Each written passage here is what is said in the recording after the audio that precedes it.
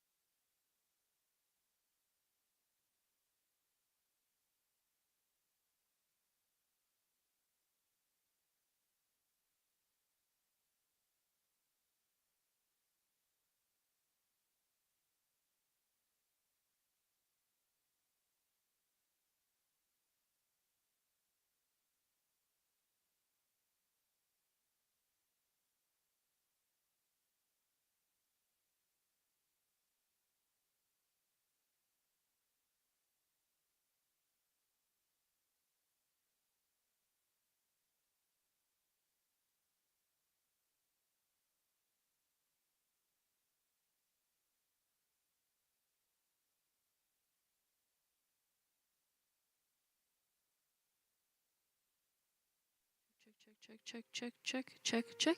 Mic check.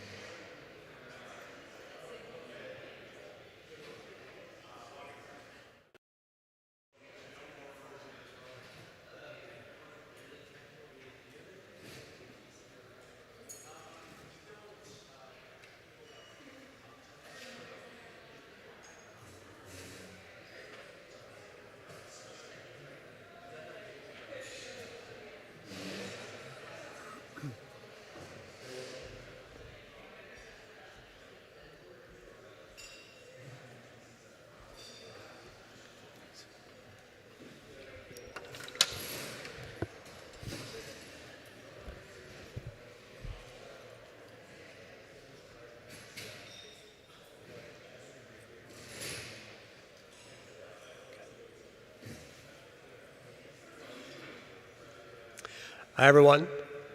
It's 9:04. We're about 4 minutes in. I want to welcome everybody to University of Toronto and T-CAIREM. I know we have several people here who are from outside of Toronto. Welcome. It's great to have you here. It's terrific to be able to introduce the symposium to you. First things first, though, Wi-Fi, because we are who we are. If you require Wi-Fi access, please visit the registration desk for your unique password. For those of you who are online and have anxiety about not having this password, if you can see me and hear me, I think you're going to be just fine. Now, here's my opening address. I'm supposed to say a few words. I'll try and keep it somewhat short. First, we'll start with a land acknowledgement. We wish to acknowledge this land on which the University of Toronto operates. For thousands of years, it has been the traditional land of the Huron-Wendat, the Seneca, and the Mississaugas of the Credit. Today, this meeting place is still the home to many Indigenous people from across Turtle Island, and we are grateful to have the opportunity to work on this land. A note on accreditation. This program is accredited for the following: Royal College Maintenance of Certification Section 1, 5.5 hours, American Medical Association Category 1, 5.5 credits, European Union for Medical Specialists, 5.5 credits. An email with instructions regarding the accreditation letter will be sent 2 to 3 weeks after the conference. We have some learning objectives, and this is relevant to especially our physicians in the audience. This conference is CPD accredited. After active engagement in the program, participants will be able to recognize the importance of multimodal data and its implications for the future of health AI, comprehend the breadth of diverse research being conducted in health AI that utilizes multimodal data, and ascertain all the opportunities and challenges in understanding, developing, and implementing AI applications that use multimodal data in clinical practice.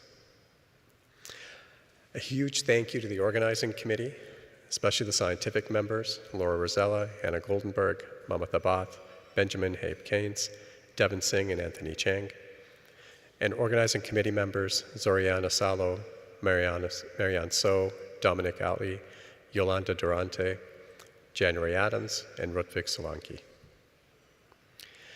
A huge welcome to the global community here in AI and medicine. We're a very proud member of the Alliance of Centers for AI and Medicine, or ACAM, and the counterpart, PCAM, the pediatric counterpart. It's an incredible, unique collection of over 100 now AI and medicine centers from all around the world, and we meet fairly regularly just to learn from each other, and it's been a huge privilege to be part of this organization. Now, T-CAIREM, I'm going to start with a video, so I'll stop talking and we'll let the video roll.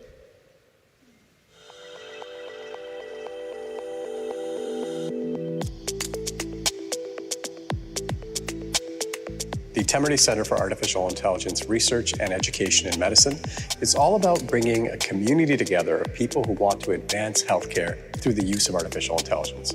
We believe AI is going to have profound implications for medicine. Artificial intelligence is all about data. And so how do you actually enable people to have access to good healthcare data in a secure manner, in an environment that actually provides enough support and compute for you to be able to actually advance research and the development of solutions in artificial intelligence. The goals of T-CAIREM are severalfold. First and foremost is to establish a community of like-minded people who really are interested in the generation and application of artificial intelligence to advance healthcare. Another major goal is to actually fuel innovative research. Another goal is to really promote the education of artificial intelligence in healthcare through trainees, through speakers, through inspirational leaders coming and talking to us about the next wave of AI. So for example, we're actually seeing reductions of human effort by over 80% in some of our applications. Time going from days to seconds in terms of developing treatment plans. And mortality rates dropping significantly because of the application of AI. And these are things that we're actually realizing now. We're not only harnessing the community in Canada, but now we're harnessing the world. Getting involved with T-CAIREM is easy. All you have to do is go to our website at tcairem.utoronto.ca. There is a very easy click on how to join our network. It is free to join if you're an academic at a university across Canada, if you're at a healthcare organization. Please come and join us. We want to do wonderful things and we want to include you to advance AI medicine.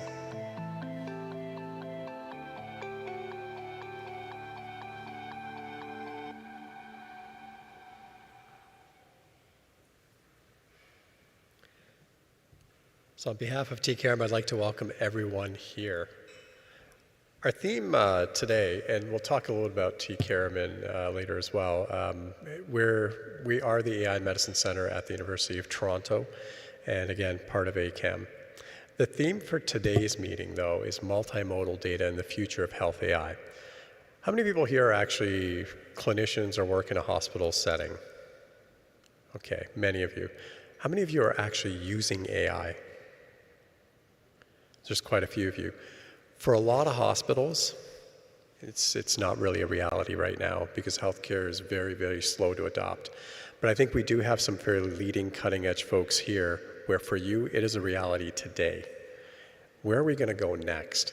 And of course, we're talking about cutting, bleeding edge. And if you look at the facility that we're in, we thought it would be a complete paradox. It's a very nice traditional building. And we're going to talk about, I think, what the next generation of AI is. It's around multimodal data. When people talk about multimodal data, they often talk about, well, you know, I'm combining lab data with medical imaging data. That's not really what we're talking about. Multimodal data combines a huge variety of data sources in very, very real time, in my opinion. We're going to get to a point where it's going to be incredibly overwhelming when we, as humans, process data. How is AI going to be able to handle all of this? So I'm going to talk a little bit about what I mean about multimodal in just a bit. Typically, as clinicians, we have these great ideas. We see these patients, and we wonder, how can I implement these ideas into clinical practice? Many of these things actually could be amenable to AI, and that's what I get excited about. If we step back, there's three types of AI that people talk about. Artificial narrow intelligence, and that's kind of where we are today, stage one. This is machine learning where it specializes in one area and solves one problem. I think that's kind of where we are today. People are saying that we're going to evolve to artificial general intelligence. Some people think it's not really a thing. Other people believe it. I think we're seeing more and more in terms of the progress that we're making, especially in the generative AI space. It's looking like this may actually be something that's attainable. This is stage two with machine intelligence that refers to a computer that is as smart as a human across the board. I think this still is a little ways out, but it doesn't seem unreachable at this point. Then, of course, stage three is artificial superintelligence, where there's machine consciousness. It's an intellect that is much smarter than the best human brains in practically every field. That seems like a little bit further away. But AI will evolve. And if we simply think about how these things have evolved, our smartphones. First iPhone was launched in 2007. Do people remember the iPhone? It wasn't that good, right? 2007, the battery wasn't that great. The touch interface was finicky. It was really laggy. People were wondering, it's a nice gimmick, but am I really going to use this? Well, that was then. How it's evolved now is very different, right? It's a part of our daily lives. We are so dependent on our phones as a means of communication, but also lots of other things that we do. And it's actually quite good. This is how we think AI is going to evolve. Right now, we're about the 2007 stage for AI in medicine. I want to step back a little bit. When we talk about multimodal AI, I want to ask ourselves, how do we currently assess and treat patients? So let's say you're in a clinic, you have a patient in front of you. How do you assess them? Well, first of all, you see the patient. You can actually see their skin color. You can see if they're actually jittery a bit. The patient's sitting there and you see this twitch on their finger. There may be some neurological conditions that are underlying. You have a visual. You can smell, right? So if you know somebody's intoxicated just by their behavior or the way they smell, that's another sense. You can listen to them, how they stutter, how they pause. You have that sense as well. You basically have as a physician or a nurse or whomever, you have your 5 senses. And this is how you basically assess the patient, right? Now, if you think about how AI is functioning today, how are we using it? Well, here's a neat medical image that we can look at with a vision transformer. That's just one piece, right? And it's going to give you some output. You put in some text or you put in some lab data, it's pretty linear, right? It's pretty singular. What if we could actually start bridging all sorts of data from labs, from monitors and ventilators, from video cameras in the emergency department? What if it could listen in on a surgeon swearing because maybe they didn't do something as well as they could have or should have? Auditory feeds. What if all of those data started coming in and we started mimicking the 5 senses of a human being? Wouldn't that be much more powerful? That's really multimodal data. You're giving AI the power of what we have as humans to leverage all of our senses through multimodal data. Seems kind of fictional. So this is an actual bot from Tesla. It's the OmniBot. And it's amazing how it can see the egg. It can grasp it with just enough pressure to not break it. It can place it down in a position where it doesn't crack the egg as well.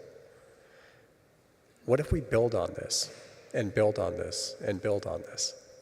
There's a lot of investment now going into home robots, right? Apple, I think, is making a massive investment in this space. Because these robots now will be able to hear us. They'll be able to see us. They'll be able to have that sensory perception. That could be very exciting. Of course, not everybody's excited. There's also lots of challenges. How does it transform and affect medicine? How do we actually bridge now that gap from going from computers to try and mimic human behavior much more closely than we are now? Lots of potential, where I think the AI that we know today is a lot smarter, is a lot more real, but lots of challenges. Multimodal data, lots of data coming in. What about problems with overfitting? What about problems with model performance? How transferable are these models going to be when you actually take complex data streams, when we worry about basic issues with data access, data quality, data quantity? Are they even going to be transferable? How fragile are they going to be? How biased are they going to be? Because now it can see, for example. So while there's lots of potential, there's lots of challenges. And this is really why we wanted to hold this symposium today around this topic of multimodal AI, because we feel this is where the field is heading. And again, with bright minds that are here today, we can not only think about the incredible potential, but also the challenges that it will inevitably pose to society. I'm privileged now to introduce our keynote speaker, Donny Cheung. I'm going to read his bio, because I won't be able to do him justice. So Donny is very passionate about building products that leverage cutting-edge capabilities in healthcare data analytics and machine learning to enable all of us to live healthier lives in a sustainable and responsible manner. He's an experienced leader who brings broad cross-functional teams together towards advancing this mission. Donny currently leads the development of the healthcare and life sciences AI product portfolio for Google Cloud, including generative AI applications such as Google's MedLM. Before Google, he worked as a senior scientist at a medical device startup in Toronto, Canada, focusing on medical imaging device design and image reconstruction algorithms. He holds a PhD in mathematics from the University of Waterloo, don't hold that against him, with a research focus on quantum computing. Again, my great pleasure to introduce Donny.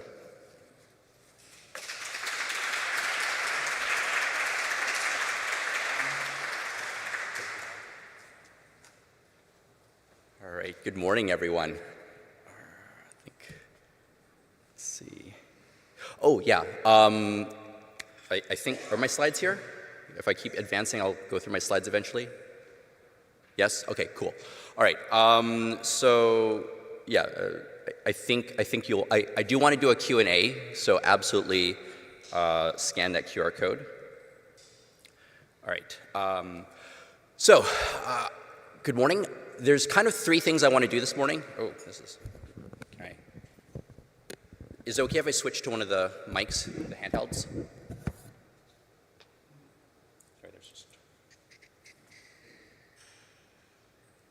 Is this on?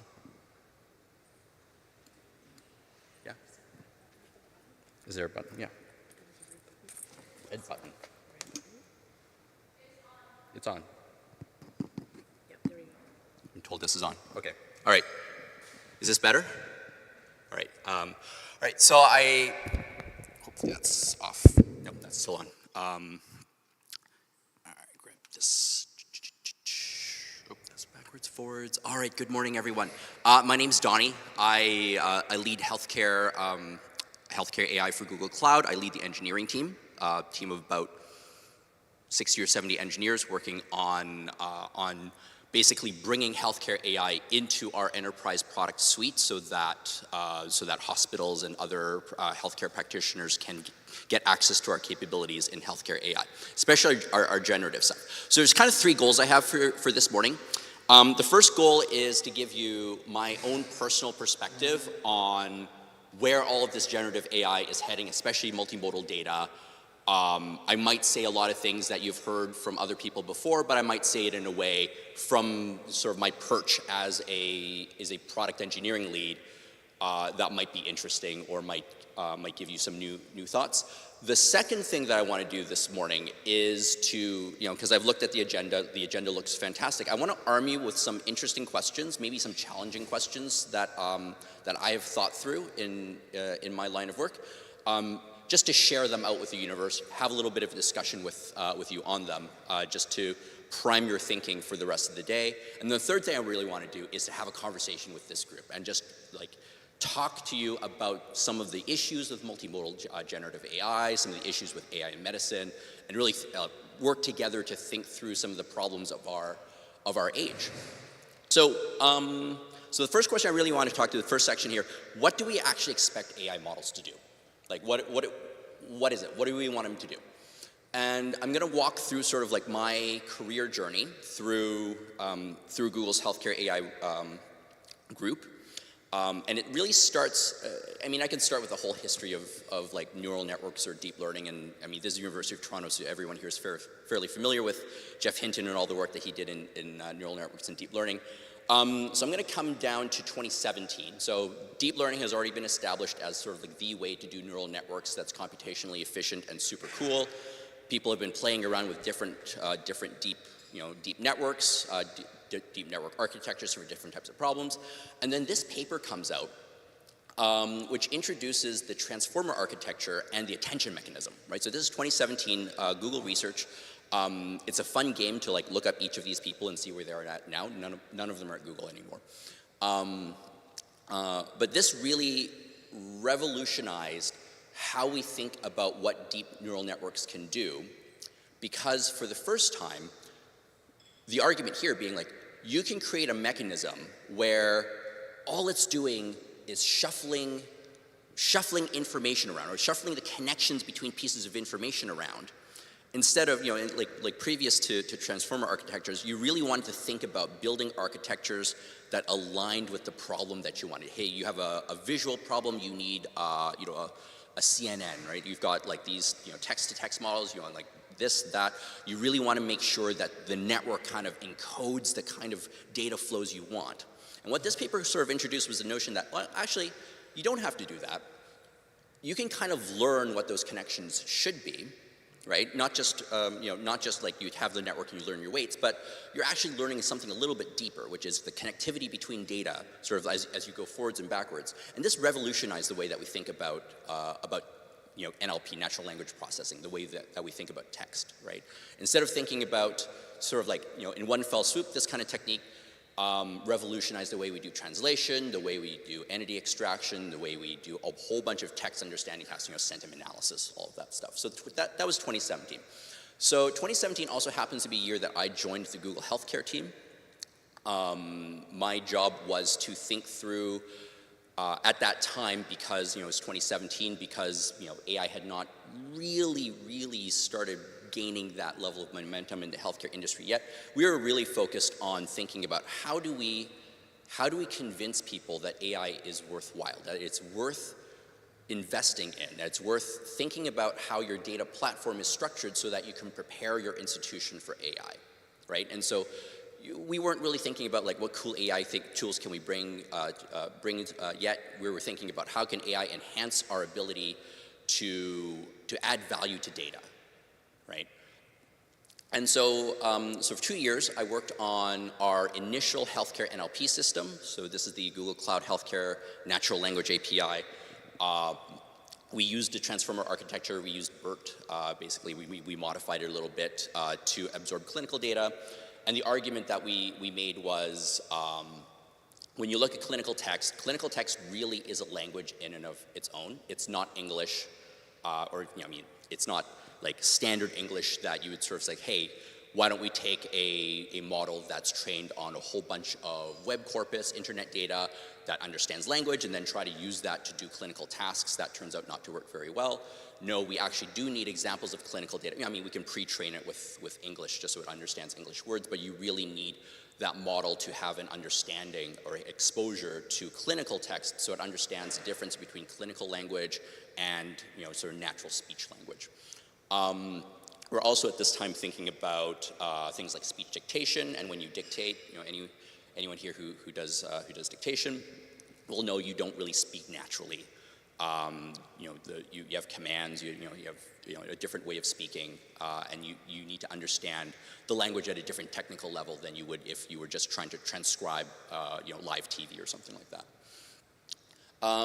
So this is dated 2020. That's when we basically allowed the public to access systems for about a year and a bit. Before that, we had this in a private preview where we worked with a number of clinical partners to kind of validate the model to understand how are we extracting information from text. And really the natural language system that we built a couple of years ago was to extract information from unstructured data and try to structure that, to try to understand the relationships between different concepts, to understand like if there's a date, what event does that refer to? If there's a medication and a dosage, are those two meant to be the same thing, or does the dosage refer to something in the patient's history or something else? So really understanding the semantic context of the text. Fast forward to 2022, and something called ChatGPT came out, right? And everyone here, I'm assuming, has heard of ChatGPT, is aware of it, has maybe played around with it. Has anyone here not played with ChatGPT in some way? Okay. So November 2022 is kind of the day that that generative AI really came to the fore, right? Like really entered the public consciousness. And for a year or two before that, I think probably since about 2020, I'd been regularly communicating with the teams at Google that were building like larger and larger networks. They were telling me really interesting things like, oh yeah, once models get to a certain size, they start exhibiting what they call emergent behavior, which is they perform well on tasks that you didn't actually train them to do, but somehow from learning about a bunch of other tasks, they're able to do something which is surprising that they didn't train it. But they didn't really understand how that mechanism worked. To be fair, we still don't really understand how that works. But they said, oh yeah, there's a lot of interesting potential there. And we started thinking about, okay, well, we can introduce these larger and larger networks, but because they're decoder only, because they're generative, we don't really, we were hesitant to really offer that out to the public and say, well, give this a try. So before ChatGPT, I think the only really really public generative AI service that I had seen used widely was basically a writing prompt service, where you would give it a writing prompt and it would like start you, like the service was this, like it would start writing a short story for you if you gave it a prompt, and then you could use that and you can take it and you can refine it, and it's meant to be like a writing helper. It's only a helper because it didn't generate very good stories, so it was mostly like an idea generator. ChatGPT came out and it really pushed the boundaries of what performance was able to do, right? Like so, and it also introduced this chat interface. So instead of, giving it a single prompt and letting it do the one thing that it can do, you can actually tell it to, you tell it what you want, and it kind of figures out in some mysterious way how to satisfy that query. So around the same time, because at Google we said like, hey, this is now public. Everybody knows about this technology. I mean, we've been developing it in-house for a while. What do we do, right? Like, do we try to release something similar? Do we, right? It's like, this is now a little bit of a race. So immediately after, or not immediately, it's less than a month after, 4 weeks after that, we published our first paper on, this is the original MedPalm paper, so we published our first paper on the use of generative AI for medical tasks. Right, and this is the paper where we basically introduced the idea that you can prompt, if you tune the model using health query data, you can get it to answer medical licensing exam questions to a fairly good accuracy, something that I think the original paper was like 65% or something like that, don't quote me, which is technically a pass, right? So we were able to show that. This is when my team started kicking into high gear and say, like, well, okay, everyone's excited about generative AI. We think there's a huge potential for generative AI in healthcare, especially these text-to-text tasks. For years, we've been working on clinical understanding, semantic understanding using traditional NLP. What should we do, right? And so over the past year and a half, my teams have been working on building a capability to access this kind of functionality through an enterprise service. This isn't meant to be an ad. This is just what I've been working on. As we develop this out, as we say, like, hey, let's figure out a way to get this technology in the hands of people who can try it out, who can really explore what it can and can't do. But we want to be really, really sure that we're not releasing a technology that can be used in an unsafe way. So we really had this huge focus on trying to figure out what is the safest way to release a generative technology in the healthcare space. Fast forward to just a month or two ago. So we released a couple of papers thinking about multimodal tasks, right? So this is, for the first time, really combining the text data, combining imaging data, and adding genomic data to that mix. I think Mohammed talked about like all the different types of data we can include. So here are, quote unquote, 3 modalities, right? Text, imaging, and genomic data in a number of applications put together. And then as we're thinking through what the future of all this stuff looks like, we're now continuing to think about, well, how do we offer this kind of capability in a safe way to the public rather than just to researchers? The evolution has been really astounding. I think sort of between the original MedPalm model, MedPalm 2 model, and then this MedGemini model, we've seen an evolution in performance. This is to be expected because we now that the game is to find as much data as you can and to try to train larger and larger models to make use of that data, I think we're going to see those numbers improve over time. On the bottom here, we have our relative performance between our latest model with the previous state of the art on a number of tasks, including multimodal tasks. So visual question answering, understanding both radiology images and pathology slides, dermatology images, et cetera, et cetera. A lot of educational use cases, so medical instructions, video understanding, surgery video understanding. So a lot of really, really cool things that are coming down. So it begs the question, how does it work, right? Like, what is it that we expect these AI models to do? Do we expect it to comprehend medicine at a human level. I don't think anybody currently expects them to. Is that even a possibility? How do we think through it? There's an interesting, I think there's a paper from about a year ago that added something really interesting to the conversation around what are emergent abilities? Like, why is it that that a model, when it reaches a certain size, suddenly has a capability that, whether you think it's transfer learning or generalization or whatever, why does it suddenly have this ability that we didn't train into it? And the thesis of this paper was to challenge that notion that there are emergent abilities. And instead, it's an interesting paper, you can read through it. It posits that actually the problem isn't whether or not there are emergent abilities and when those emergent abilities suddenly show up. The problem is that the metrics that we use to measure the capability of a model to do a thing are fundamentally nonlinear, right? And so, sometimes, like, for example, we think of like your performance on a medical licensing exam. Like, how many of the questions did you get right? Like, is that, like, we think of that as like, well, 60%, 70%, 80, 90, 100%, sure. Is that a linear metric? Is that fundamentally, like, do we expect that if we double the size of the model, we get double the accuracy? No, that doesn't happen, right? Like, the improvements come in fits and starts.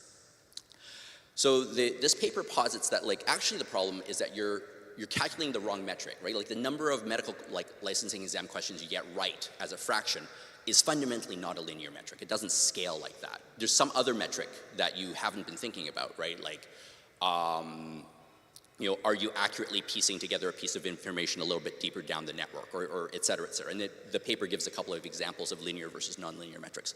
That if you actually looked at the linear metric, you will see that the scaling now makes sense. Right? And so the emergent abilities, and the paper, it's very clear, like, it's very careful to say it's not trying to deny the existence of emergent abilities. What it's trying to say is that all the emergent abilities that people are claiming so far seem to be explained using this sort of like linear versus nonlinear paradigm. So really, we can expect the linear metrics to improve steadily over time. As our technology gets better, as we're able to train larger models on more data, we can expect that scaling to happen linearly. But whenever you have a task that is fundamentally nonlinear, you're going to see these phase transitions. You're going to see, like, oh, at some point, like, this other, linear metric went from like 80% to 81%. But for some reason, because of the way that that metric is consumed downstream, because of the type of task that it is, suddenly there's a sea change. Then the sea change is like, this used to be an unacceptable result in quality, and now we can talk about the quality of the result and manage risk around it. And that creates that phase transition where we're now thinking of AI as a interesting research tool or a toy example or something fun to play around with, to something that we can seriously consider deploying as long as we put the right safeguards around it. And as we progress that, those nonlinear metrics, we can dream of a time when we can actually think about full automation, where we're sufficiently confident that the model can do the task that we want it to do, that we can just say that, you know what, this is covered. We have all the, the right risk protocols in place. We understand what will happen if this gets, this is occasionally wrong, and we accept those risks and we can mitigate them. We can just flip the switch and let it go. Right, and no human has to intervene. Right, it's like if you think about self-driving cars, they've defined the 5 levels of self-driving automation, and level 5 is full automation. And right now, if you look at every self-driving car company, if you actually look at what they're actually doing and not what they're claiming they're doing, no one has reached like level 3 would be a stretch to say like that anyone has actually reached level 3, et cetera, et cetera.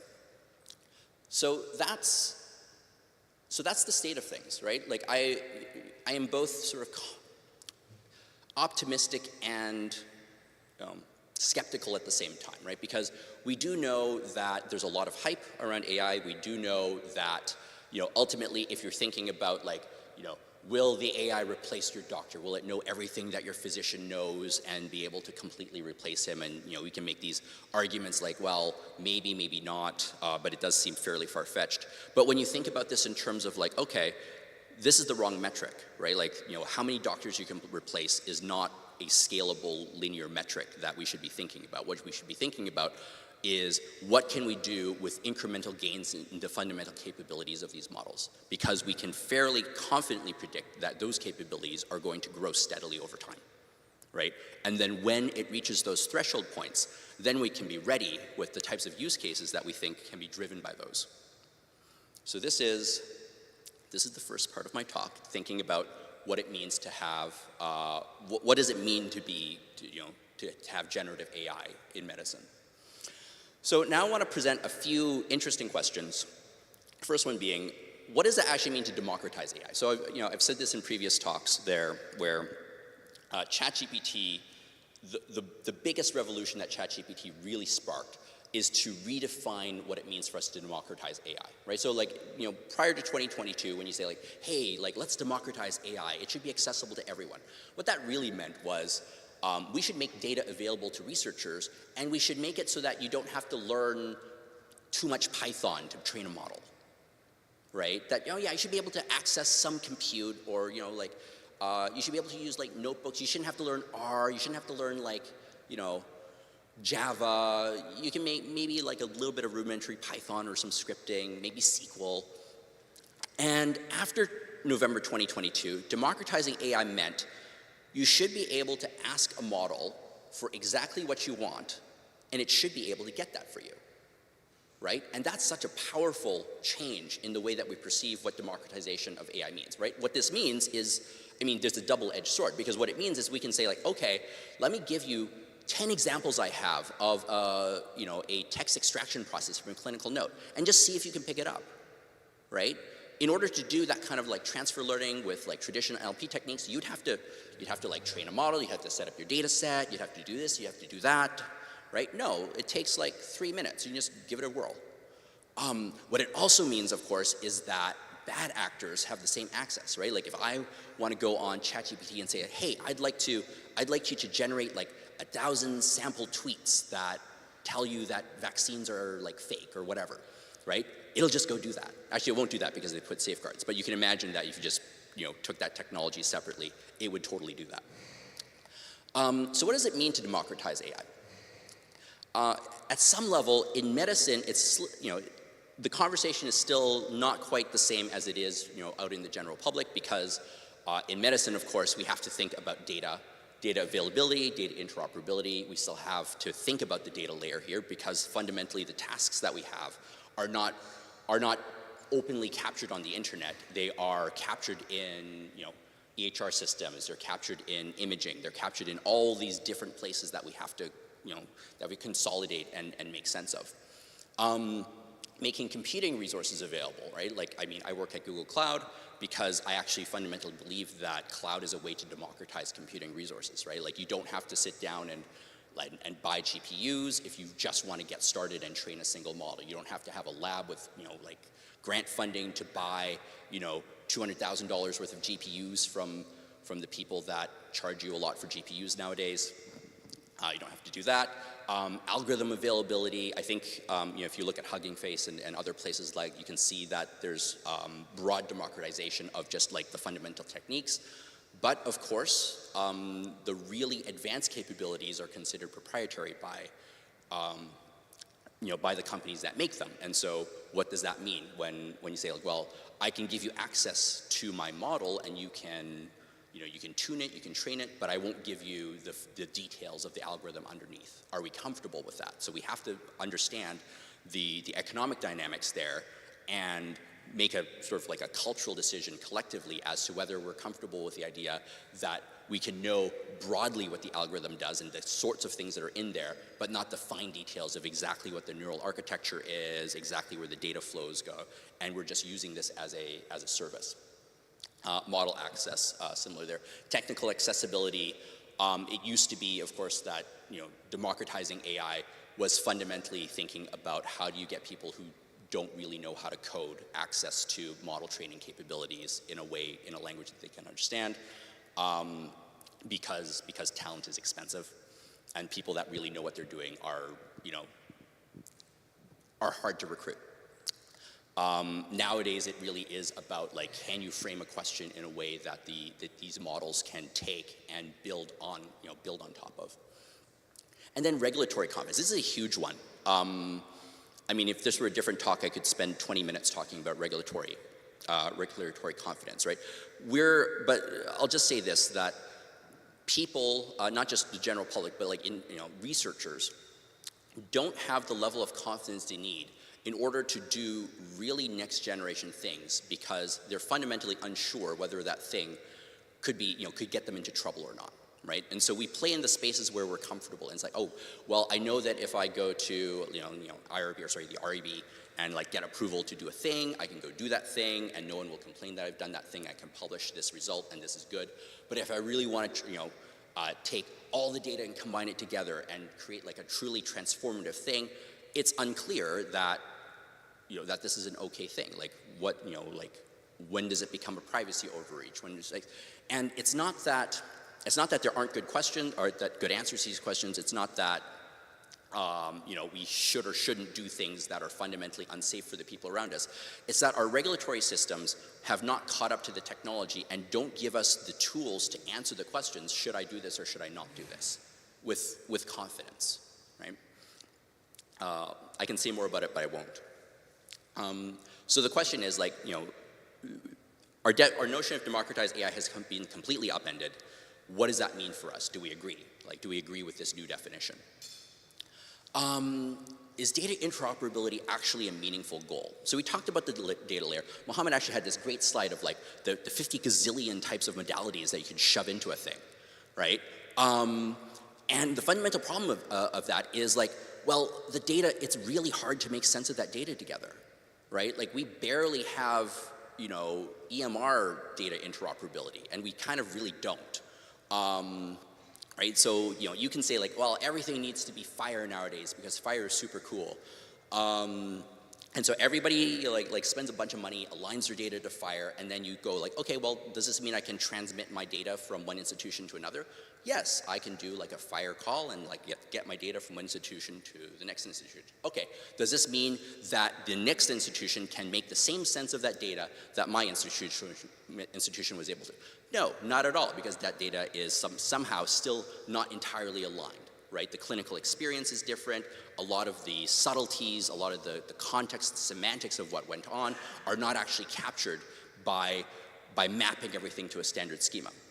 So then, what is the value of interoperable data, right? Like we have all these, there's horror stories like, I fax you a PDF and you shove the PDF into your EMR, and so now it sits as a binary inside, it's in FHIR, there's a schema, it says like, here's the binary data for a PDF that if you really cared to, you could go view, right?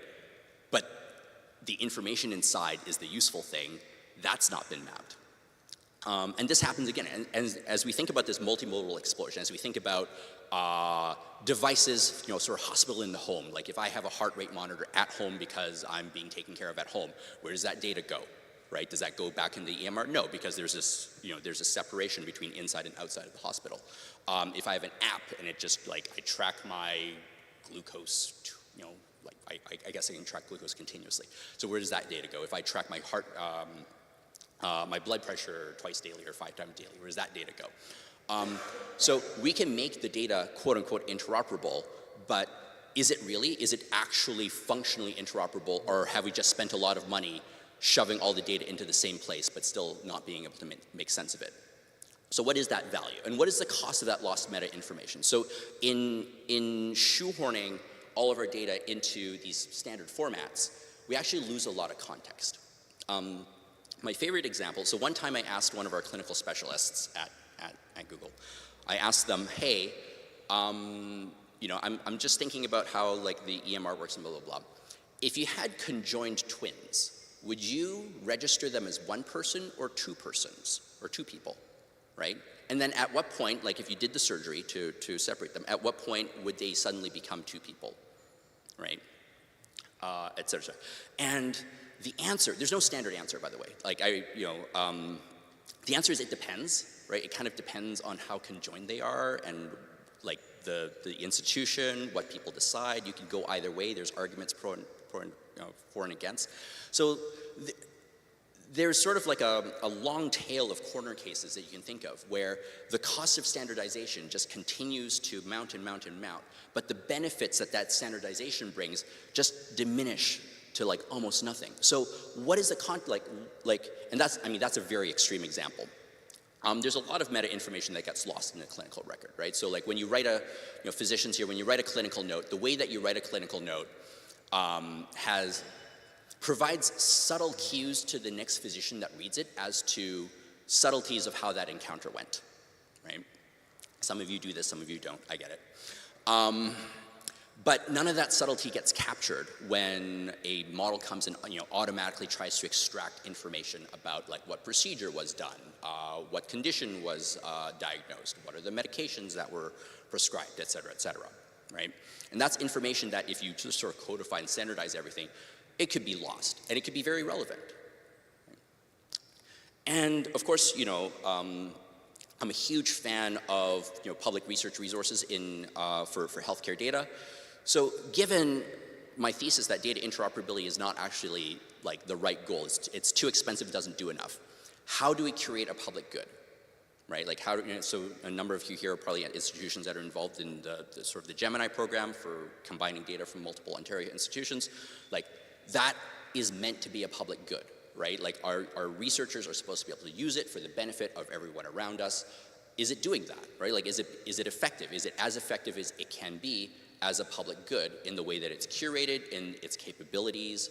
If I say like, hey, I've got this task that I'd like to run, I really want to think about data this way, and I go look, and it's schematized in a completely different way, and in order to do that thing, I now need to think about, in a costly process of reorienting all of that data to the task that I want to do, right? How do we square that? So, I think a lot about personalized medicine because I think the future of medicine, especially in areas like oncology, are heading towards personalized medicine. There's enough specialization and uniqueness about each of us that we have to personalize everything.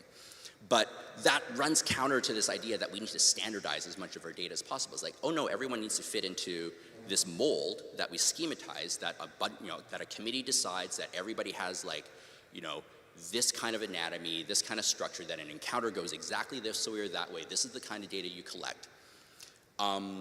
This really runs counter to the idea that you can have these personalized medical experiences that are based on your unique characteristics that separate you from what is standard or common between everybody.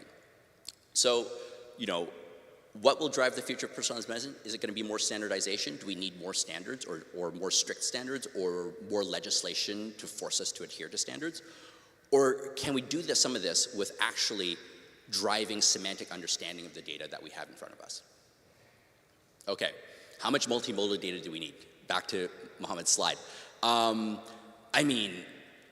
Managing 50 modalities seems really rough, right? So like, what's the point? And if you accept my thesis that interoperability is almost impossible when you're scaling out that way, well, how do we do it? Like, how do we represent all the data? Like, if I have structured and unstructured text data, if I have scanned in forms, if I have electronic forms, and then I've got 50 different types of medical imaging, and then pathology and dermatology, things like photographs of skin conditions that people send me on an app. If I have device data, if I have this, if I have that, I've got genetic sequencing, I've got tumor sequencing, which is sequencing the genome of your tumor, or proteomic data. What do I do with all of that? And it becomes fairly clear that it's important that the models ultimately need to help us make sense of that data, that we can't really pre-structure everything and feed it. This is how how a human works, this is where all the data is, try to figure it out. That ultimately the models need to be at the quality where they can actually help us make semantic sense of that data. How do we actually generate more high quality data? And how do we generalize from all this data, right?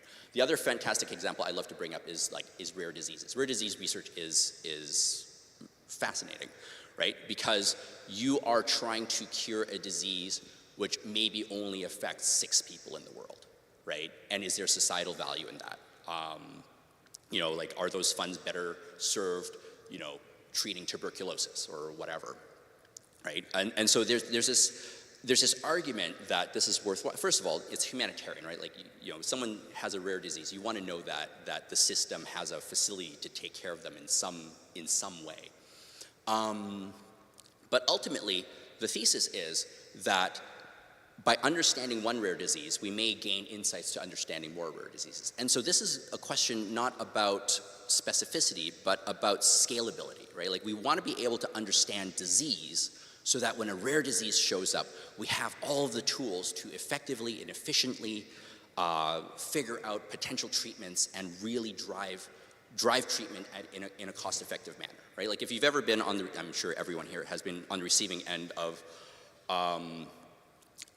a plea for assistance for someone, you know, for someone suffering from a rare disease, it's expensive, right? Like, just to get in the door, to have someone like actually do some research on the 30 people in the world who have the thing, it's incredibly expensive. And so what we ultimately want to do is we want to have a general sense of how disease works so that we can be a lot more effective at treating the rare things. And so how do we build models that can generalize, right? Like, you can, you know, you don't want like a family of like 1,000 models, each of which does like a specific task at the hospital. That's impossible to maintain, right? And to, you know, what you really want is a model that you trust well enough to do each of those 1,000 tasks well enough, right, that trade-off makes sense.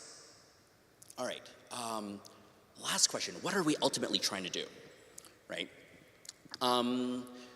Ultimately, so I want to introduce, if anyone here hasn't seen this, I like to tell my colleagues a funny story about how the IHI keeps adding aims to their triple aim. So they came with the triple aim in 2007, which is basically this argument that like a good healthcare system kind of has to balance these three priorities, like improve patient experience, better outcomes, lower costs. And you kind of have to do these three things in equal measure, because like if you focus on just one or the other, then you kind of lose the game.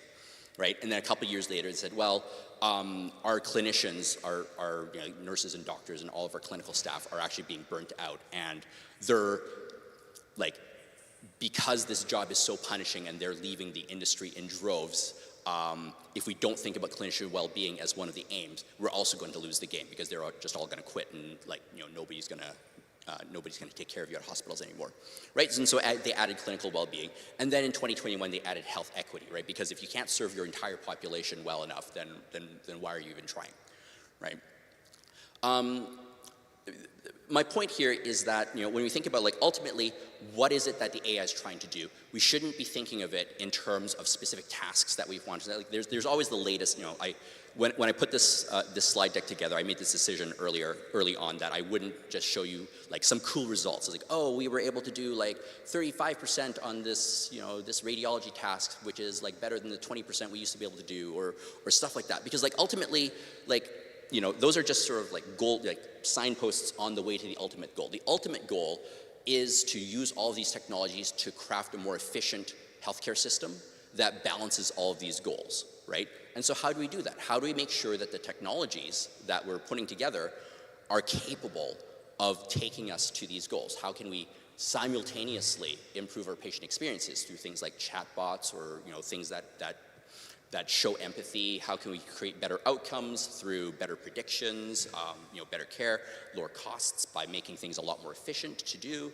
How can we make our clinicians, you know, healthier and more mentally well? And how can we improve the health of a population?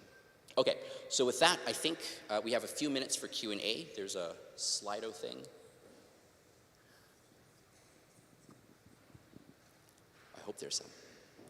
Yeah, go ahead.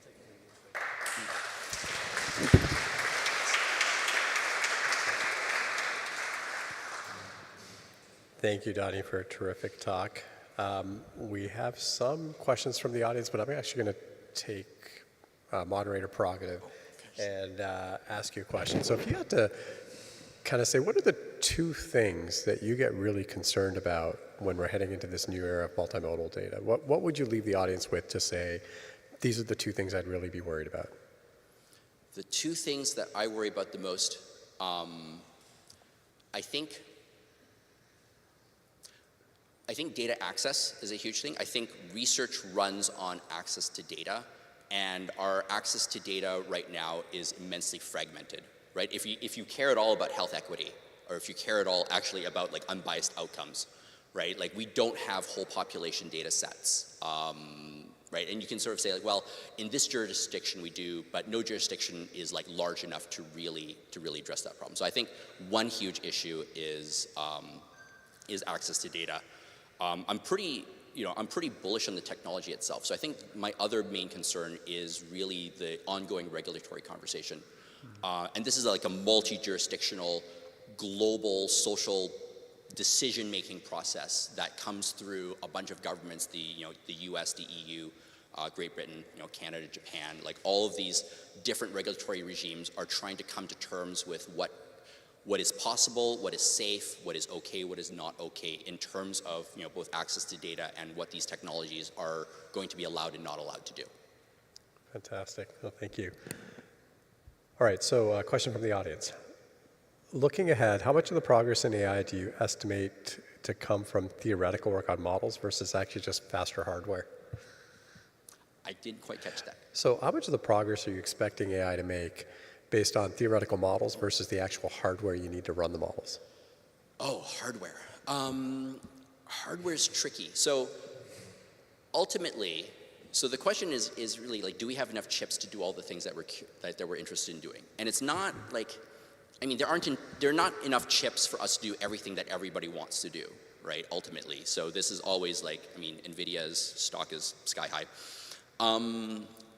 But the question really isn't, are there going to be enough chips? The question is, will our economic model incentivize us to take the scarce chips that we have and devote them to healthcare tasks, right? So ultimately, it's not about like, can we get access to more chips? The question is like, can we prove out that there is enough societal value, tangible, like real world dollars and cents, tangible value from doing the AI to justify saying like, okay, hey, like, this other industry, you had fun with AI, you had fun with the chips, great, but like we can do a lot more with those chips, so you need to give them to us now, right? So that's the conversation that needs to happen. And I think I see a lot of promising signs, but the technology has to prove itself. Like we have to be able to demonstrate that there's real world value to doing AI in this way if we are wanting to get access to those chips.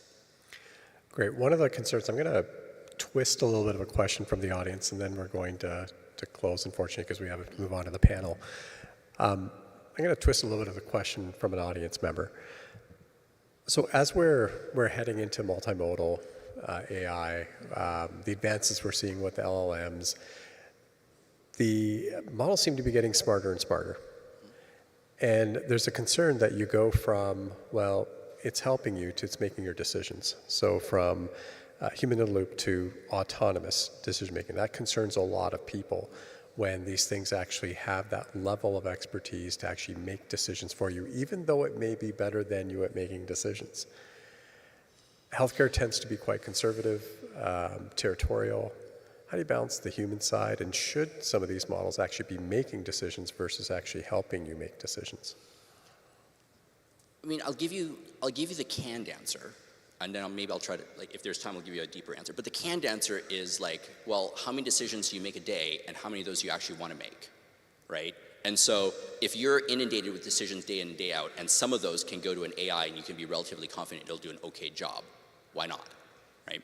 I think the slightly deeper answer is like, we have to believe that the technology can get to a point where it actually codifies a deeper understanding of the subject matter than the superficial. Like I mean, some people, when this Gen AI stuff came out, sort of derogatorily sort of said like, well, this is just a language model, so it's just predicting the next token, right? And if you predict the next token well enough, you can say all sorts of things that sound right. And so like, how do we know that it's actually right versus just really, like a great BS machine?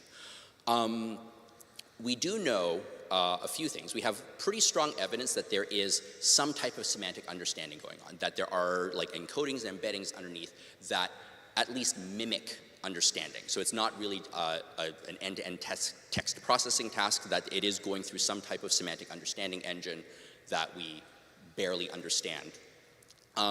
So we can be somewhat confident that like if we think about this entirely in terms of just a quality a quality pump, that it's not, we're not like just improving the level of BS that the quality can, like that we're actually, that we can actually think about meaningful goals for the training to exhibit.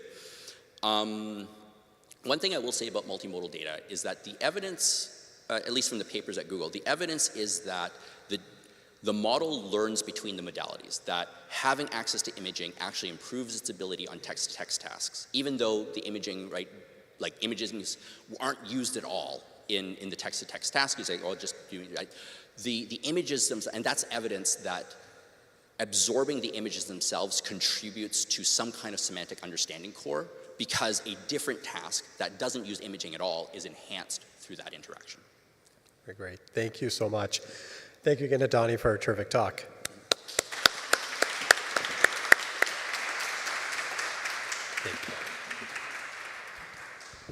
So now we're going to move on to our panel. And I'm excited about this panel because we're going to be actually getting into actual examples. So I know there's an actual example, something that's in use. There's a few prototypes that seem really exciting. But the question then becomes, how do you take it to the next level by adding data, multimodal data? I'm going to introduce the moderator for this panel, Dr. Mamdani Bath. She completed her medical training at McGill University, that other university, in transplant hepatology and she also did training in transplant hepatology at the Mayo Clinic in Minnesota, and a PhD in medical biophysics at the University of Toronto, just because. Dr. Bath's group has developed and is in the process of deploying machine learning algorithms trained on clinical and omics data to optimize long-term outcomes of transplant patients in a personalized manner. She has received the Polanyi Prize, Early Researcher Award from the Ministry of Research and Innovation, Castle CIHR Research Excellence Award, American Society of Transplantation, or AST Basic Science Career Development Award, and is a fellow of the AST, among, I'm sure, many other accomplishments. Thank you, Mamdani.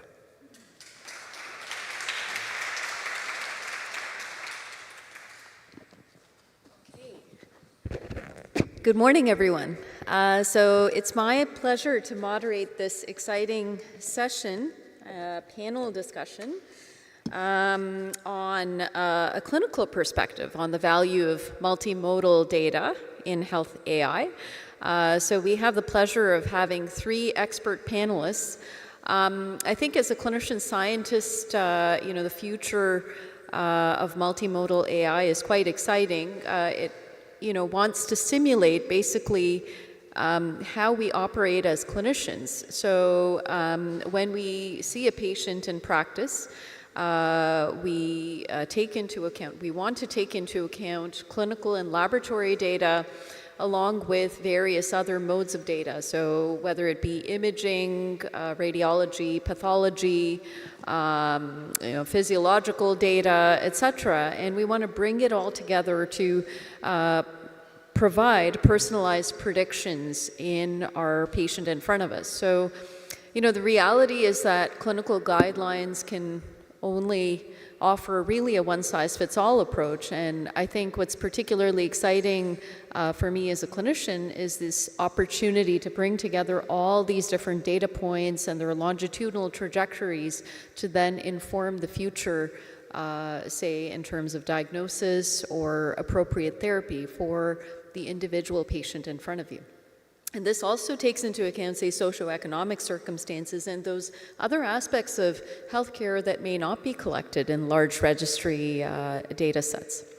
So it's my pleasure to introduce our three panelists, and we will start with a 5 to 10 minute presentation of each of these individuals' exciting research in healthcare AI and how they see the future of multimodal AI in their line of work as well as more broadly in medicine. So I'll start off with Noah Crampton. So Dr. Noah Crampton is a family physician practicing at Toronto Western Family Health Team and researcher with expertise in digital health and AI in primary care. With a master's in health informatics from the University of Toronto, he co-founded, is now CEO of a budding successful startup based in Toronto called Mutuo Health. His company is commercializing his academic research. He and his team created a state-of-the-art AI medical scribe tool called AutoScribe. Since its launch in April 2023, it's been used by over 350 healthcare providers across Canada. He is passionate about formulating the ethical framework for the collection of continuously linked health data that will power the AI algorithms of the future. So Noah, please take your seat here. Then I'll introduce Amin Mamdani. So Dr. Amin Mamdani is an endocrine and acute care surgeon at the University Health Network in Toronto and assistant professor of surgery at the University of Toronto. He specializes in the surgical management of thyroid, parathyroid, and adrenal diseases. He is also the director of the Surgical Artificial Intelligence Research Academy, where he leads a multidisciplinary team of clinicians, data scientists, engineers, and game developers.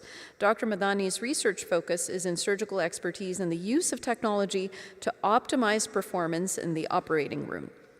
Over the last decade, he has led the design and development of new innovations to improve surgeon performance, including platforms that incorporate ML algorithms, computer vision, augmented virtual reality, and simulation. He also serves as the chair of the Global Surgical AI Collaborative, an academic-led consortium with a mission to democratize surgical care and disseminate surgical expertise to operating rooms around the world. So Amin, please take your seat here. And then finally, I'll introduce Devin Singh. So Devin is one of Canada's first physicians to specialize in clinical AI. He is an emergency physician at the Hospital for Sick Children and holds a master's in computer science degree from the University of Toronto. He is an assistant professor at the University of Toronto in both the Temerty Faculty of Medicine and Division of Computer Science, and is an emerging scholar helping to innovate the regulatory, privacy, and ethical landscape for AI in Canada. Most recently, he co-founded Hero AI, an innovative healthcare technology startup dedicated to empowering patients and healthcare providers with AI. So Devin, please take the stage. And I think this is, very diverse and exciting to really see these individuals bridging the two, the computer science and healthcare space. So maybe we'll start with Noah, if you'd like to give your presentation. Okay, sounds good.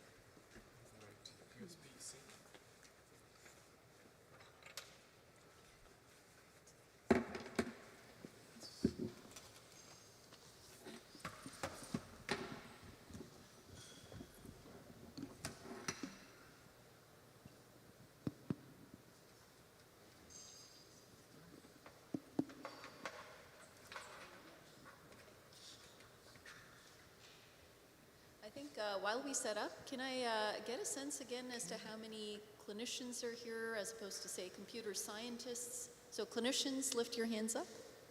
Okay, good. And then computer scientists? Okay, great.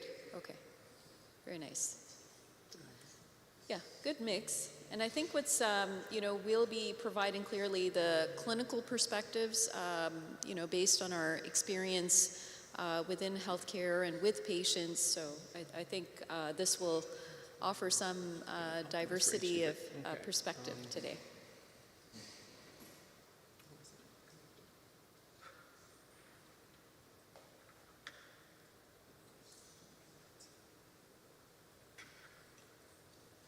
So please also get your questions ready on Slido, or please think of any interesting questions that you'd like to bring up at the end. I think we'd invite everyone's perspectives especially from the computer science crew today. Once you've heard all the clinical perspectives from diverse fields, I think we have family medicine, pediatrics, and surgery, and these, are practices where we have diverse types of data. I work as a transplant hepatologist, as Dr. Mamdani mentioned, so we all work with different types of data, different patient populations, with different concerns and different questions of interest. So,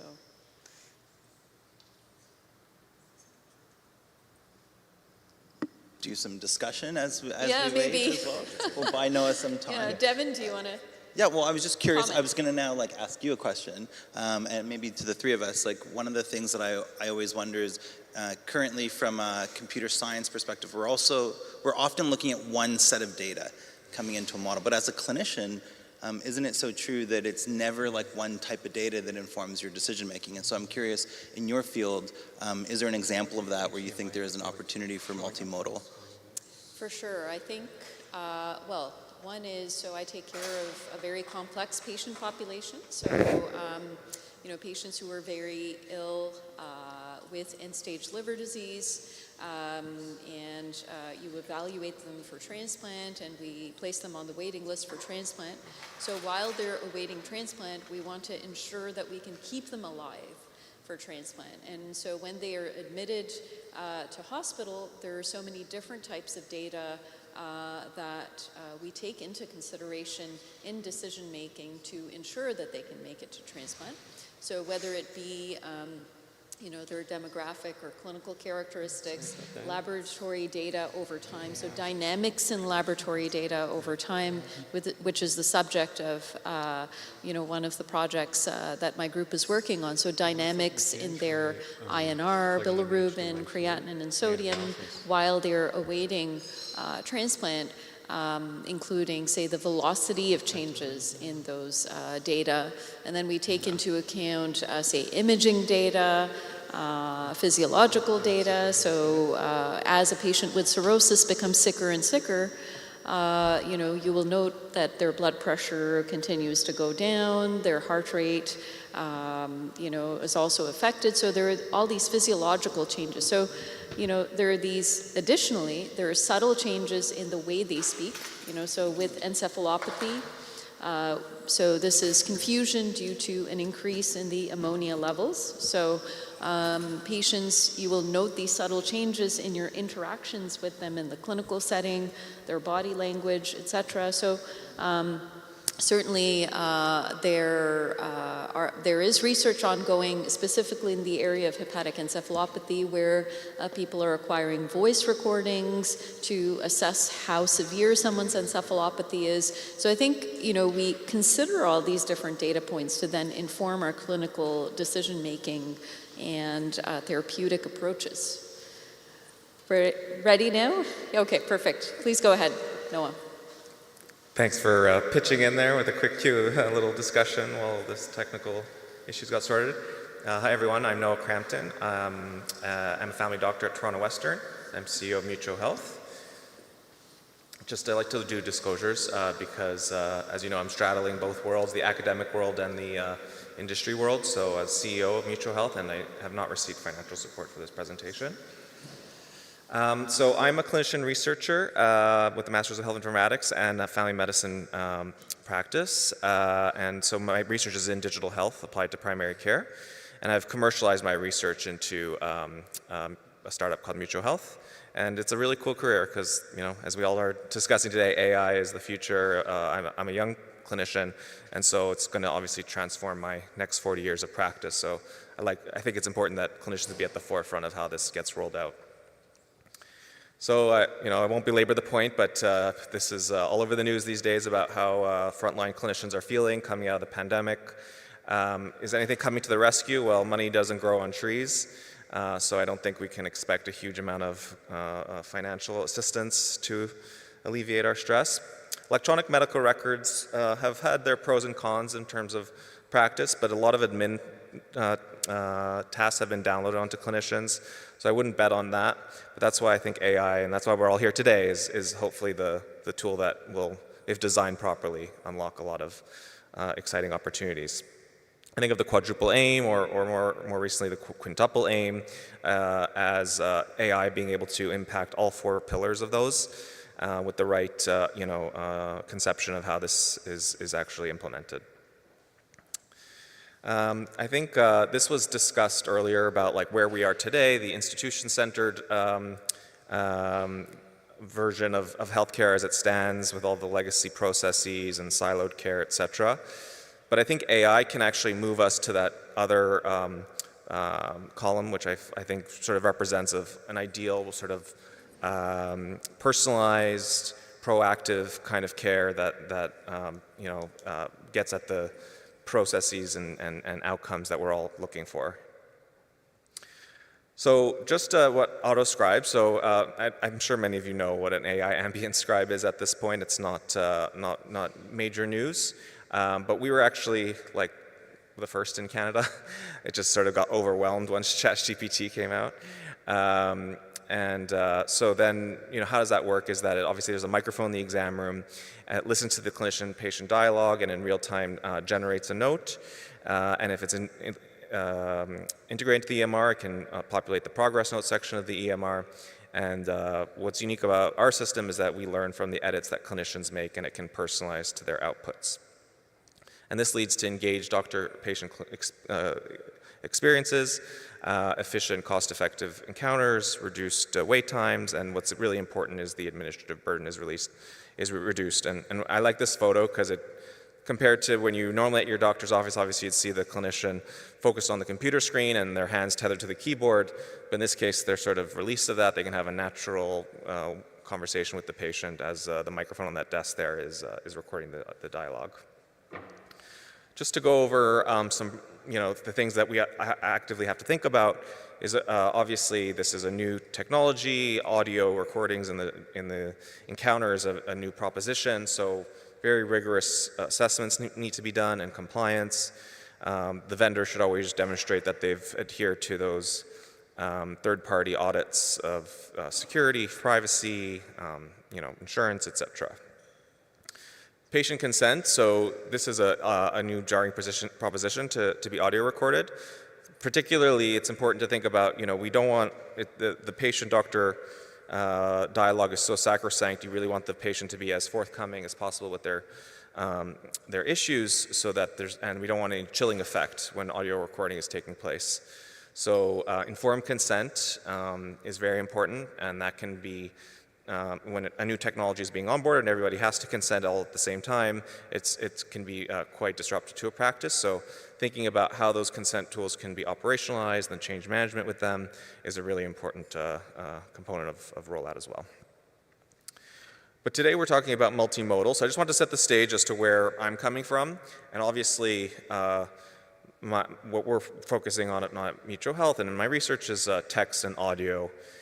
I wanted to highlight this. This is a vendor from before the ChatGPT revolution that was also purporting to do clinical documentation. They were using this as their device for recording, and what's unique is that you can see it as the camera. This company unfortunately did not succeed. I think their accuracy was not there where it should be, but it was definitely unique that they had a camera recording, video recording, the entire doctor-patient encounter. Because, if you think about what are they doing with that visual, and this is where the future may be heading, is obviously with audio and text, you can go purely into the typical processes of clinical documentation, but with video, that's like nonverbal recording of a patient's body language or physical exam findings or etc. So it introduces a new dimension to what the AI is outputting. So here's a summary of sort of like the components of what that might look like in the future. So obviously text, we're familiar with that. Audio as already done with AI scribe and speech recognition, and as it is now, it's verbalizing what a clinician says and just reformatting it into the typical note. Sometimes the AI will suggest a differential when nothing was verbalized, or it'll hallucinate completely incorrect information. So the next step of that, of using audio though, is then can you use that to analyze in terms of diagnostically, for changes in speech pattern with neurological disorders or emotional distress or cognitive impairment. That's really more in the domain of clinical decision support. Sort of similarly with visual, perhaps if it was able to link the AI is visualizing of the physical exam findings directly to what the clinician verbalized, that would be a lower risk profile, but most of the outputs that we would think would come with video is more on the domain of clinical decision support, such as the physical exam findings as well, or diagnosing, such as a skin lesion. So just in terms of regulation in Canada, you know, key institutional bodies, CMPA and CPSO have started to put out position statements on AI scribes. They're not halting the rollout of these technologies. They're just saying proceed with caution, get the consent that we talked about. It has its own inherent risk because it's a new tool. But as we move in, and we just talked about the autonomous efforts of the diagnostics and therapeutics prediction, this is where things will change.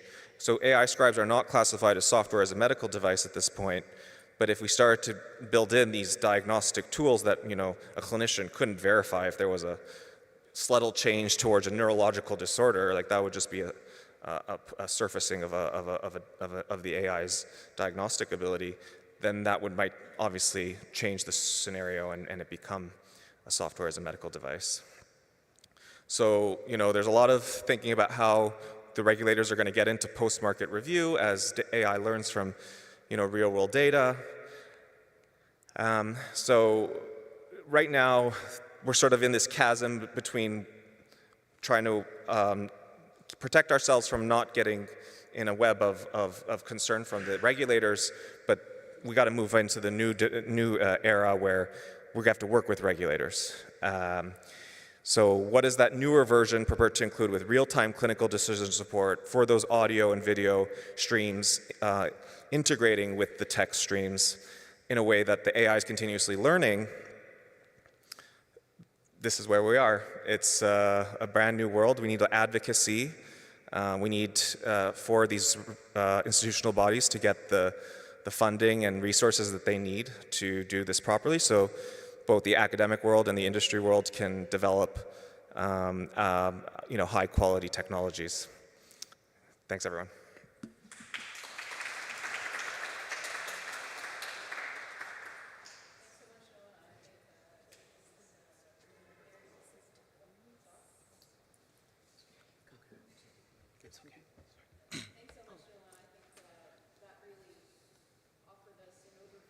How text, audio, and video could be brought together, integrated together as multimodal AI tools to then inform personalized care in the clinical setting. So that's awesome, because it's quite distinct from then Devin, who works more in the on the emergency side, which is not inpatient, but you know, certainly you know, patients who ultimately are admitted to hospital. So it's more of the, you know, within the hospital like action side of things. So look forward to your perspectives.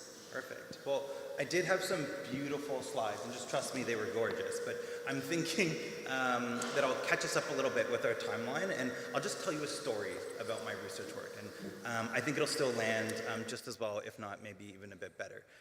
And the story starts with me working in the middle of the pandemic as an emergency doctor at the Hospital for Sick Children.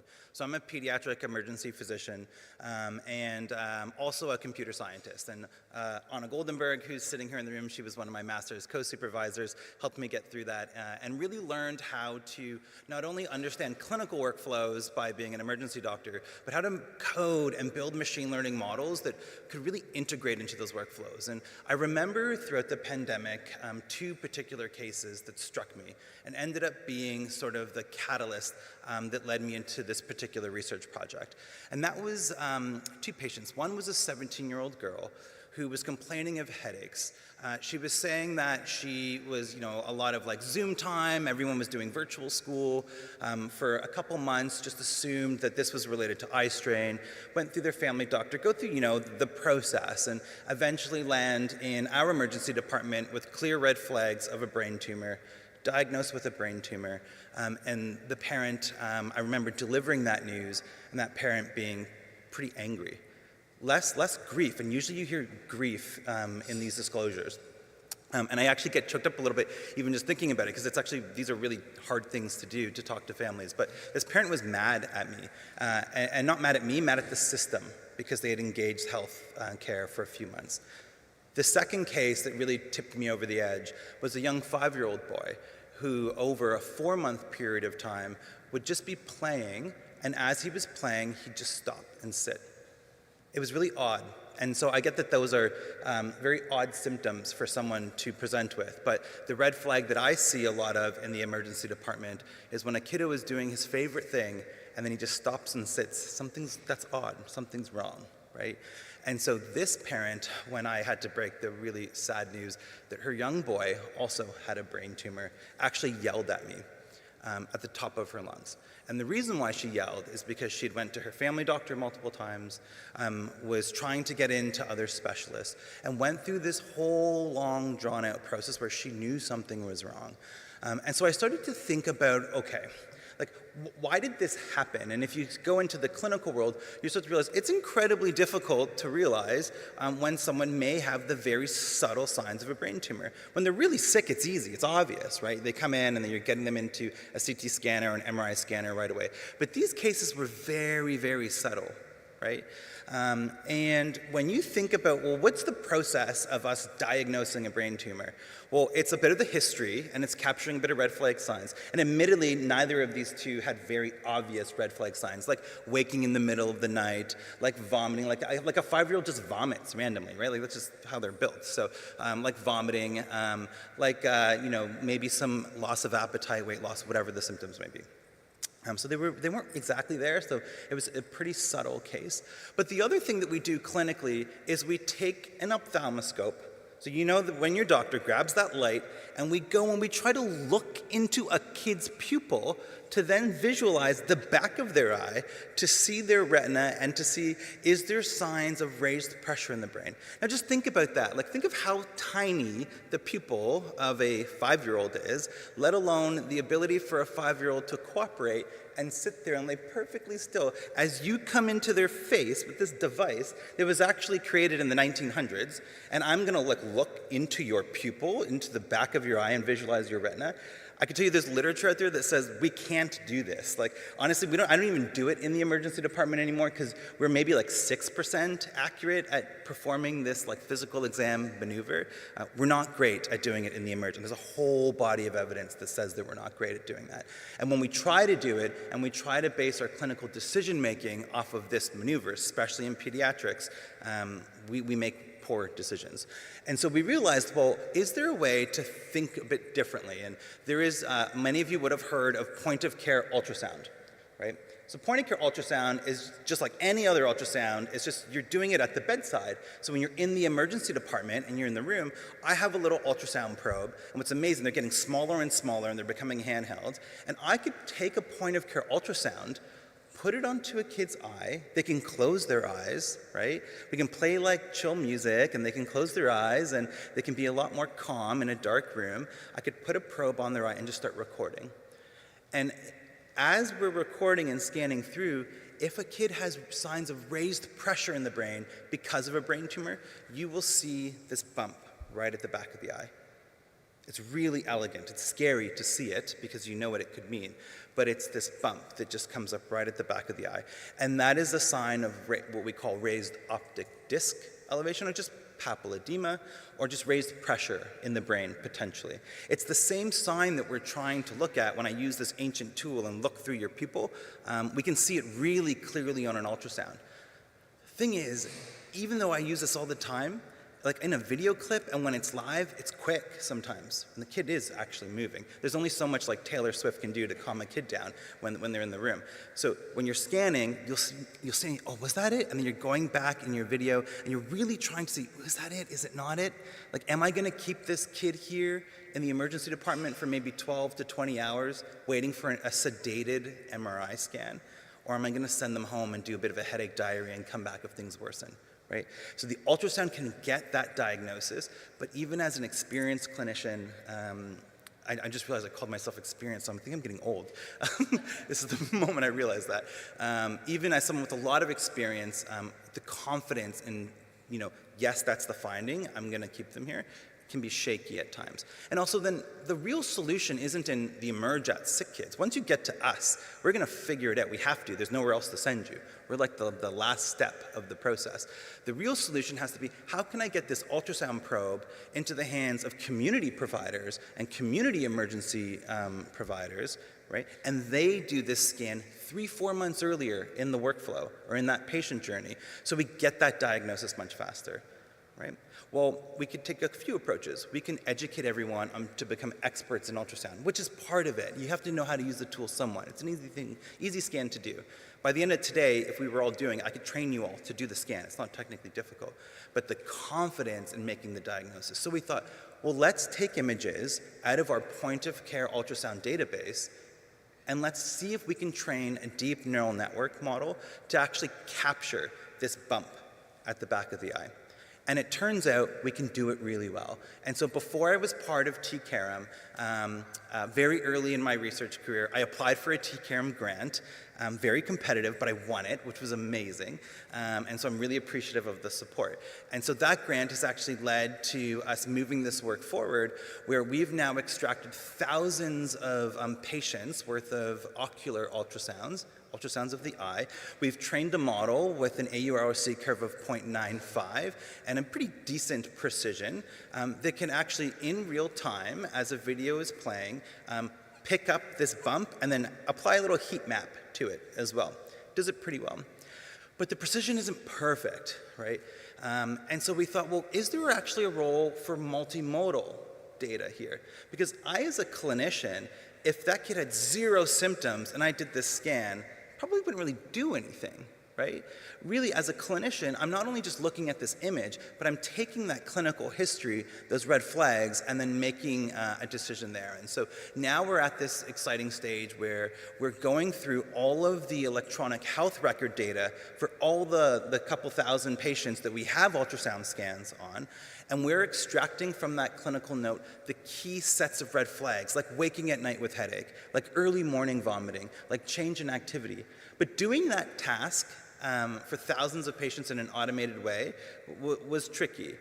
What we first did, there's some smarter people in the room who can give me some ideas after, but what we first did was we took a bunch of different transformer models and we trained them to classify the free text notes as a binary classification for each of the things we were looking for. Like, does this kid have headache? Yes, no. Does this kiddo have waking at night? Yes, no. Now, to get waking at night was tricky. Does this kid have early morning vomiting? Yes, no. And so in order for us to do that, we actually had to go and label a whole bunch of these charts to create a structured training data set. And then right near the end of that journey, where we started to get these models to work fairly well, ChatGPT came out. And these large language models came out. And what we're discovering now, thank goodness, I guess, but I put in all this legwork before. I should have just been slower to get to this part of the phase.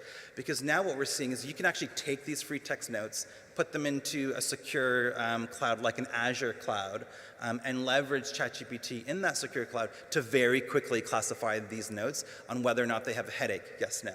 Do they have vomiting, yes, no. And that's incredible. And so now we're at this final stage where I've got all of these labeled free text notes on do they have the red flags. I've got all of these labeled ultrasound images of kids' eyes, and we're now going to train a model with both of these sets of data, truly multimodal, to see if we can't yet drive that precision up of the model. Because we're going to need that precision to be able to translate this technology to the community landscape. And the end vision that we have here, and I'll wrap up soon, is that when we then capture this image with a family doctor, let's say, they'll get their image on the probe and just simply on an app interface check off which of the red flags they have and then get a final prediction. Get a prediction to say, you know what, let's not wait the few months of capturing headache symptoms and watching and waiting. Let's actually send that kid to the emergency department today because they probably do need an MRI. And I'm hoping that this type of technology, graciously funded by T-CAIREM, will actually help us really change the way we think about making these diagnoses, because those two stories are not just two unique stories. If you work in an emergency department, you hear them all the time, sadly. And so I appreciate the opportunity to chat. Hopefully you're able to follow along with my story. Thank you so much.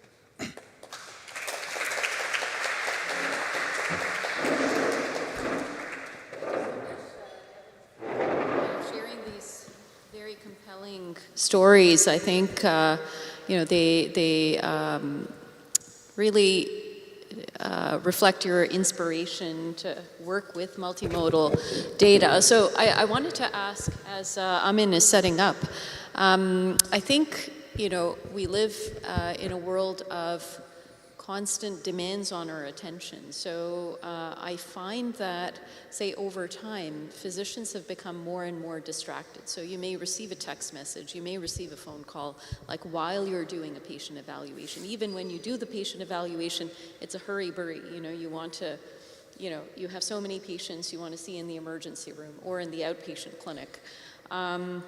And so it requires, recognizing these symptoms or recognizing the patterns in all those different types of data requires one to pay attention.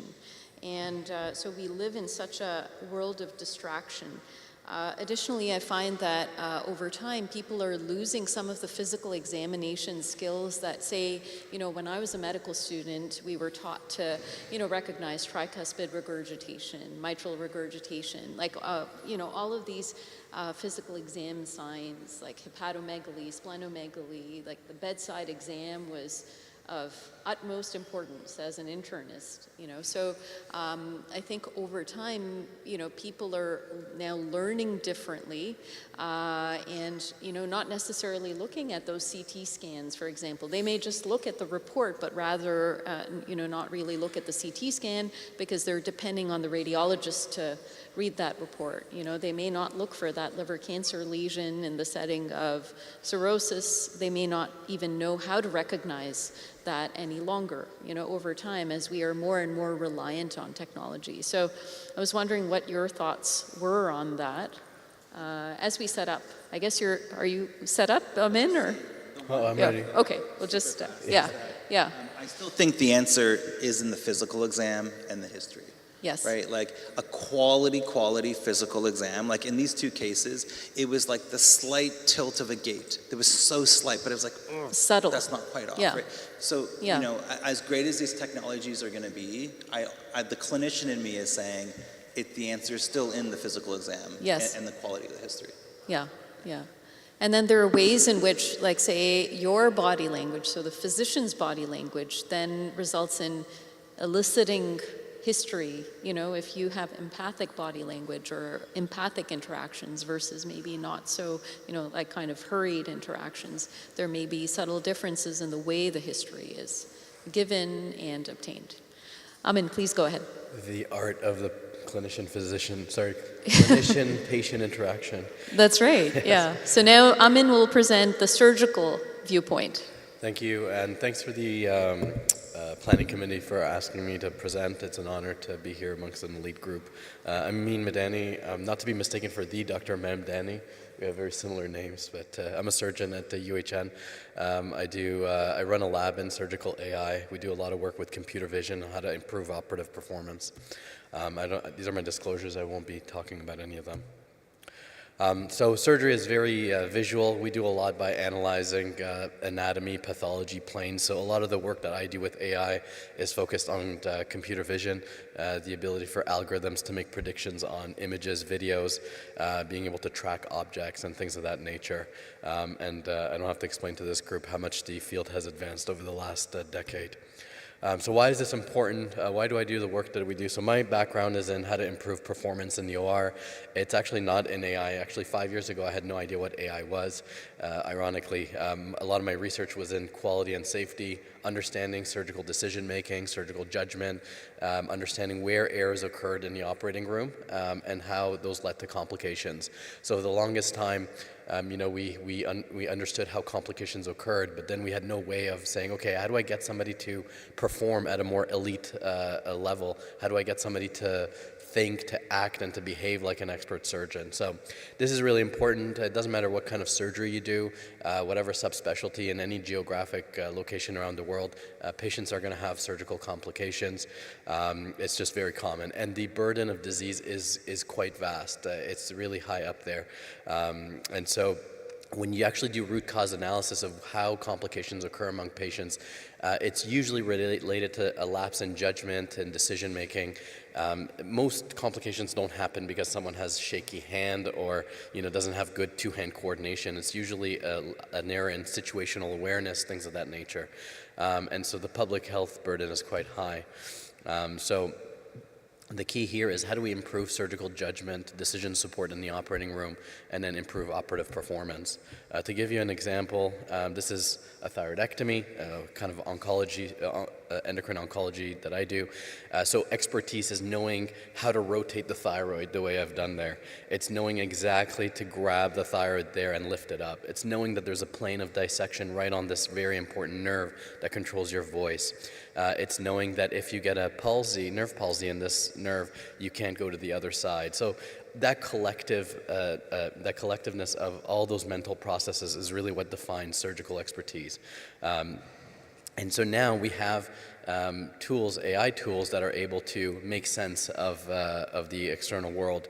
And so we've tried to apply this into the operating room, design AI algorithms that can see what we do in the surgical field, give us guidance on where to dissect, what tools to use, what tactical approach to use, and so on and so forth. And if you think about it, pilots, they don't just kind of, oh yeah, let's go fly a plane, let's see how it goes. No, they have a whole navigation system guiding them, supporting them at all times. We don't really do that in surgery. We do maybe like some imaging beforehand. For me, it's an ultrasound, and then that kind of builds my mental model, and I'm like, okay, let's go. Very different. So if we can perhaps build these tools to provide us with real-time support, it would be really good and kind of augment our performance. So surgical data science is a new field, and so there's a lot of different areas we can look into. I'll share with you a few examples to kind of explain how we've been using this technology. This is kind of one of our first prototypes. We define things as safe and danger zones of dissection. Oftentimes in the surgical field, you don't really see the anatomy. It's hidden underneath fatty and fibrous tissues. So surgeons have this innate mental model where they know where it's safe to dissect and where it's unsafe to dissect. And so we said, okay, can we train an AI algorithm to do that, define the safe and unsafe zones of dissection? Something that's conceptually easy, but takes years of experience to really understand and do pattern recognition. So sure enough, this is kind of our first prototype. Some of you may have seen this already. This AI algorithm is seeing a gallbladder surgery that it has never seen before, and it's able to make predictions where those safe and dangerous zones of dissection are. When I first saw this, I was floored. It was the first time I've ever seen AI replicate my mental model on the surgical field.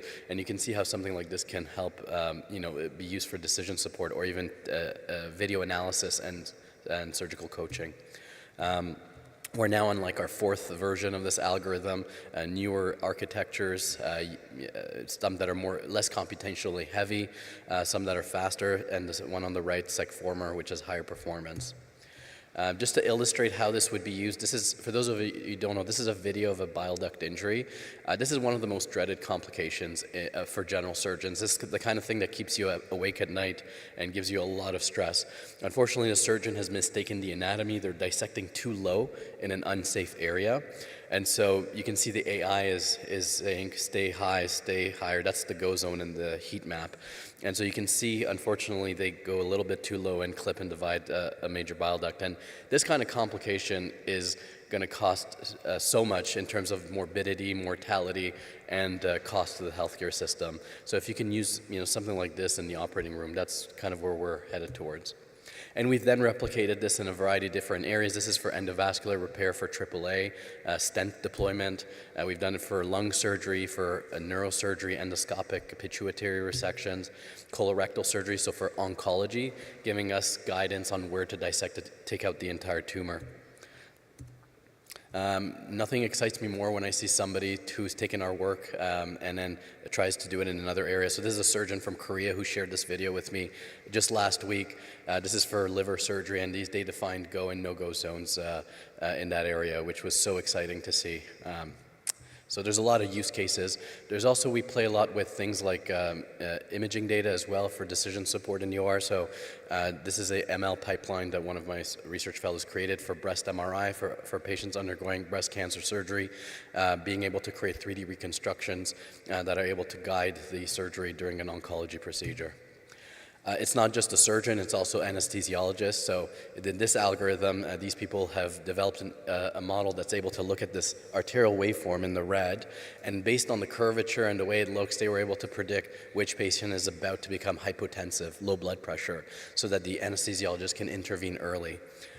So there's a lot of cool use cases. This one is more in education. There's algorithms that can track your instruments, your tools. They can track all the kinematics that goes with it, and then based on the movement of your instruments, predict your level of performance. And also now it's being used to give you coaching and feedback as well. Another really cool and emerging area in surgical AI that I think is really exciting is actually in models that can help with patient flow and resource management.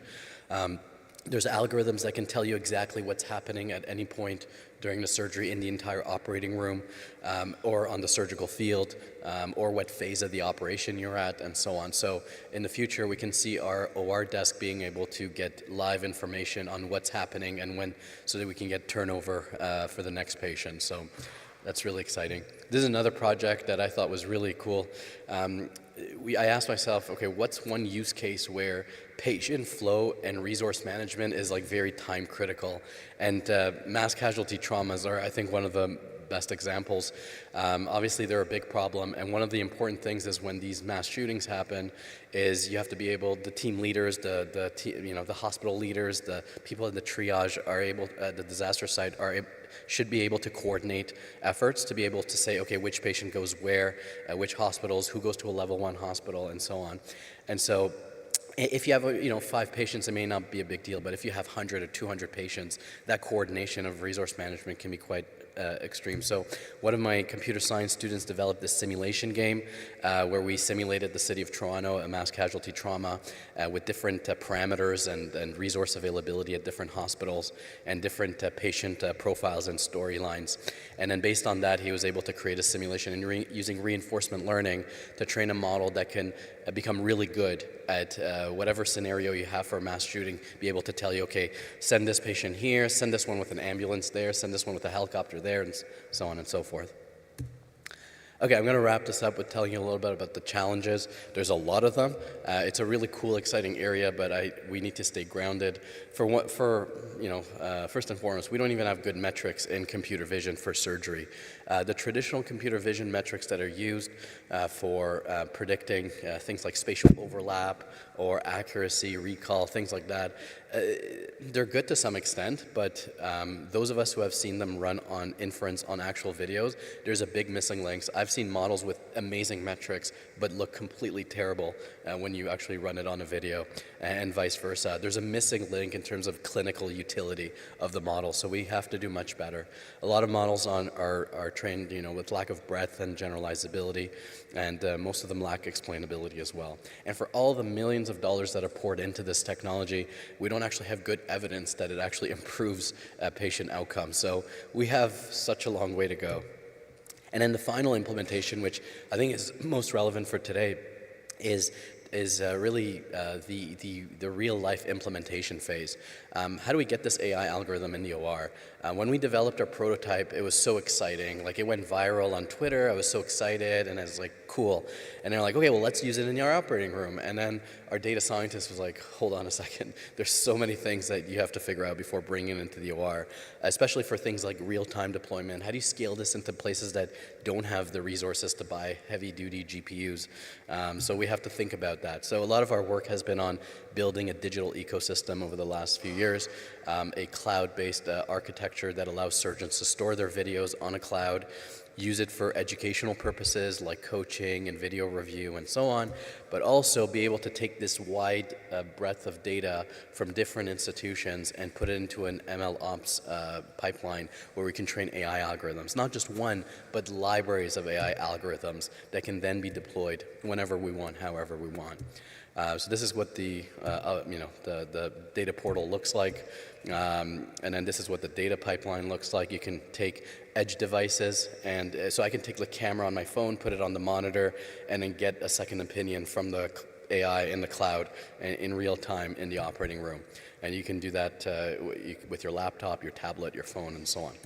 And then we also built this really interesting plug-and-play universal box that basically will allow you to get the AI on your monitor while you're doing surgery, as you can see in the bottom right corner. And there's an app that goes with this. So you basically go on your app store, if you will, and then you can select whatever AI algorithm you want, and then you can select the parameters of how you want your overlay and your displays and so on, and then run it on your video in the operating room and start, stop, toggle between models. So really bringing that into the OR. And it's kind of modeled around smartphones. We don't have 100 smartphones for every application, like one for our phone, one for email. No, we have one smartphone that does everything. And this is kind of the same thing. One universal box that you can deploy whatever AI model you want in the OR. Okay, so in summary, AI is a very powerful tool for improving surgical care. I hope I've shown you a lot of use cases, but we're really still in its infancy right now, especially with the examples I've given you. But there are some low-hanging fruits, and there's a lot of obstacles and pitfalls. And just want to acknowledge a powerhouse of people that I get to work with to support this.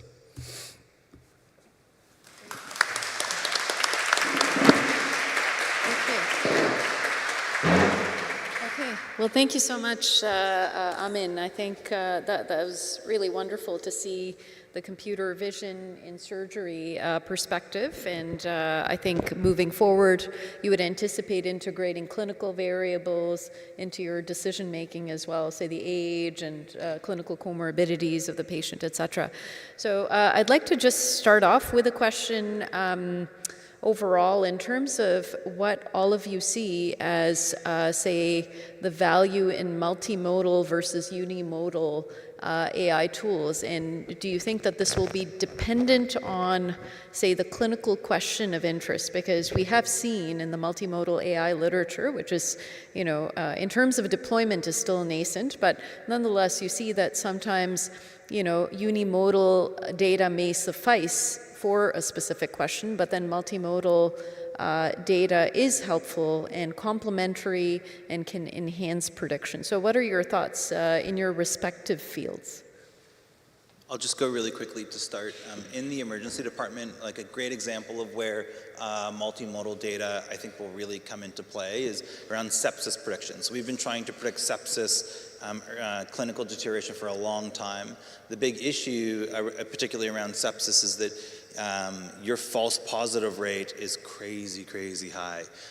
And so we've even seen like some of the EHR alerts that we've deployed in kids have created serious safety events because the false positive rate is so high.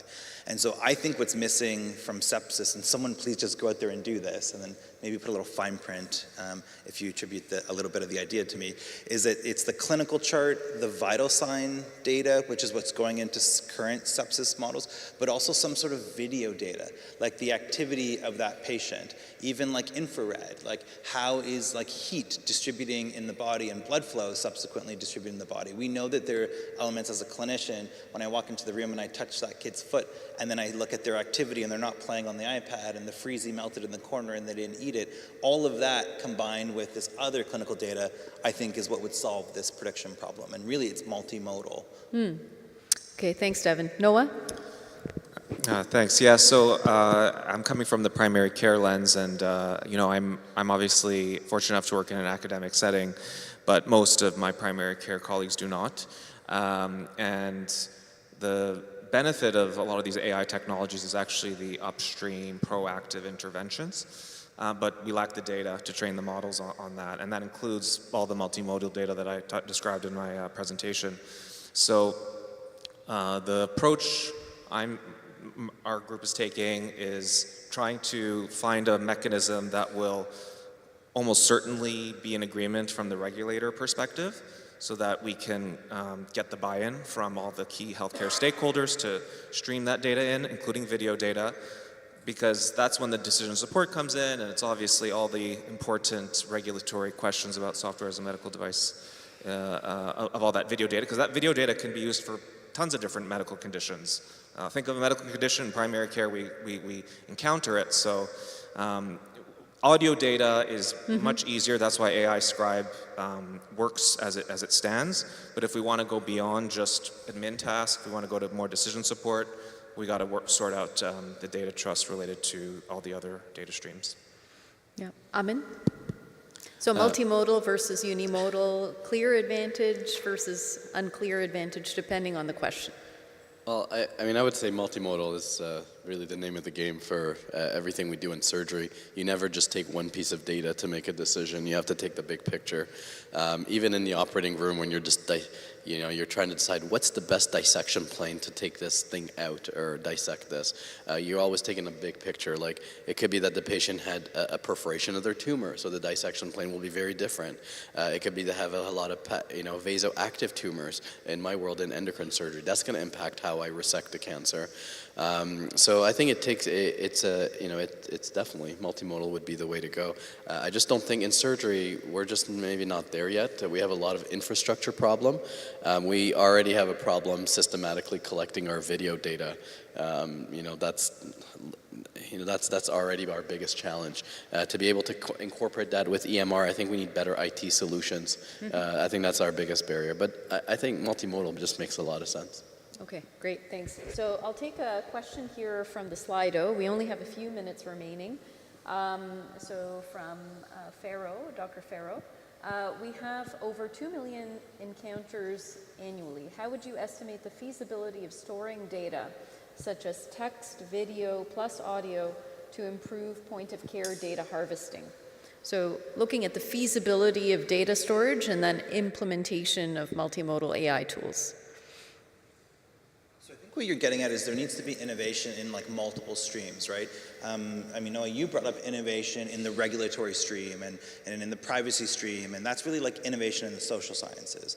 You're talking about like innovation in the ability to even capture this type of video data, and I bet there's like cultural innovation as well.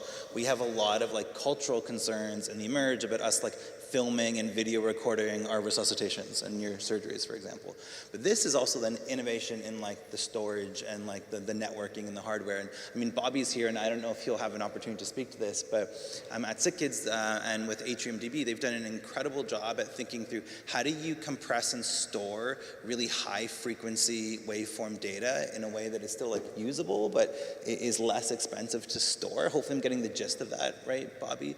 And I think that we're gonna need to look to folks who innovate in that side, but also to some of the big tech players, and in sort of liberating this type of functionality to us, especially in healthcare, that is at like a reasonable cost for us to actually utilize and deploy. And so those are the Googles, the Microsofts, the Amazons of the world, to drive that innovation forward. I think they're best suited for that, but you've got folks like Bobby who have done incredible things at SickKids, just to innovate on that front out of sheer necessity as well. Yeah, and I think that's notwithstanding, say, the high computing power required for data fusion and then deployment of such models. So I think there's a lot of work that needs to be done in that space for deployment in the healthcare setting. And then fold in the environmental factors that people are now starting to, and rightfully so, be concerned about on how are we going to power these massive compute centers. Yeah. Are there any, say, comments or questions from the crowd? I know there were Slido questions, but, anyone who would like to add to this conversation? Okay. Noah, would you like to? I was just going to build on what you were saying. I think, we're in a big moment in terms of how we want to reevaluate our relationships between all the key healthcare stakeholders, patients, providers, government, industry, etc. Because this is the key aspect: is how is an affordable, accessible platform for training the models, deploying the models, running the models going to be available so we can realize these benefits. I think one of the considerations about what that new social contract almost looks like is, are we going to agree that centralization in one, let's say, provincial platform makes sense? Or are we going to maintain decentralization where certain hospitals have the resources to invest in local platforms? We don't know what will be the best outcome like that, but I think we have to have the discussion, and hopefully some sort of expert royal commission or something that will agree on what that looks like. Okay, well, I think we're at time at this point. We've covered one or two questions here, but if anyone has any burning questions, you can feel free to touch base with our panel here, during the break. Thank you so much.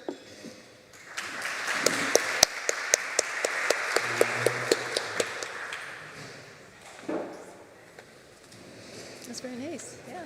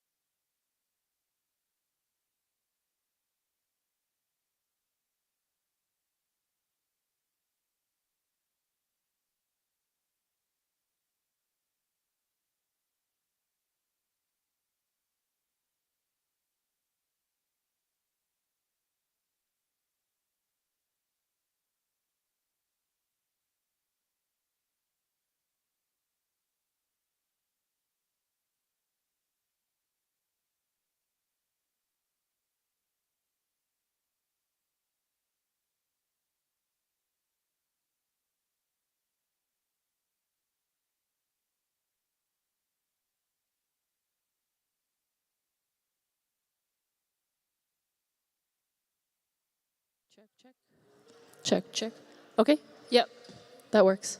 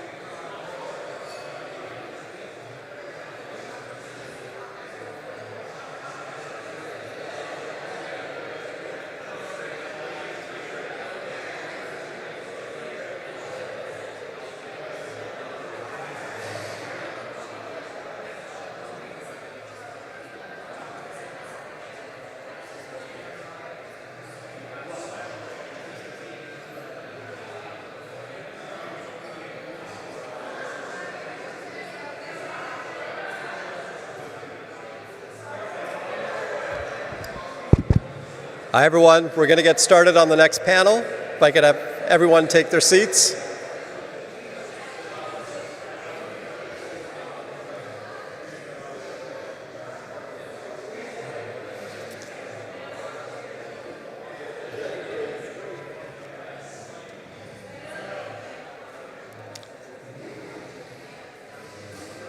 All right. How's everyone feeling? Yeah? All right. All right, we're going to get started on the next panel. We've had a little bit of an overview of what multimodal data is, why it's important, why we think the future is heading there. Some actually pretty neat use cases in surgery, in primary care, in the emergency medicine department. So lots of potential, lots of uses. Now we have to figure out, how do we do it? So to enable multimodal AI is not an easy task. There's a lot of technical considerations.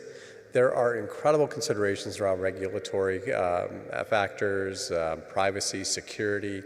To get the mechanics right is not going to be easy. So this next panel, fortunately, will enlighten us. And it's headed up by moderator Dr. Anna Goldenberg. Dr. Goldenberg is a professor in the departments of computer science and laboratory medicine and pathobiology. She's a Varma Family Chair in Biomedical Informatics and Artificial Intelligence at SickKids Research Institute, as well as a CFI AI Chair at the Vector Institute. She co-chairs AI in medicine initiatives at both U of T and SickKids. Dr. Goldenberg trained in machine learning at the Carnegie Mellon University with a postdoctoral focus in computational biology and medicine. The current focus of her lab is on developing and deploying machine learning models to healthcare. Dr. Goldenberg's lab is strongly committed to creating responsible AI to benefit patients across a variety of conditions. And I can confidently say she is among Canada's best in this field. So it's an honor and privilege to welcome Dr. Anna Goldenberg.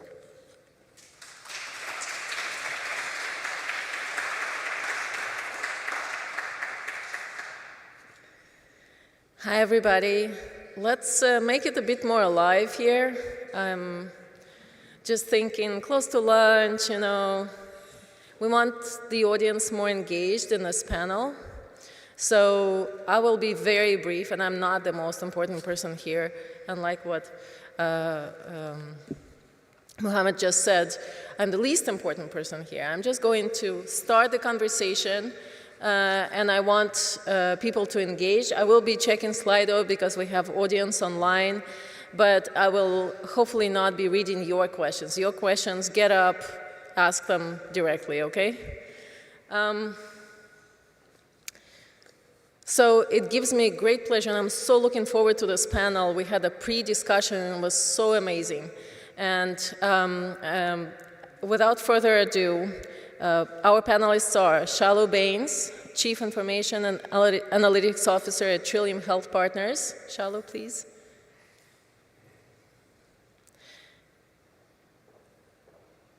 Michael Brudnow, Chief Data Scientist at University Health Network, Professor in the Department of Computer Science at U of T.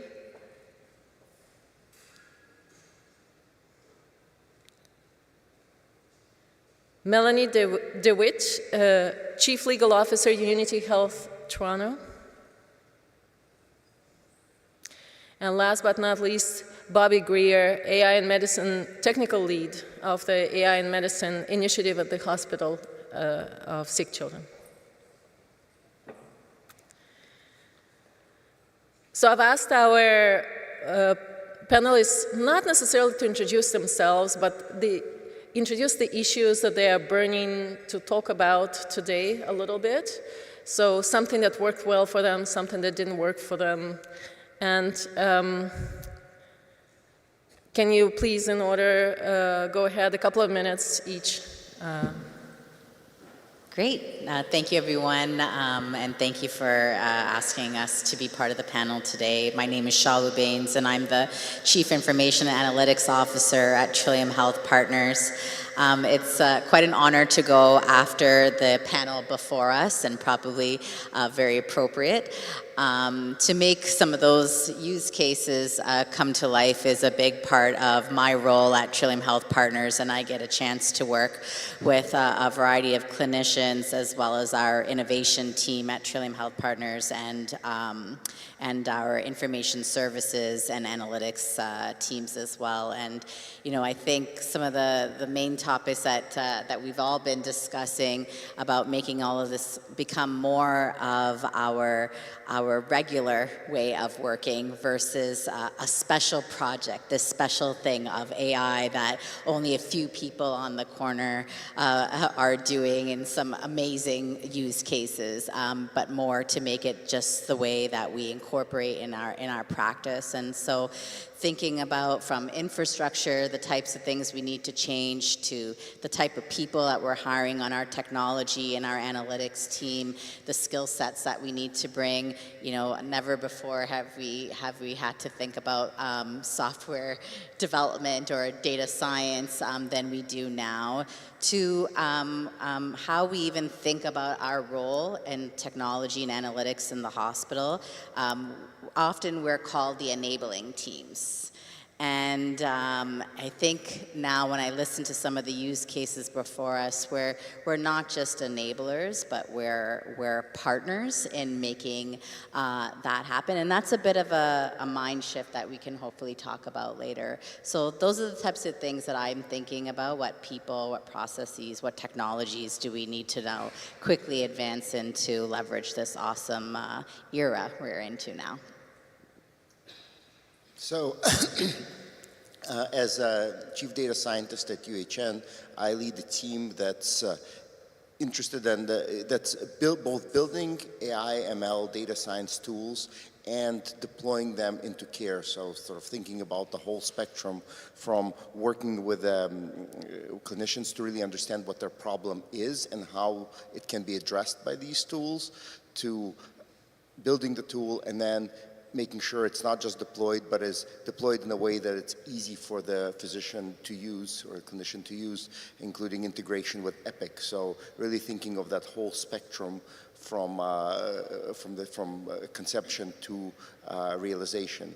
And my team actually works on all modalities of data that at least we can think of, from physiological data, text data, image data, medical imaging, video and audio data as well. So it's really interesting to think about what changes as we're bringing all these data together.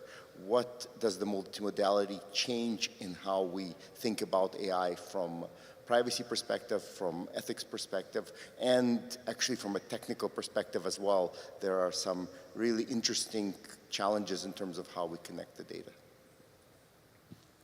I'm Melanie DeWitt. I'm in legal at Unity Health Toronto. I joined 3 years ago after the team had already deployed dozens of clinical AI tools into practice. So I feel really fortunate about when I joined, because the team had already, without a lawyer in the house, responsibly deployed a lot of tools and had shown the benefit to clinical outcomes, to hospital efficiency of these tools.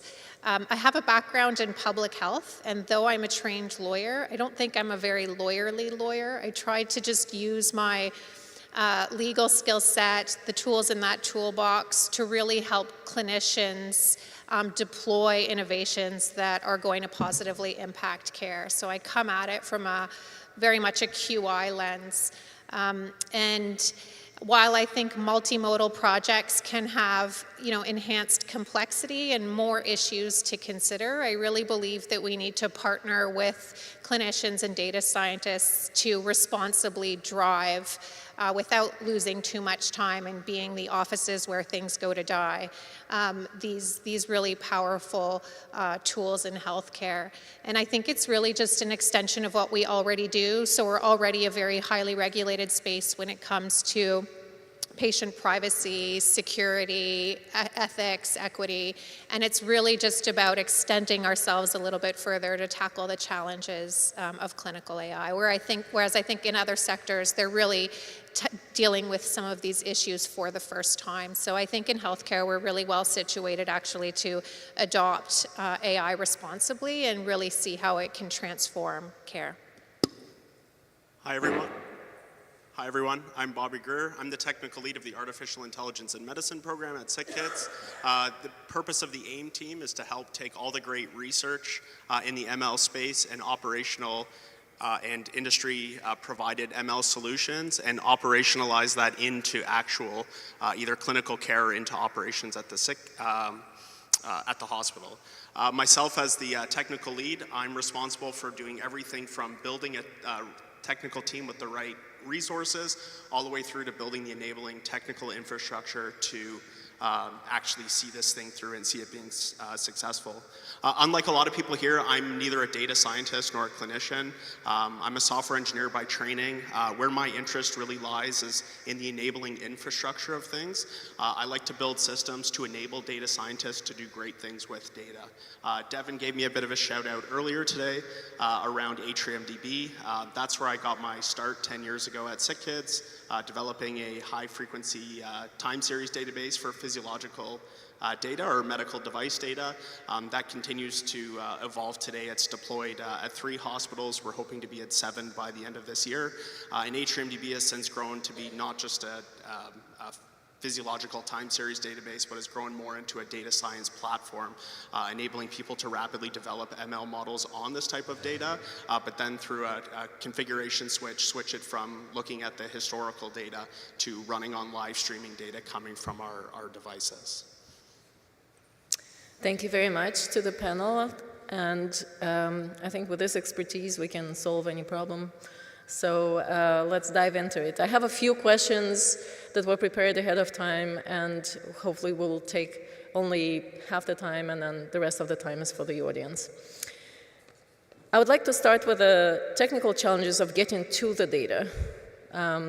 Do you see that there are any technical and operational ethical challenges in this sort of up-and-coming multimodal world? And what is exacerbated or maybe easier with in the multimodal data use case? Anybody who would like to take this question? All right, I can start. So first of all, I think multimodal data is going to only increase in its importance. I mean, I look at it as providing context to images, as the most basic example. In terms of the technical challenges, I think our keynote speaker this morning actually went over most of the things I was going to touch on, which is, at the most basic level, some of the challenges we have is just getting access to the data that we need. That data can be in different systems, proprietary in nature, hard to actually get in.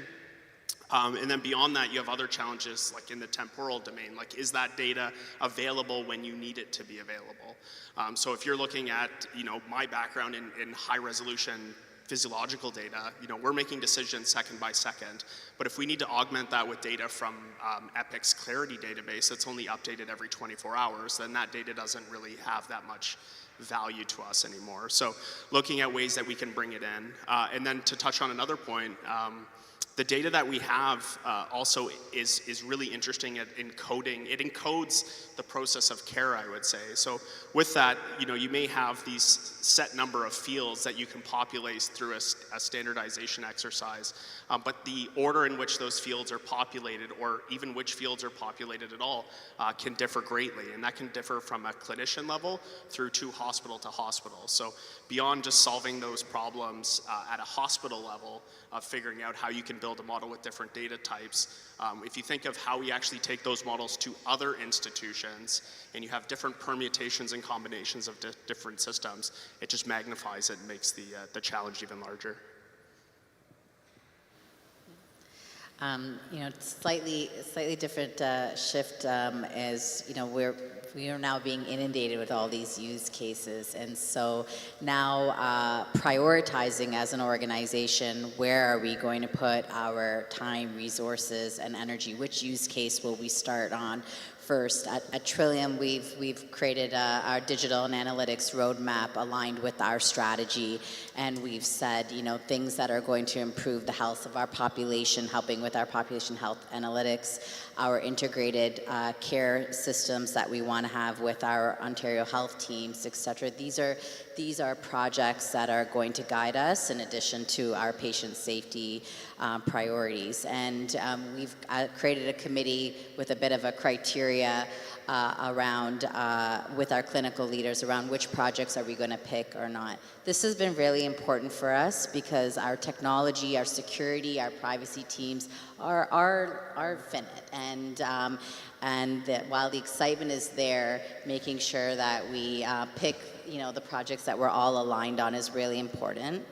Once we've picked some of these initiatives, creating that infrastructure with our partner, whether it be a clinical partner or a third-party partner, has been an interesting task. While we are just starting with multimodal, even with some of the AI that we've deployed right now, I think recognizing the iterations, the patience they have to go through to develop the infrastructure to even evaluate some of these models, and then the amount of time it takes to evaluate. It's been a very different muscle to flex in the organization than, let's say, deploying software or deploying a new application, which is what a lot of IT departments have been used to, or even data science departments have been used to in hospitals. I guess following up on that, I think what you've heard is that the technical aspects of multimodal projects can really slow things down, trying to pull the data and get it, in a timely way and getting the systems to speak to one another.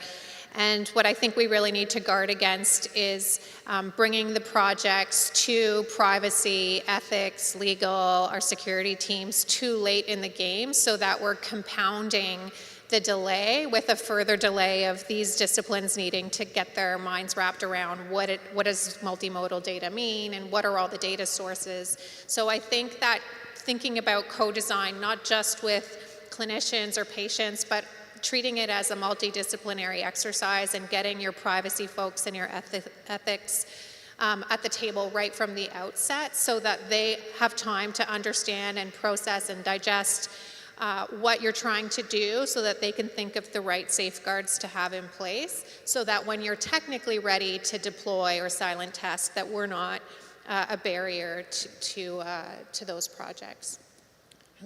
I guess going back to Bobby's point, bringing together all of this data is very complex. It's coming from a plethora of systems. Even if you have a single EHR, there's the PACS, there's the physiological data is coming in through another source. At UHN, we have a data lake, the digital health platform that actually came out of cardiology, and Barry and his team helped build that before it became a platform for everybody at the hospital. And having such a data lake, having a system that collects all data that's going to be useful for AI projects real time, not just 24 hours later, I think is going to be a key evolution in what the hospitals will do in the future.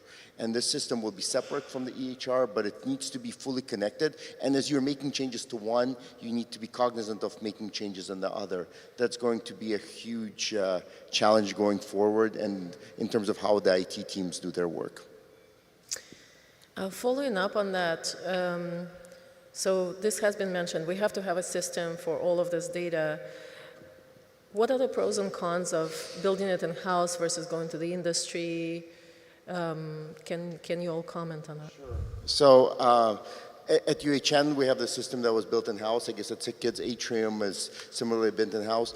I think for the early adopters of AI in healthcare, it was a necessity to build such systems in-house because really there wasn't anything you could go and either buy or use that was readily available. As we're now moving forward, I think such solutions are becoming to be available, and for the hospitals that are just jumping on the bandwagon, I think there are really good solutions that they could go to that already exist, whether it's open source solutions, such as the database that's used at Stanford and at SickKids is the CEDAR OMAP database, or other databases that, from vendors such as Google or Microsoft will be happy to help you build this.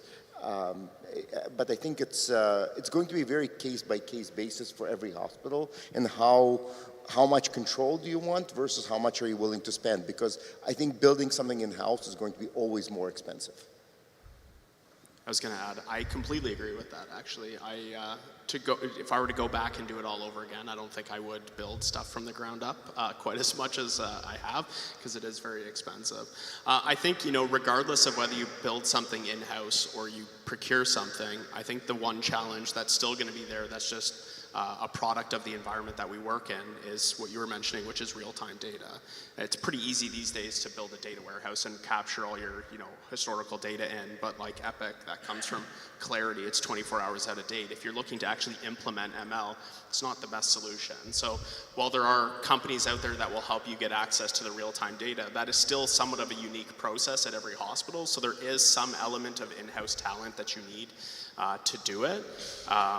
But in terms of where you put it, I'm much more in favor of just using off-the-shelf solutions, because they've come so far in the last 5 to 10 years. And I guess don't confuse your AI team for your database team. The AI team, you will still need an AI team. You will still need to have somebody who can help you mine the data. They're not the same people who can build the database 99 times out of 100, Bobby being the exception. I think that's what's most exciting about this opportunity right now, not seeing this all as barriers, seeing this more as a team of teams coming together. With my role, it's not been very common to have a CIO as well as the head of data and analytics together. And I'm not saying that that's the way it needs to be, but those teams working together, knowing that they're making a difference in healthcare and not working separately as people behind the scenes, but actually understanding what the use case is, how they can actually improve wait times, how they can improve patient safety or whatever the model is predicted to do, and how each of their roles matter. There's never been, I think, a more important time than now than all these technical and analytic teams, both whether in-house as well as external partners coming together to work together. I guess as a lawyer, I love the internal machine learning environment because it means that we have control, and it really simplifies the analysis from my perspective. But Muhammad tells me all the time that we're more and more going to adopt solutions that are created external, and with that comes contracts, and there is no standard contract to deal with the issues that get raised. And so how do you think about who's on the hook for privacy breaches, who's on the hook for intellectual property litigation, where does legal responsibility sit if there's a failure at the point of the algorithm itself? And so I think that it can slow things down to use external because we really haven't thought through all of the use cases and how we want to allocate risk as between hospitals and the private sector yet.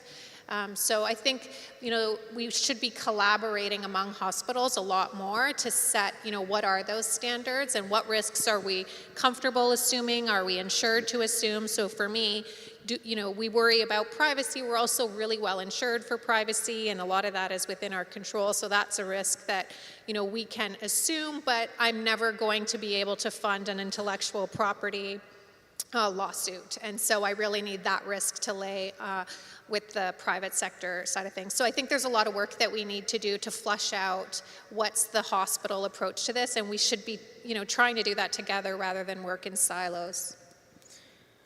I agree. I think that's been one of the hardest parts around partnering externally is when you get to the contract phase, it doesn't feel a lot like a shared risk. It does feel like the hospital is taking on a lot, and that may just be what we need to do, take it going forward and having those conversations at our senior team around, what is the likelihood of that happening? Is that a risk that we want to move forward so that we move forward with advancements and innovation? And as we are considering the solutions that are sort of hybrid with the industry or just in collaboration with the industry but align more on the industry's shoulders, are there particular types of data that are new and coming up that we may have particular difficulties with, and how do we navigate that, right? We are talking about patient encounter videos and audio and other kinds. Can you comment on that? I can start on that. I do think that anytime you're using video recordings in particular, and I see genomics being like the next frontier, I think that is more complicated because we can't really de-identify.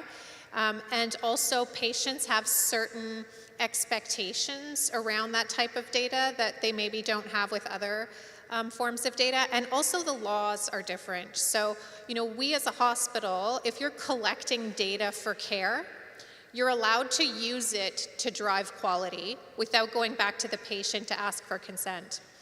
But if as part of a project you want to collect video recordings, not for the purpose of care but to power AI, then legally we need consent for that. So, we both need to tackle that on a case-by-case basis and be advocating to the government to amend PHIPAA, which was drafted in 2004, way before any of this kind of started to gain traction, so that we are able to use the kinds of data that we do safely with guardrails and safeguards responsibly to power some of the benefits. So I think that recordings in particular and genomic data are going to kind of slow things down a little bit as we work through how to sufficiently de-identify and have maybe different types of safeguards in place. I also think that we don't have to look at this all with the same risk lens. There's a bit of stratification on each use case. There's a fair amount of privacy implications of just looking at charting information that we've been doing for so long, risk of identification, adding now images, others. Are we really increasing the identification risk for every use case equally? Maybe not. And so I think there's a bit of stratification so that we don't stifle innovation while we're advocating for changes on some of these long-standing legislation. It's interesting that you brought up genomic data, because 10 years ago, genomic data was purely research. Nobody did anything with it besides research studies, and yes, you had patient data you were doing research on, but it was very boutique areas of the hospital that were involved. Today, you can actually get your genome fully sequenced as part of your routine clinical care, and you can have that interpretation as part of your routine clinical care. I would argue that 10 years from now, the same thing will happen with videos. Videos will become part of routine clinical care.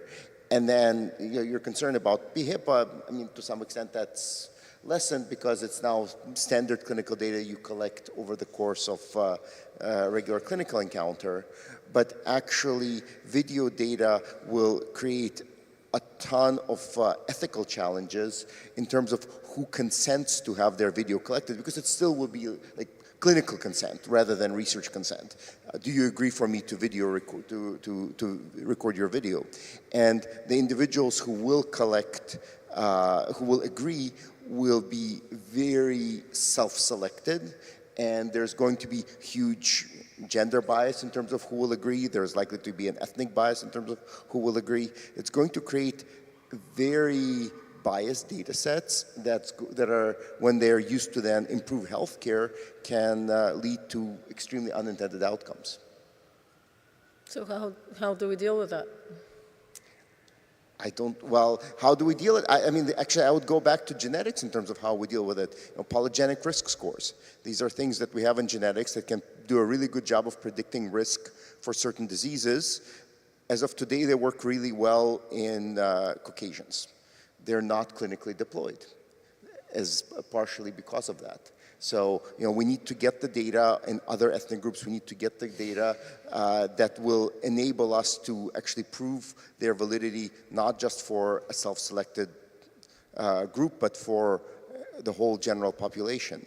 And how we will do that in terms of clinical care, I don't know. I don't think it's a today problem. It's a 10-year from now problem, but I think we'll get there. I like the idea of seeing video recordings as just part of the standard care experience and even genomic data, because doing that brings it into the fold.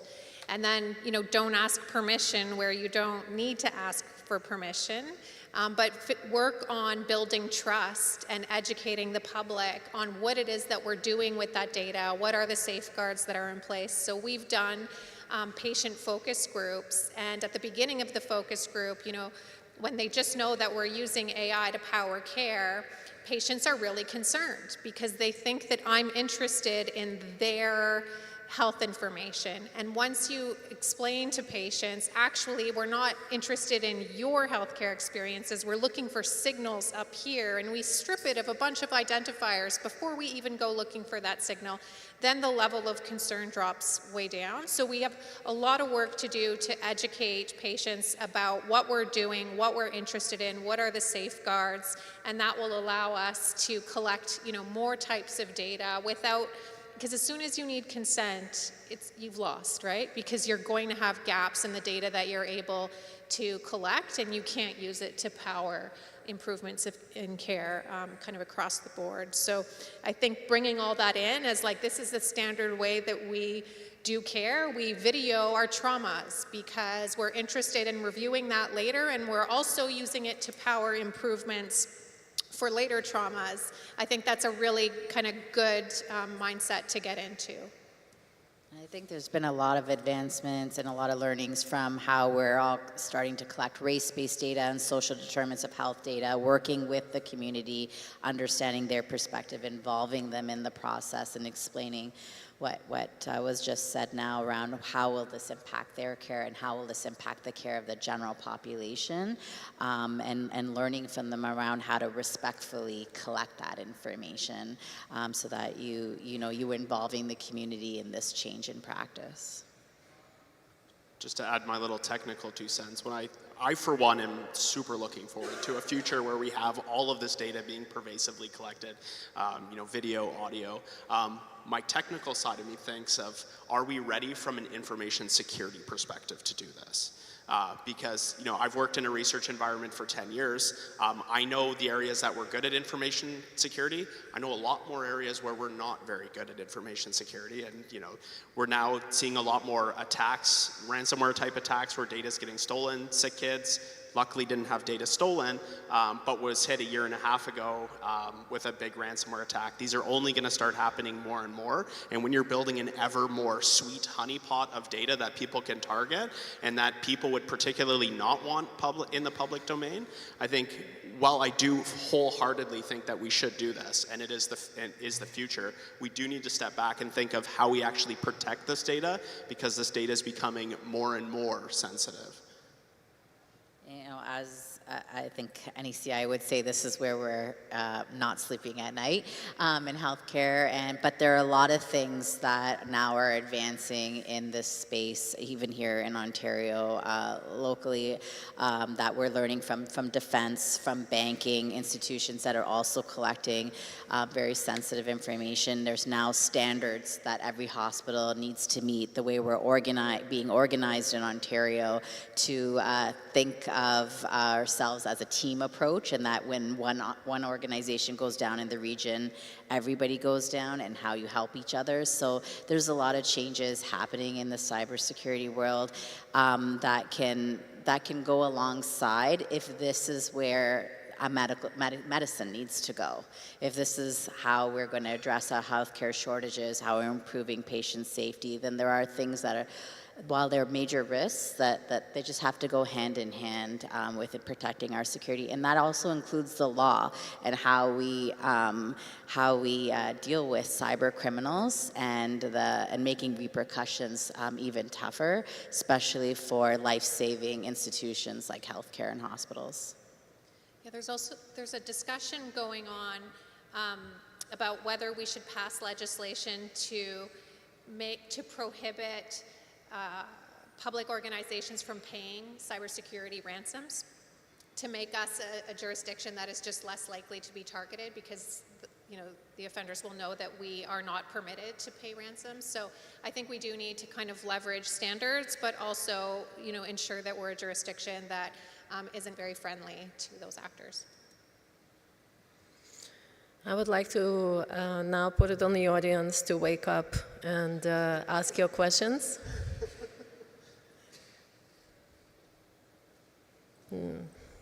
Anthony? Thank you very much, David Cheung from the CUHK Shenzhen. Appreciate the discussion about the multimodals, but also for ethical and security issue. I fully endorse regarding the genomic data now, before and now, but also video per aspect. You talk about trauma video and surgical video, all those are episodes of care, right? So it's easy for us to designate. Versus in internal medicine, in a whole spectrum of care, may be more difficult to track. I think this will eventually become the norm, just like we accepted that when we counter with the police, they are all allowed to wear a video, basically looking at what every single citizen do when they got an interaction of care, or, well, not care, but when there's infarction of the legal aspect. So I think the public is to a certain degree accept that there will be surveillance, there will be monitoring, but for the better off for their care and safety. So I do like to see this ethical aspect regarding the concern reduced. But saying that, how do we educate the patient regarding their decision making to come to Trillium, to come to Unity, or come to UHN? When you have this AI algorithm that it is a proprietary from an industry versus your in-house, the patient actually care is what is my risk and my outcome in your center and you as a surgeon in your team, not just one person, but your process of care. So how do we leveraging the AI and multimodal to convince the patient you are the best hospital for them to have this procedure or the best care for their stage 3 or stage 4 cancer? Didn't hear, it was a little hard to hear this way, but I will say, some of the points that we mentioned earlier around how we involve the patient, like even today, like the panel before us, the cases that were mentioned and how you're talking about that to physicians around the world, in Korea, et cetera, sharing back how they've used that same model. I think there's still an element of that with the broader public and patient around, this is how I use this as a practitioner to co-pilot alongside me to make my practice even better. And I think we did that once upon a time when we introduced different biomedical devices and practices. And I think this is just now the next evolution of how we're explaining to our patients, how medicine is advancing with these types of tools and data is available. Yeah, the reality is that I can, as a lawyer, if I need to, I can track your movements in the hospital with all sorts of, digital imprints. Like I can tell what time you swiped your parking pass and what time you got to the unit and where you were in the electronic medical record, where your cursor was hovering, how long you spent looking at lab results. So there's a ton of surveillance already in our environment. Patients are also more and more aware of this, so they ask us now not just for a copy of their chart, but they also ask for a copy of the security video footage, and maybe a recording that they know was going on in the room. And so I think that we're on this trajectory where this is becoming more and more normalized. It's worrisome, and I worried as well, like when our security teams and police officers were coming into the hospital wearing body-worn cameras. I really worried about that and what impact it would have on the care experience. And as it turns out, it modified behavior for the better on both sides of the camera. And so I think there's a lot of education and transparency and bringing it back to the patient care experience that we need to do to educate the public. But this is already a train that we're on. Like we are already very surveyed in a healthcare environment, not to mention that patients are recording you all the time as well, right?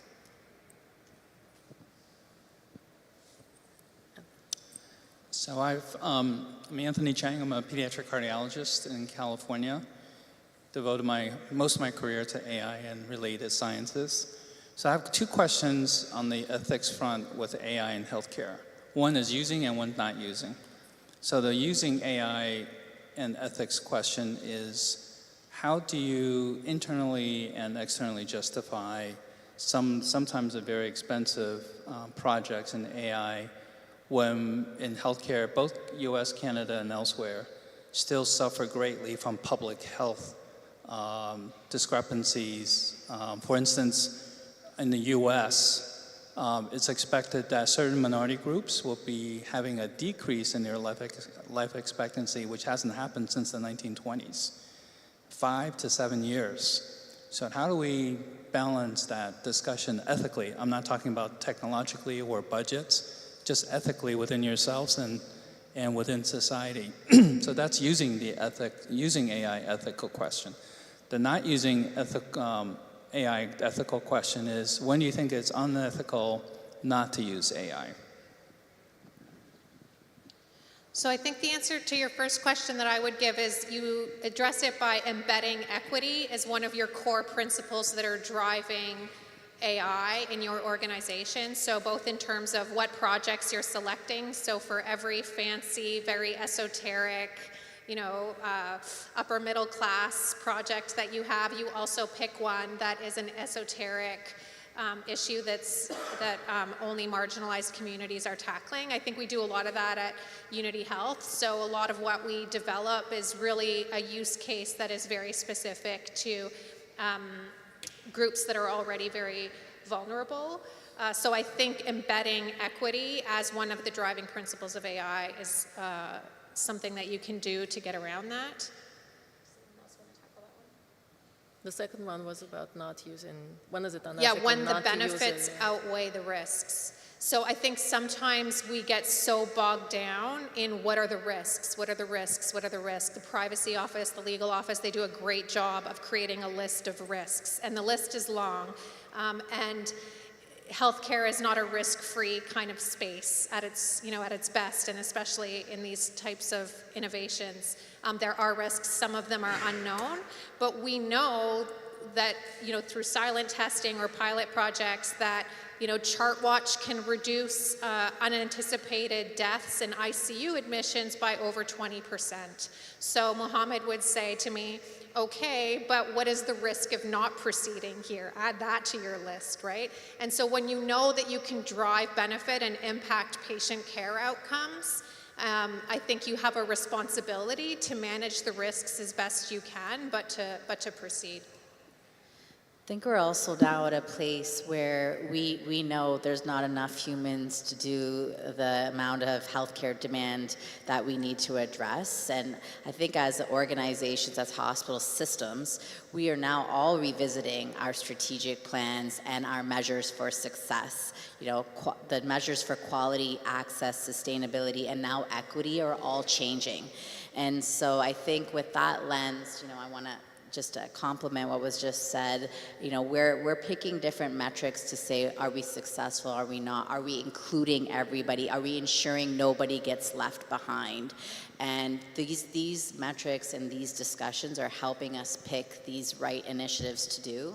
That was more for your first question. On your second, I completely agree with what was said around, when the benefits outweigh the risk. And I don't think that's foreign to healthcare. I think we've done that before, whether it be adding new drugs to our formularies or adding new practices.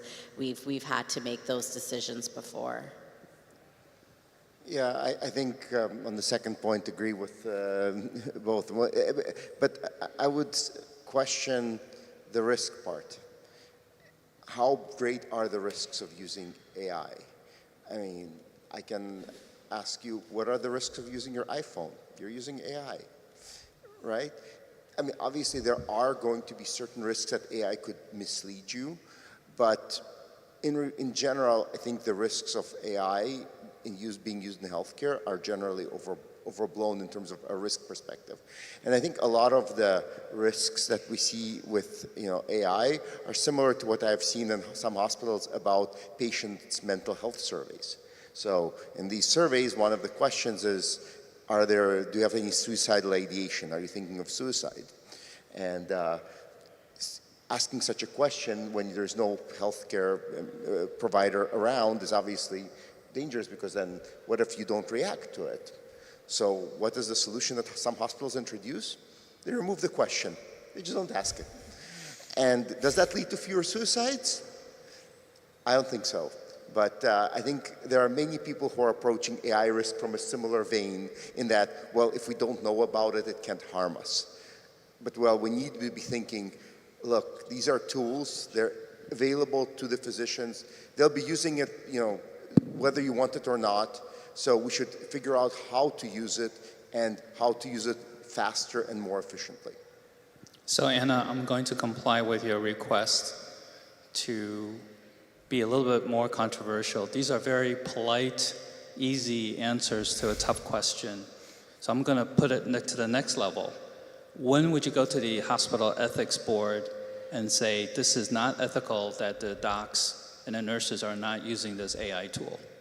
Today. I'm sorry? Today.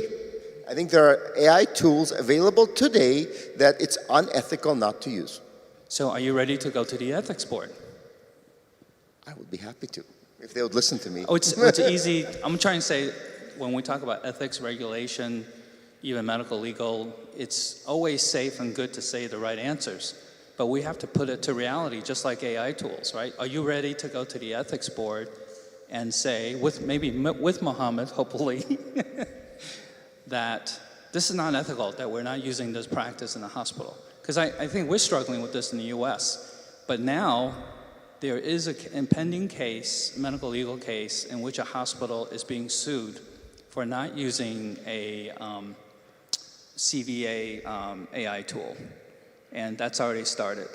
But on the other side, there's also a case now pending, a family suing for the hospital for using an AI tool that they're convinced affected the outcome. So they're now, I thought the former would come first because it's just easier to prove, but now they're, both sides are now in on this game. So the question is, are you ready to go to the ethics board and say, this is not ethical that we're not using this tool? That's the tough question, right? Yeah, I think it's not the ethics board I would go to, it's our executive. And I think either we find the courage to do that ourselves, not holus bolus, but on a case-by-case, application-by-application basis, or it will happen to us precisely in the way that you've outlined. The standard of care will change. So when I started litigating 15, 20 years ago, you know, you could be cross-examined at trial and say, no, I didn't have a fetal heart, electronic fetal heart tracing, I was manually auscultating. Oh, that's okay, that meets standard of care. And at some point, that was no longer the case, right? Everybody has to have an electronic fetal heart tracing machine in their hospital to meet standard of care. And so I think that's the same thing is going to happen with AI. And it will happen, you know, piece by piece where things innovate to a point where you can demonstrate that the benefits are there, that when you compare it to clinicians performing without AI, that it's demonstrably better. So I think that will happen to us, and either we kick it along or we wait for the medical legal system to do it for us.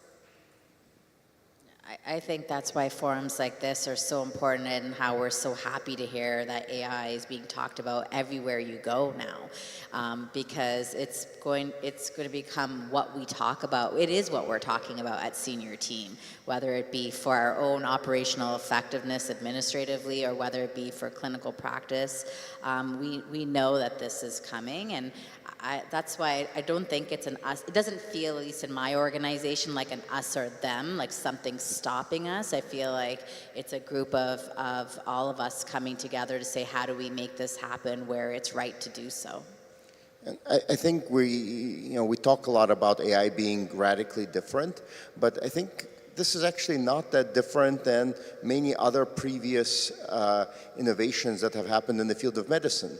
When X-rays first came out, they were used for, figuring out if a bone is broken, and if you didn't use an X-ray to figure out if a bone was broken, somebody would sue you for malpractice. But they were also being used to track the development of embryos. And that's really not a great idea given the amount of radiation, and I'm sure there may have been lawsuits about that. So, as you have a new technology, you have to figure out where it's good and where it's not, and there's going to be some mistakes made along the way. You're never, yes, we want to make sure every single piece of AI we develop is responsible and is safe, but but the way you get there is through some amount of trial and error. I And just want to safe say, means like an absence of risk, right? Nothing about healthcare is safe. If we're honest with ourselves, 10% of the people who walk through our doors are going to be unintentionally harmed before they're discharged. And so that is what we're performing against. And I think we need to have like candid conversations about the current state of affairs. and I'll just say add is that during the pandemic, it was really great to see all of these types of professionals coming together to rally and address a real big clinical problem. Like I saw ethics, security, technology, as well as the entire clinical team to make decisions around who gets an ICU bed and who doesn't. And that was implemented very fast. And so I think like if we could do it then, I know we can do it now.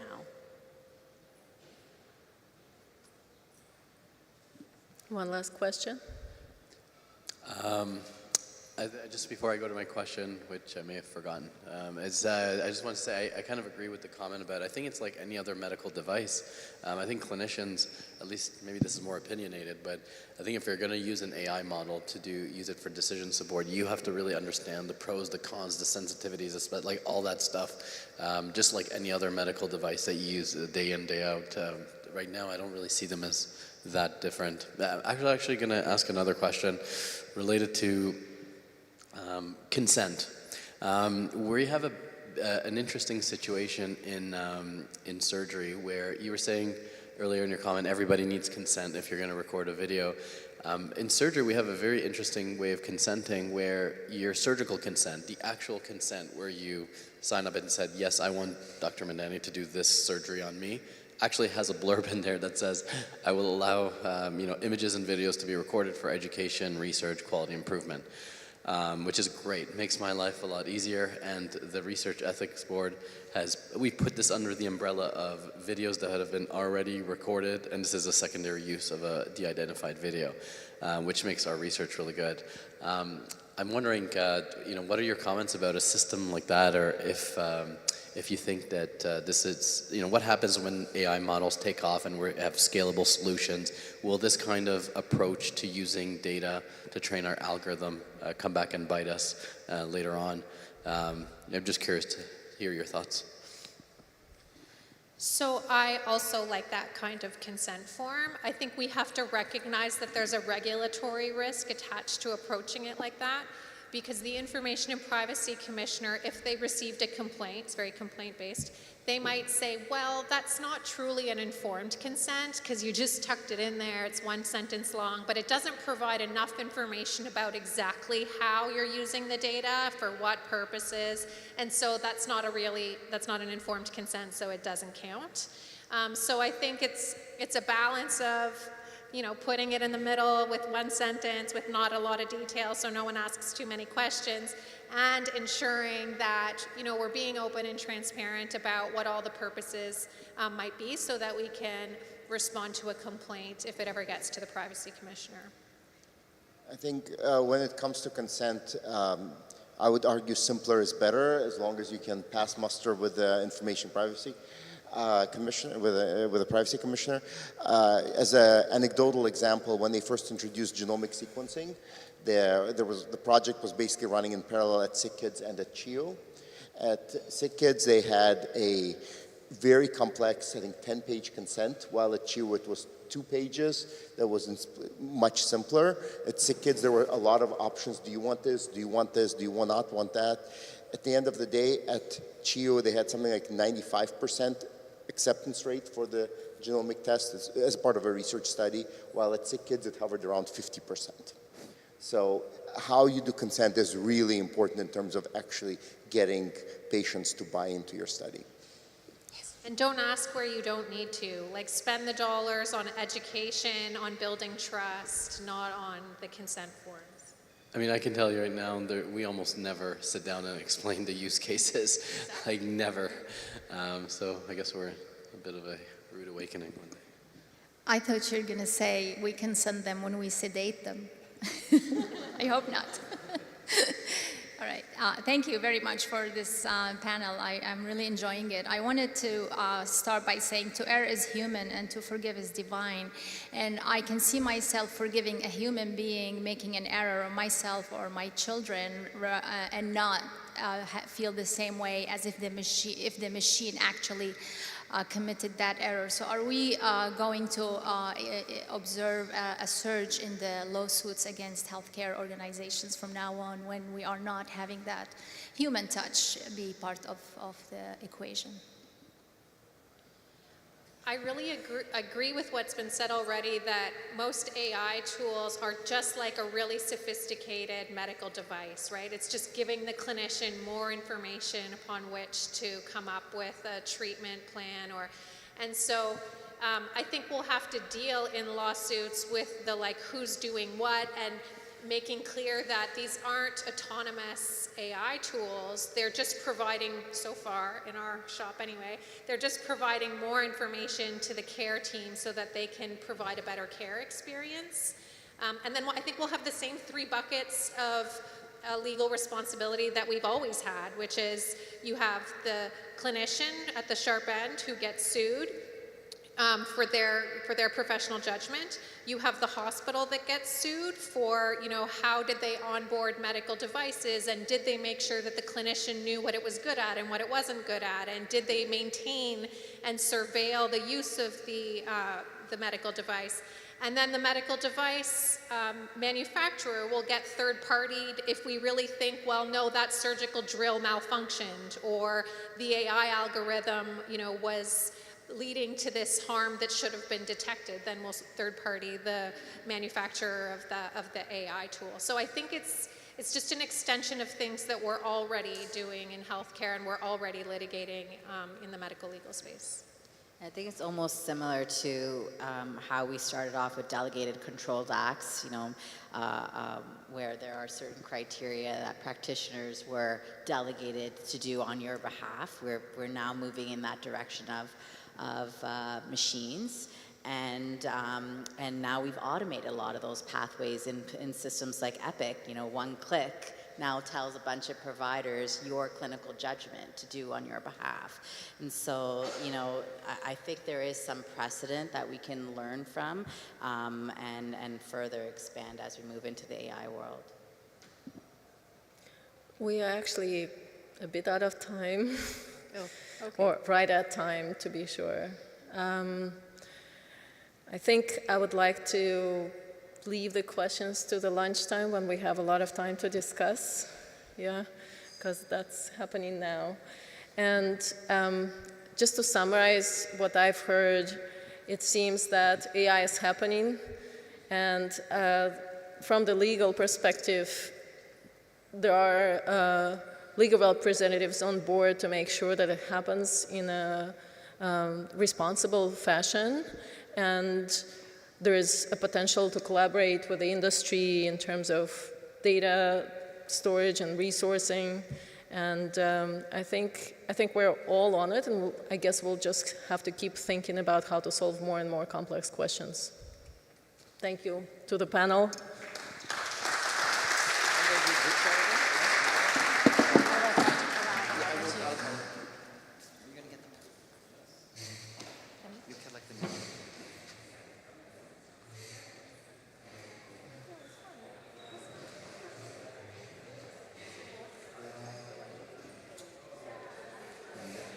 And lunch is being served outside, so we invite everybody to lunch, and please feel free to enjoy the outdoor patio.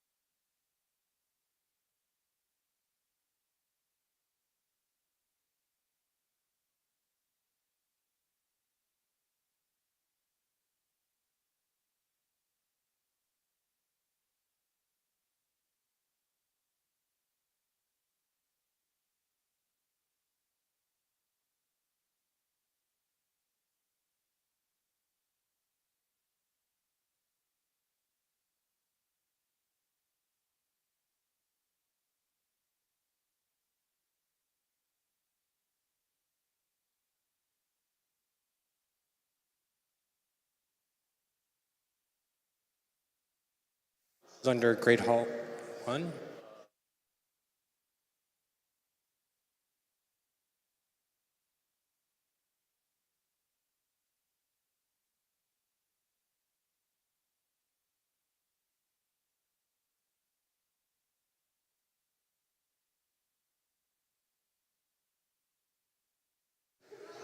Check, check. So you can take me down on the mast.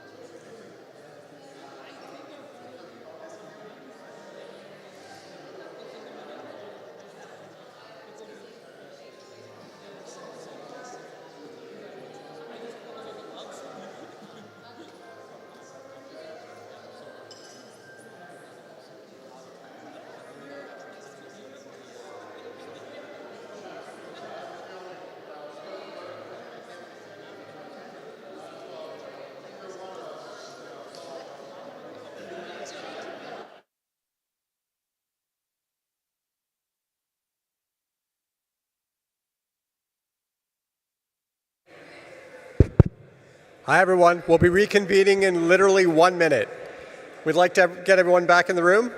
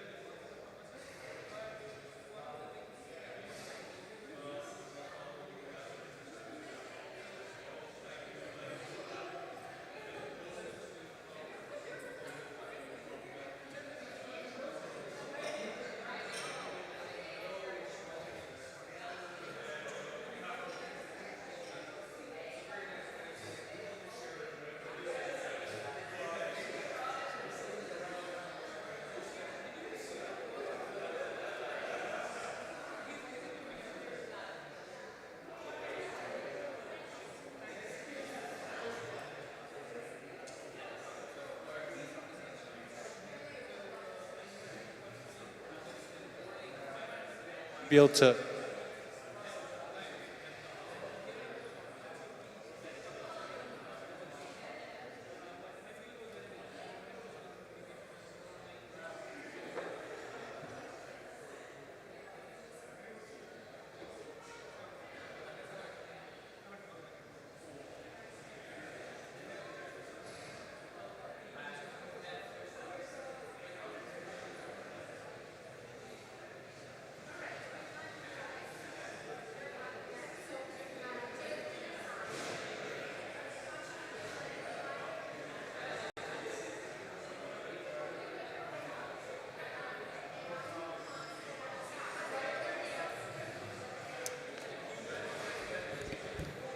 Hi, everyone. Why don't we get started?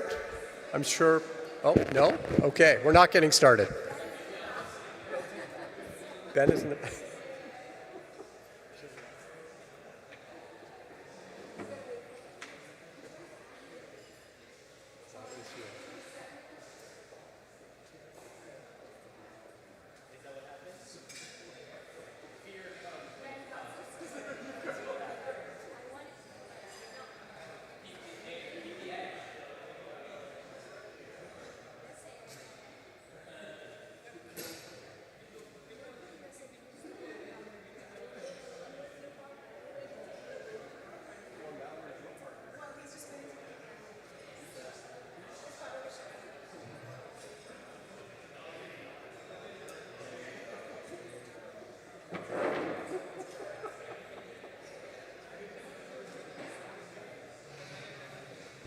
My apologies, we're just waiting for one of the panelists. He's answering to the call of nature. He'll be here very soon.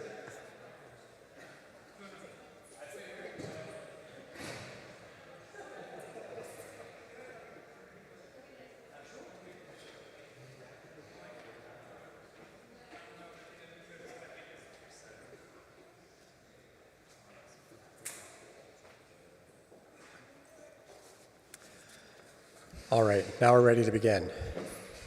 Welcome back, everyone. I hope everyone had a good lunch. I know people will slowly trickle in. So now we get to, I think, what's going to be a fun session. It's a debate. It's a debate on the next revolution in health. AI is multimodal data. So our panelists are very esteemed, very, very esteemed. I'm going to go through a quick bios of our panelists. On the yes side, we have Dr. Azadeh Kushki, who's the Associate Chief of Data Science at the Bloorview Research Institute, Senior Scientist at the Holland Bloorview Kids Rehabilitation Hospital, Associate Professor at the Institute of Biomedical Engineering at the University of Toronto, and she's the Analytics Lead for the Province of Ontario Neurodevelopmental Disorders POND Network. Dr. Kushki's research focuses on the application of data science approaches to characterize neurodevelopmental diversity and to advance personalized healthcare for neurodivergent children. Her partner is Dr. Ben Fine. Ben is a radiologist at Trillium Health Partners and the Quality and Informatics Physician Lead for Diagnostic Imaging. Dr. Fine obtained his medical degree as well as completing his residency and fellowship training at the University of Toronto. He holds a master's degree in engineering from MIT. His research and quality interests revolve around artificial intelligence and machine learning, diagnostic wait times, closed-loop critical result notification, error proofing, capacity prediction, among other topics. On the no side, the naysayers, we have Dr. Nawar Shara. She's the founding director of AI CoLab, Chief Research Data Science, Director of the Center for Biostatistics, Informatics, Data Science at the MedStar Health Research Institute, and Associate Professor of Medicine at Georgetown University with over 20 years of experience. As an NIH-funded researcher, she leads multidisciplinary teams to harness the power of AI in promoting ethical, transparent, and trustworthy solutions in healthcare.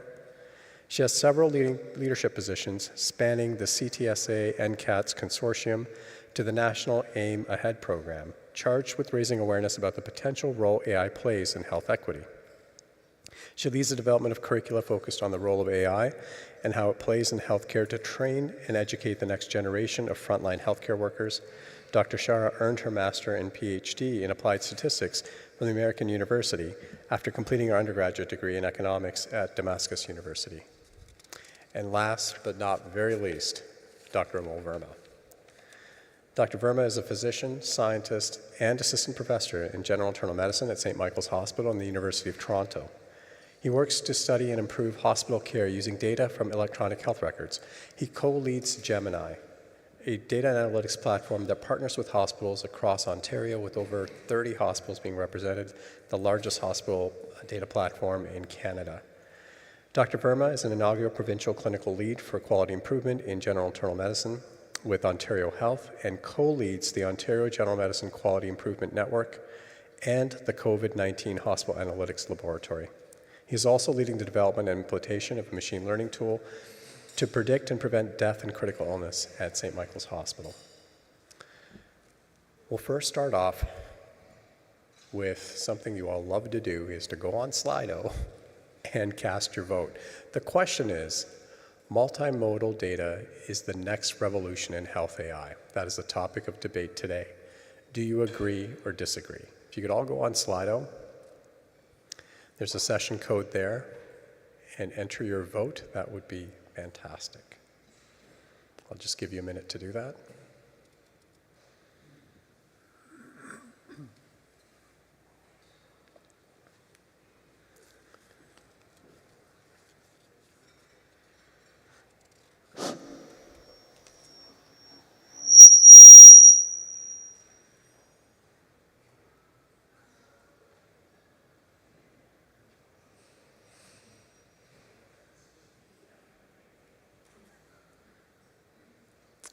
Okay, everyone's done?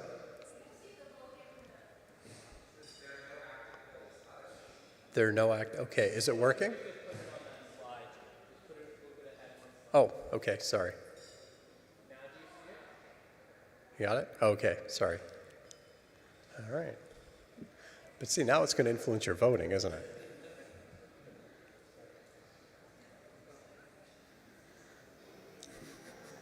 For the record, the no side loves the low bar you're setting for us.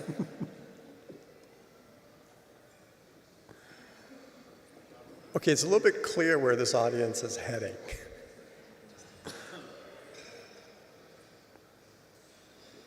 Okay, I don't think we need many more votes. I think it's pretty clear this audience really thinks multimodal data is the next revolution in health AI. So, no side, you have your work cut out for you. I have to say, shenanigans are allowed. So be free, be vicious, do not hold back. This is a full-on brawl, all right? Terrific. All right, now what we're going to do is we're going to start off with the format. So the format is that I'm going to ask Azadeh to come up for 2 minutes, an argument for the yes side, followed by Nawar, an argument for the no side. Then it will be Ben going back to the yes side, Amol for the no side. And then, of course, I get to ask some challenging questions, and you as an audience get to pose questions as well. Fair? Great. Azadeh, it's up to you.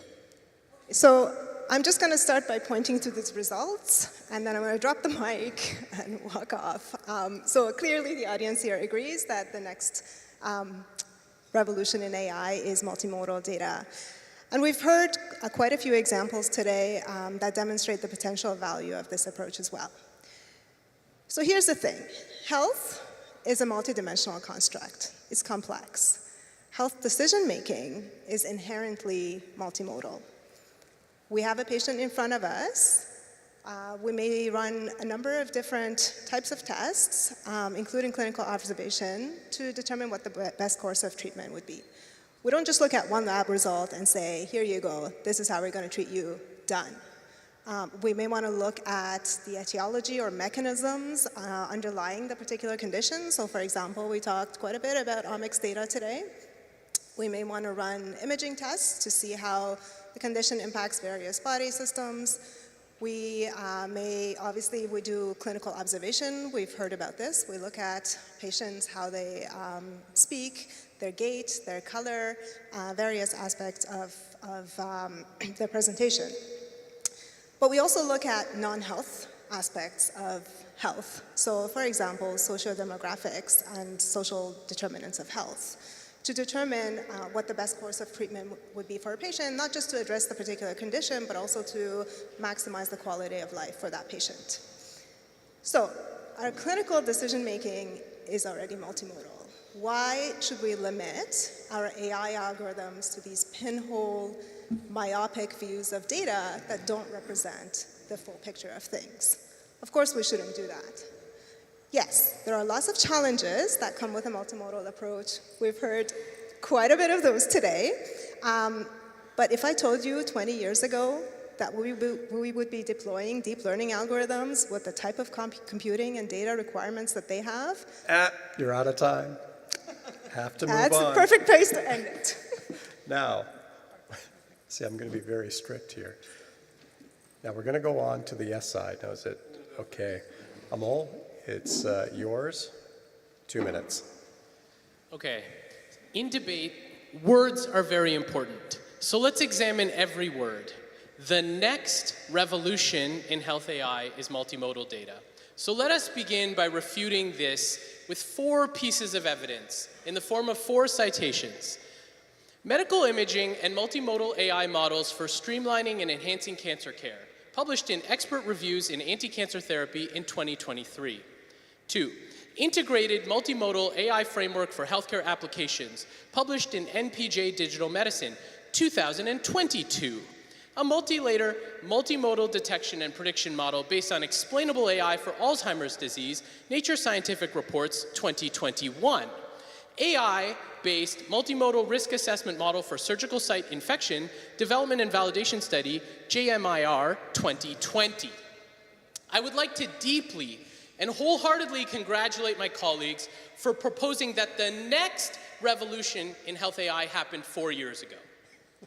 I suspect that they also believe that the next revolution in television is streaming services. The next revolution in communication is mobile telephones, and the next revolution in music is Taylor Swift.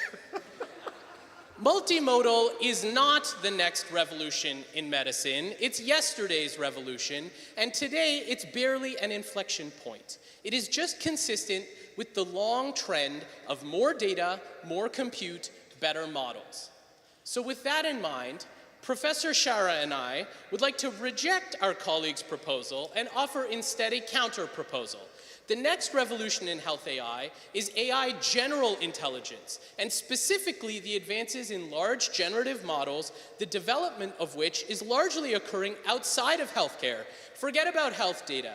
We believe these models will be truly revolutionary in the future, which is essential for the word next, and we need to start preparing for them now. Here's why they'll be revolutionary.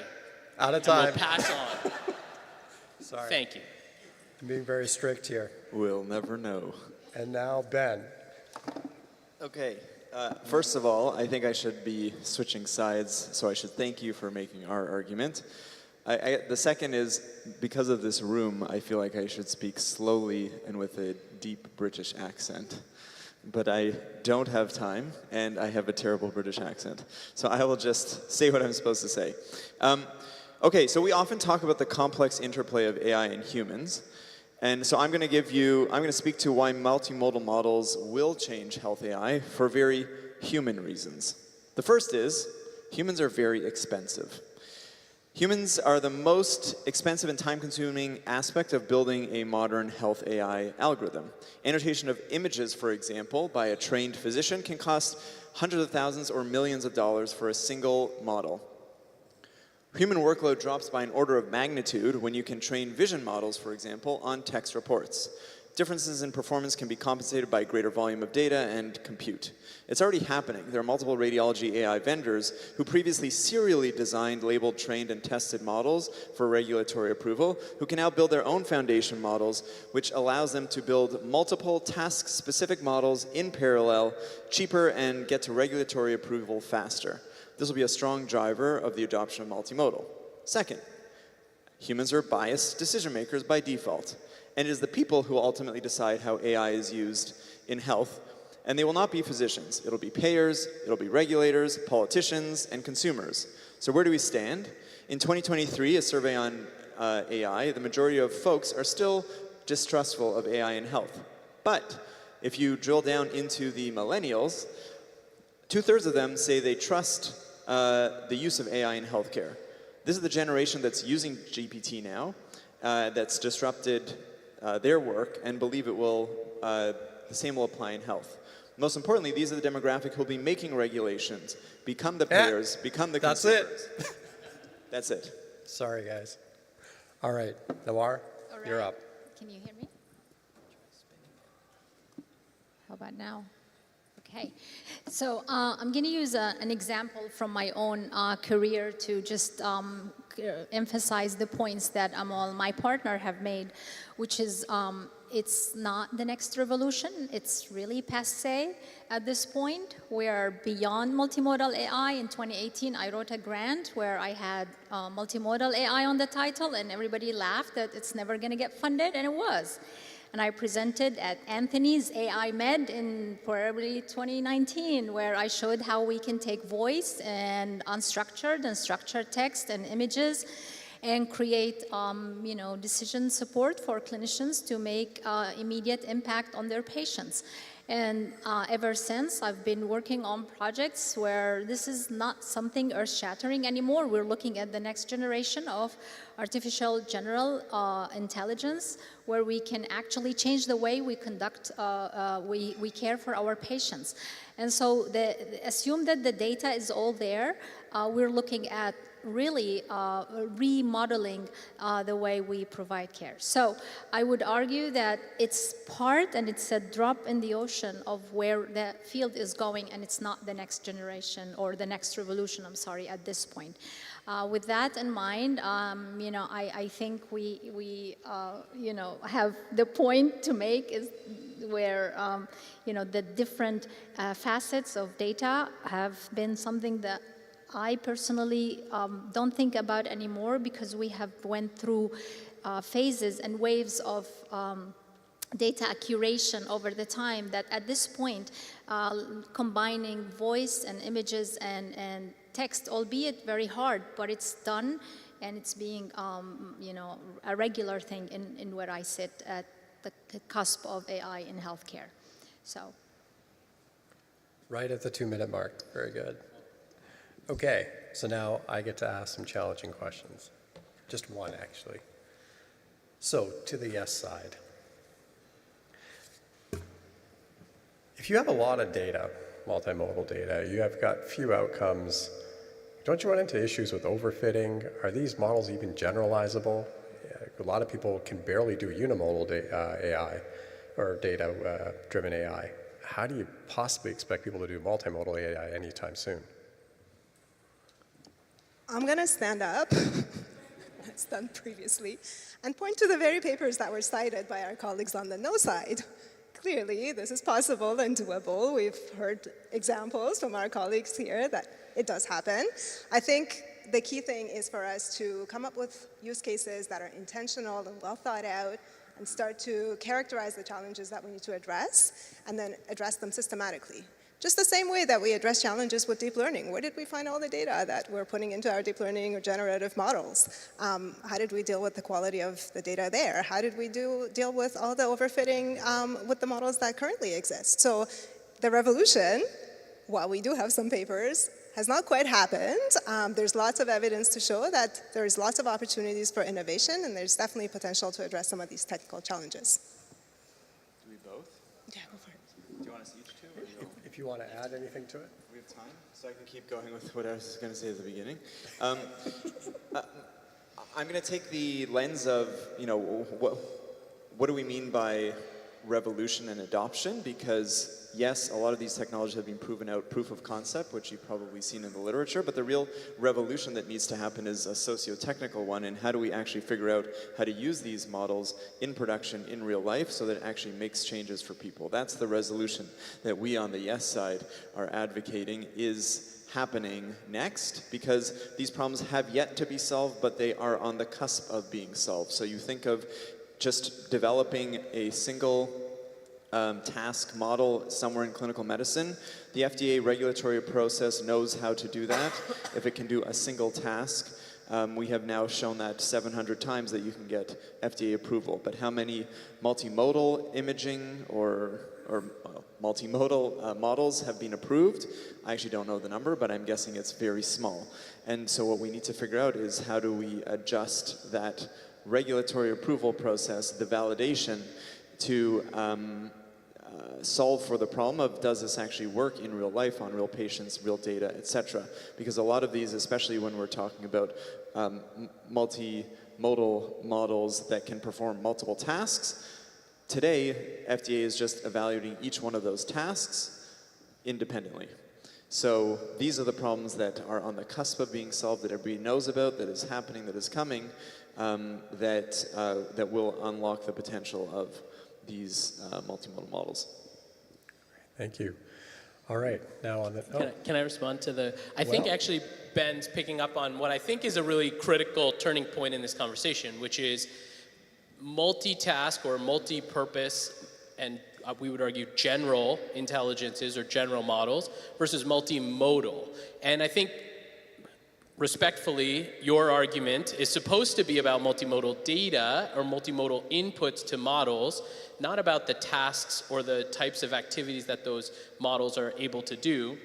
As an example, ChatGPT is a great multi-purpose model that has a single kind of input in its initial form. And so I think actually our whole argument is actually what you just talked about, which is if we just talk about multimodal data and say we're going to combine some text data and some imaging data, and we're going to use that for narrow predictions like we've always done, or like we'll continue to do, that is a single task model that is just ingesting different kinds of data to achieve a narrow task or a narrow purpose. That's not particularly revolutionary. I think we expect that those models will work better. We expect that they'll have some incremental improvement, but that doesn't strain medicine's current frameworks for how we evaluate medical devices, for how we regulate technology, for how we think about clinical use cases, right? That's just an evolution, really an iterative improvement on what already exists today.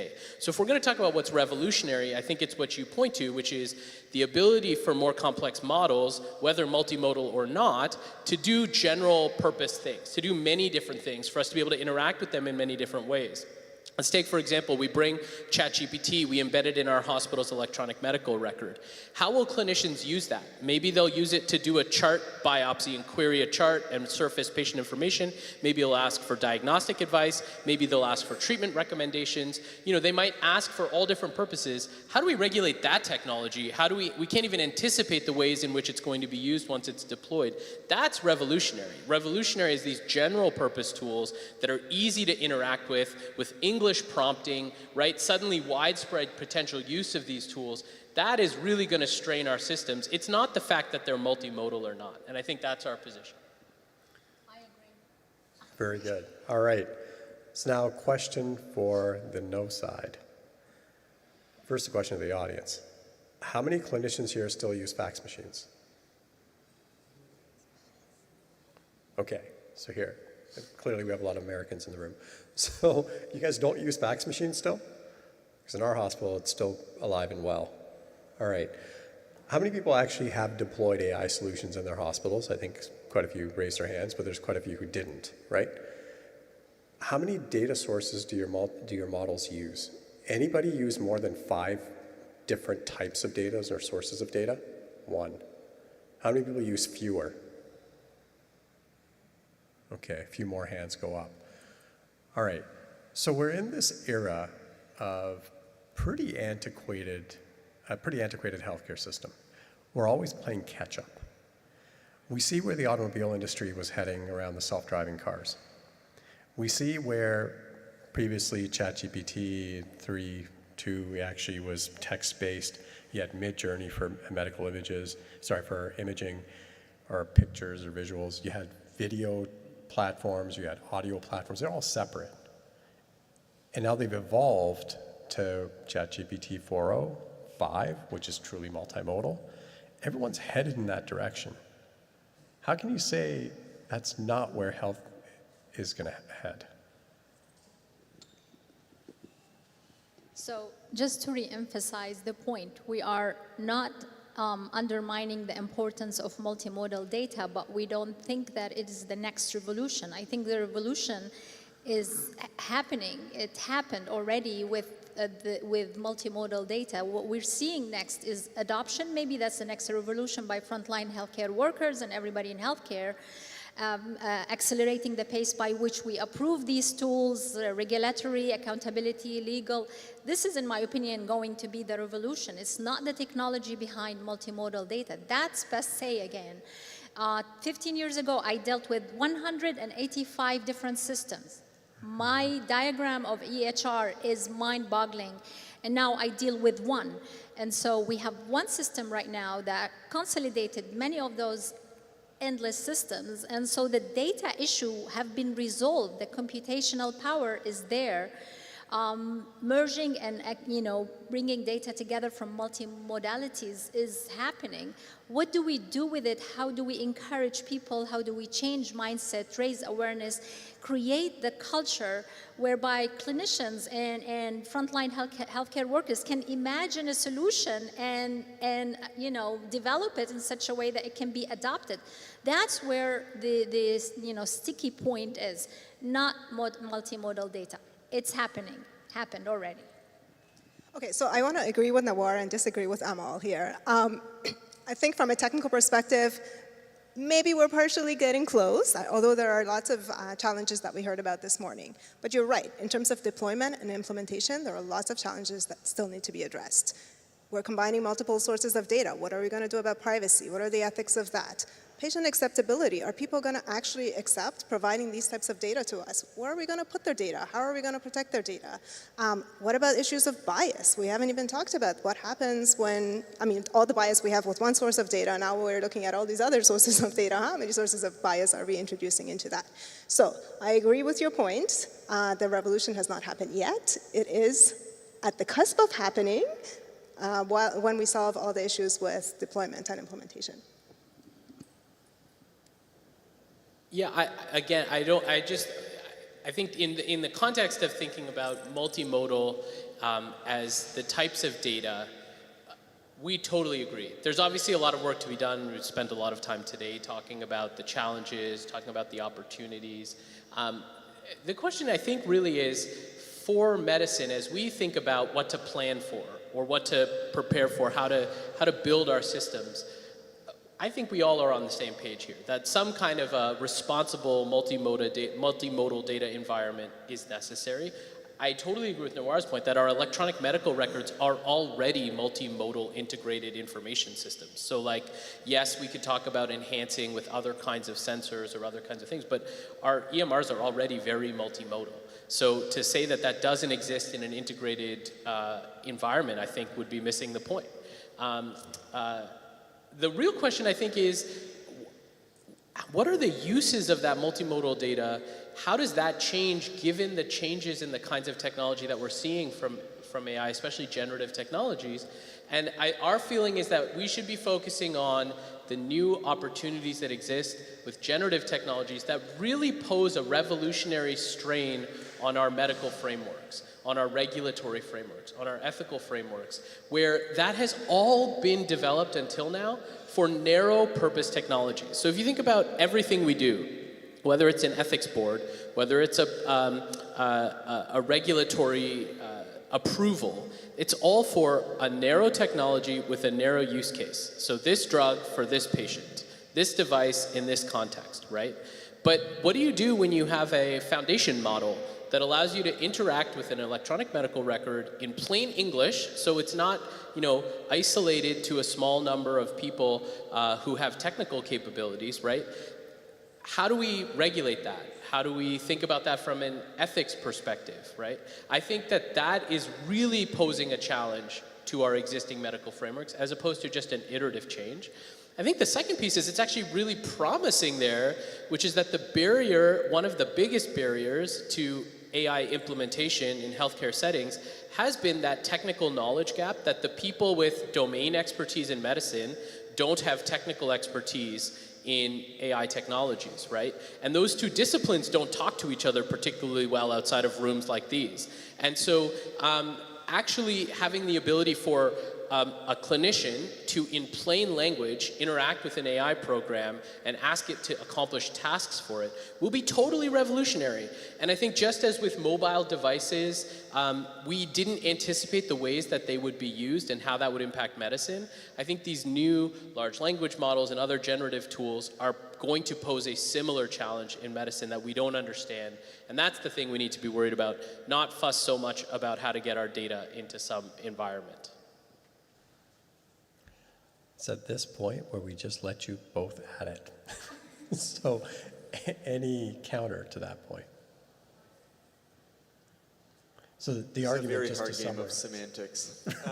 Well, the argument right now, just to summarize, is that the no side is saying multimodal data is already here, been here. That's not the next revolution. It's how we use the multimodal data. According to the question, it does say multimodal data. I think your argument is we're not there yet. We still have a ways to go. Is that a quick synopsis? So I actually want to disagree again with Amal here. So yes, there are some of our hospitals, our largest, most well-resourced hospitals that already have all of the data in there, that have deployed AI algorithms. But think about all the other hospitals. Think about the smaller hospitals, the community hospitals, the rural hospitals. So I would agree that we have not equitably deployed AI successfully across the system. So a revolution for me will reach everyone and would equitably benefit all patients and all clinicians. But we agree on that. We disagree on the topic here. We agree that the next revolution is adoption, is not multimodal data. And so the mindset, creating that mindset is going to be revolutionary, adopting it, democratizing the use of it. The fact that multimodal data is the next revolution is what we're debating. But other than that, we agree that. Yeah, frankly, adoption is a problem whether it's unimodal data or multimodal data, right? Like how many single modal AI technologies have been developed, deployed at scale in small rural hospitals? Like pretty much nothing, right? So the point is, that's not a multimodal problem. That's a problem of general AI deployment. So we could argue that AI deployment still is the next revolution in health AI because it hasn't happened really at scale. Sure, we could have that argument. Or we could argue that the next iteration of AI technologies that will be easier to use, that will actually make it easier to deploy at scale, that you don't necessarily, one of the beautiful things about large language models is they don't need to have perfectly clean data, right? Like I used to think that the biggest barrier to AI implementation would be having standardized clean data across sites. I think actually these increasingly sophisticated tools that understand context really well may overcome that barrier itself too, right? And so my thinking is, in this debate, that we should, that it's really thinking about what are the next suite of technologies, how does that allow us to leapfrog some of these problems, and I don't think we should be too caught up in whether it's single modal, multimodal, the types of data that go into the tool.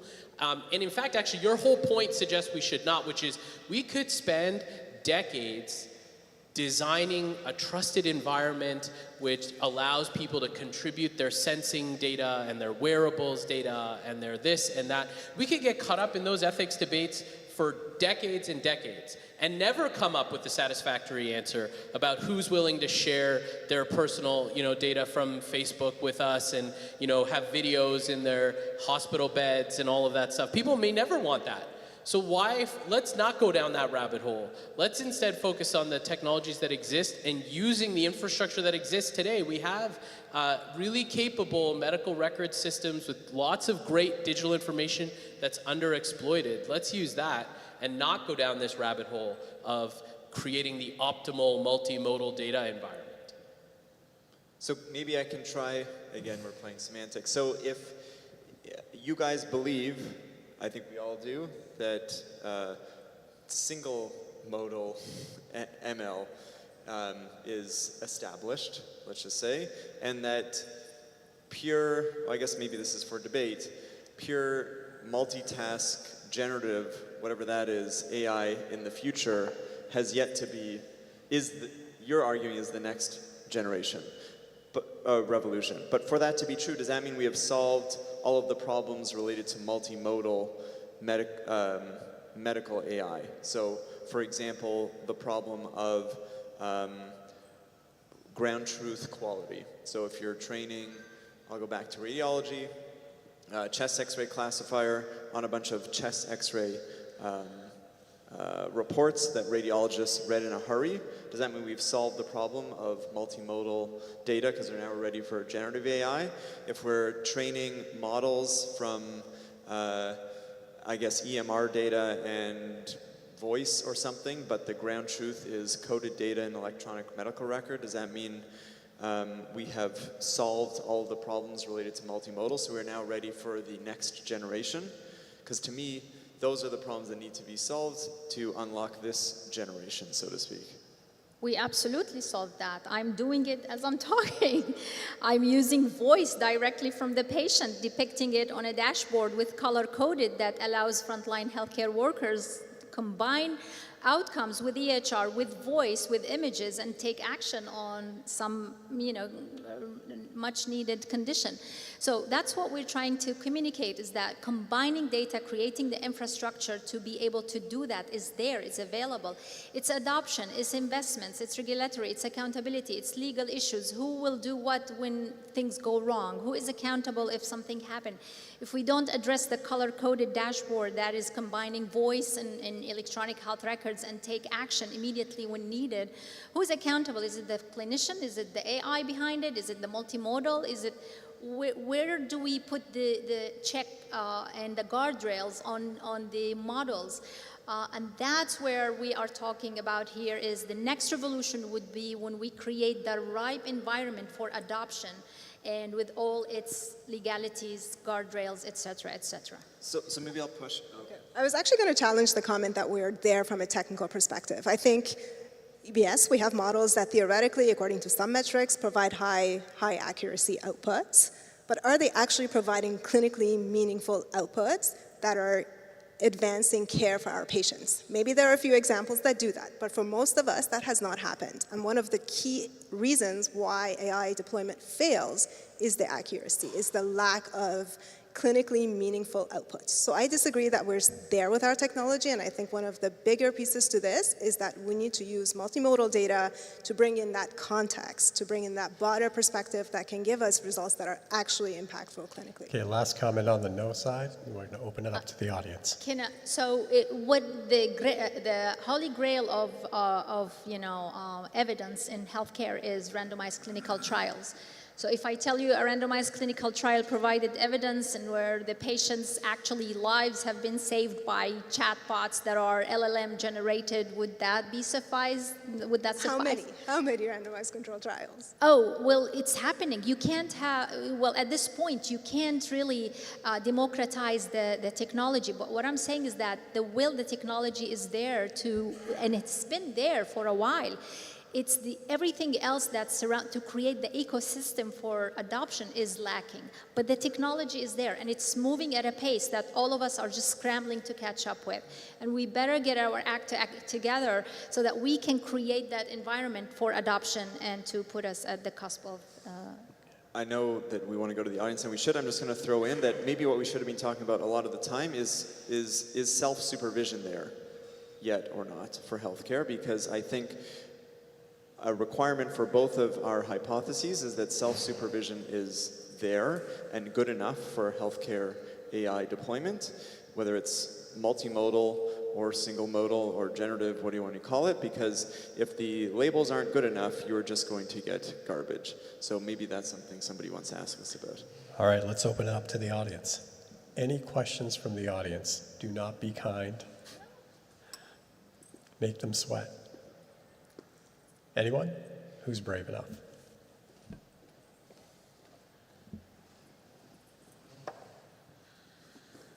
Hi, you guys can hear me? Thanks, great discussion. Suresh, Children's Hospital of Pittsburgh. Maybe this is a tie. All of you were very passionate, so not sure who won it. But I really liked Amol's point, so I'm going with Amol. I'll just say if it's a tie and we started with 16% of the vote, then it's a clear who won. Totally. A couple of quick points. Oh, sorry, I lost the title. You said, was it revolutionary? I think we need to answer revolutionary for who? Is it for the researcher? Is it for the clinical scientist? Is it for the N of 20 patients who are part of a trial? Do most of the doctors want this to be revolutionary? Do the nurses want this to be revolutionary? Do the patients, the consumer? I'm not so sure about it. A lot of multimodality already exists in EHRs and other tools that we use. Most of the successful projects that have been mentioned so far are proof of concepts or pilots where the impact is low. To scale that up across organizations, across countries, it is not going to be easy. So that's the reason I'm not sure whether, yes, it's the next logical step, it's an advancement, but it's not revolutionary like the smartphone or like the World Wide Web. And so this is a comment, and I just want to make a comment. Sorry, I forgot my question. So I think you're supporting the no side. Any comments actually first from the yes side before we go to the no side? I'll speak maybe from a radiology lens, with good confidence that this is a revolution in the development of models for at least computer vision tasks where the label exists in some written form that does not require a human now to perform a very time-consuming task, because it is literally happening, and you can see the number of tasks that existing commercial developers are able to produce now. The speed at which they can do it and the cost at which they can do it has dropped by a significant amount, maybe order of magnitude, and you can see them, they're not really yet coming to market, and that's why I would say it's a revolution, or we're on the cusp of that resolution, because I don't know how to describe it other than it is literally happening right now. I also just want to agree very much with your point that who is the audience, right? Who is the person who would benefit from this? And I don't think that the patients have yet seen the benefits of this revolution. So from the perspective of patients and actually advancing care, I don't think this revolution has happened yet. So even though the data may exist, the benefits of it hasn't reached the ultimate target audience here. Should that be the priority, though, for the patients? just picking a prototype patient, if you put this up in front of patients, do they want a better customer experience with the doctor when they sit in the clinic, or do they want more modalities to be added to their EHR? I think the patients want information that's clinically relevant to them. So I'll give you an example. For example, we have an AI system that predicts medications. Predicts medications pretty accurately, but there are situations where we provide the recommendations and the clinicians would say, no, the patient won't be able to afford this. No, the side effects, this particular side effect will not be acceptable to this patient because of their cultural challenges or whatever the other challenges may be. So just because you have algorithms that give you accurate results, it doesn't mean that it's beneficial to the patients or that it transforms clinical care. Great, thanks.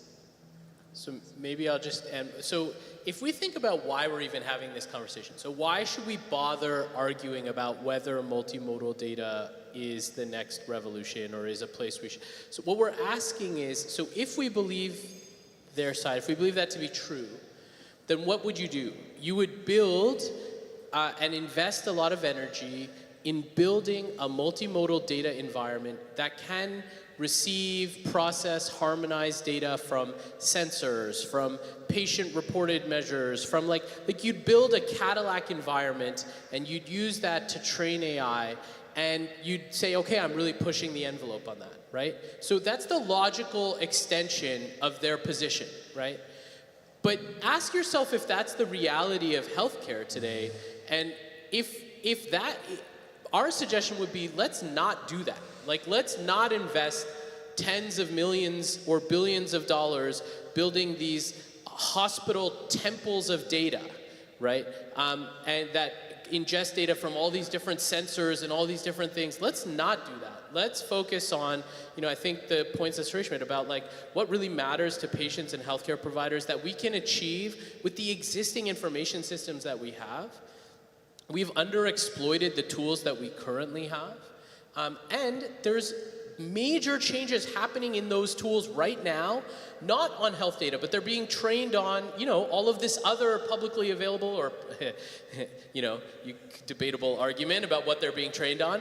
But they are dramatically improving generation over generation. Let's let that happen and then bring those into our healthcare environments and use them in the systems we have. Let's not if you take the yes position, it leads you down a certain road of development that will lead to more rich people and rich institutions having really advanced AI and fewer sort of general solutions. Whereas I think our position is to say that kind of approach is passé. Let's build something more broad and use the systems that exist today. Can I just make one additional point? I'm not sure whether it was covered. The security issues. I'm the CIO of a children's hospital, so very familiar with the governance and the security rules. Every input that is added, whether it's textual, whether it's an echo, or like you mentioned, the very useful point, cost for patients, etc. But anytime any mode is added as an input, that increases the probability of breaches and security concerns. It's just a linear relationship. Something to keep in mind. And again, not the reason not to do it, but that should also be on the checklist of, should this even be a revolution or not? Exactly right. And that's what I meant, creating the ecosystem for these models to be deployed, including security, legality, and all of that. Thank you for that comment. Any other questions from the audience or comments?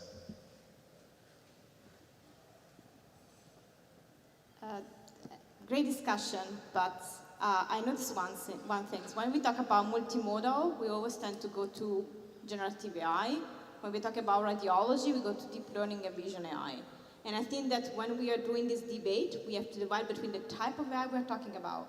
Because generative AI is not going to resolve all our problems. Because right now it feels like you put all the data in some kind of blender, and somehow the AI will magically improve your outcomes in clinics. That's not the case.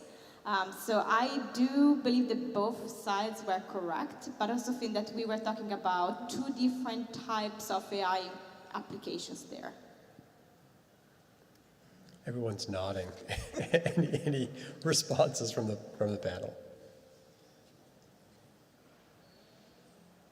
I think I absolutely agree with what you said. I do want to go back to your point about putting the data in a blender, because I think if we're doing multimodal data, this is not about putting everything we have into the same model and seeing what happens. I think this needs to be very intentional. It needs to be thought out. It needs to be based on prior hypotheses as to what data should be combined together to actually provide clinical impact.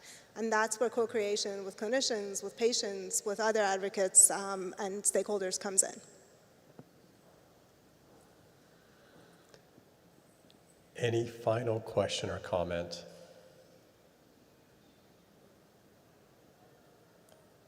Okay, maybe I have one more. So I'm going to use an actual use case. Collection of race data, right? Very, very sensitive, very topical. Certainly the traditional way is to ask somebody, what's your race? And of course, everyone says we should be collecting race data because, of course, for purposes of, well, driving model performance, but also bias assessment, something that we all say is a reasonable thing to do. How many people here collect race data really, really well? Really? Not a single hospital in Ontario does it well. In Nova Scotia, maybe in all of Canada. But in the US, maybe, I'm not sure. But the validity of that data can be highly questionable. A lot of people will say, I prefer not to answer. So there's a lot of challenges with collecting race data. So how do we then go to multimodal? So we had this idea at our hospital.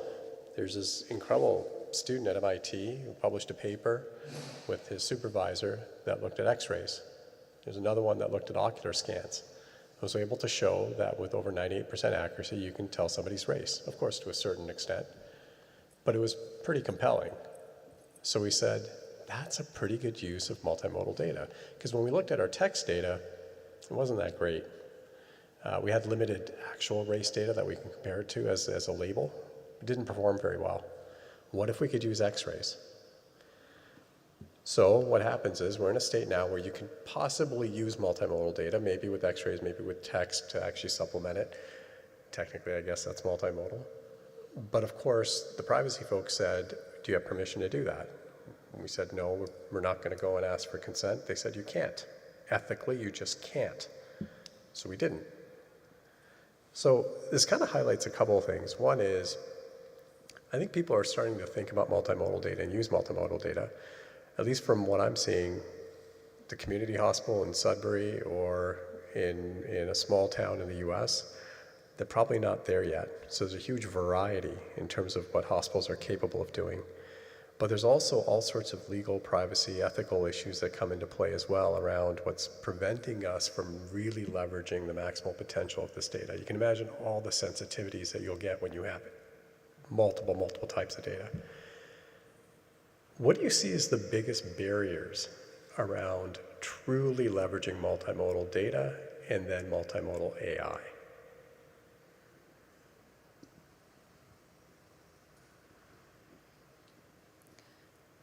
I think what you just explained. I was hoping we would just be quiet and make them talk about the barriers and therefore undermine their own position. But no, go ahead. No, I think what you mentioned is happening as we speak, and there's always the potential for missing information. And as a statistician, in the past, we used to apply imputation methods to kind of offset, some of the gap and identify some of the missingness. But it is what it is at this point. And I think if somebody is reluctant to provide the race, or if the system is not collecting the race, it will have some repercussions. But with the potential of having multiple data sources, I think there's a time when other data will trump the lack of race or other factors, and help in identifying issues at a much higher pace and a much more efficient. For example, recently we learned that socioeconomic and environmental factors are much more detrimental to someone's health than race. And so if we were to identify someone's location or geographic location, or even at a census tract, we could potentially identify issues from having this access to this data and not worry so much about every little thing that's missing or not there. especially if this data was voluntarily left out from the system or the records. I think the story you told, Mohammed, and thanks for sharing, is one that actually makes me troubled in some ways, which is I think we spend a lot of time asking what can we do with AI rather than what should we do with AI. And so your question of can we extract race information from a chest x-ray, technically the answer is yes, but should we? And what are we doing with that information? It's really troubling, actually. I'm very glad the privacy people said don't do that. Because, if as an organization, why are we, there's a lot baked into that in terms of race as a sort of socially constructed identity, not a biologically determined thing, and, how people experience healthcare. And the Black Health Alliance in Ontario has suggested that the way to do this is at the time of registration, but not when people come to access care, because self-identifying with a certain race can actually harm the care you receive if you're from certain groups. If you are openly an Indigenous person, you receive worse care in hospitals in Ontario and Canada. And so I just think it's really fraught, and I think we need to be thinking. So to answer your question, what is the biggest barrier to multimodal data? Those problems that we have right now about using data that we currently have get amplified 10-fold or 20-fold when you start thinking about other kinds of data being pulled in to our environments. And so for me, the biggest barrier is one of trust, ethics, governance. We need to be thoughtful about how we assemble these data, who governs their use, and the purposes of their use. And I think until we have that done, we should not be just moving ahead on what we can do rather than what we should do. Fantastic points. I think race data and broader identity data are absolutely critical to developing responsible AI algorithms. As we move to looking at our EHR systems, large language models, there's tons of systemic biases in our EHRs that will get perpetuated with these types of AI algorithms. So it's critical to look at these broader identity data. You say that people don't provide the data. Well, we should ask why. And the reason is there's no trust. People don't trust the system because they've experienced oppression. They've experienced discrimination for many, many years in the system. So what we need to do is work on building trust, making sure that people understand why we're collecting the data, and have a clear plan for using the data to actually advance responsible, equitable AI.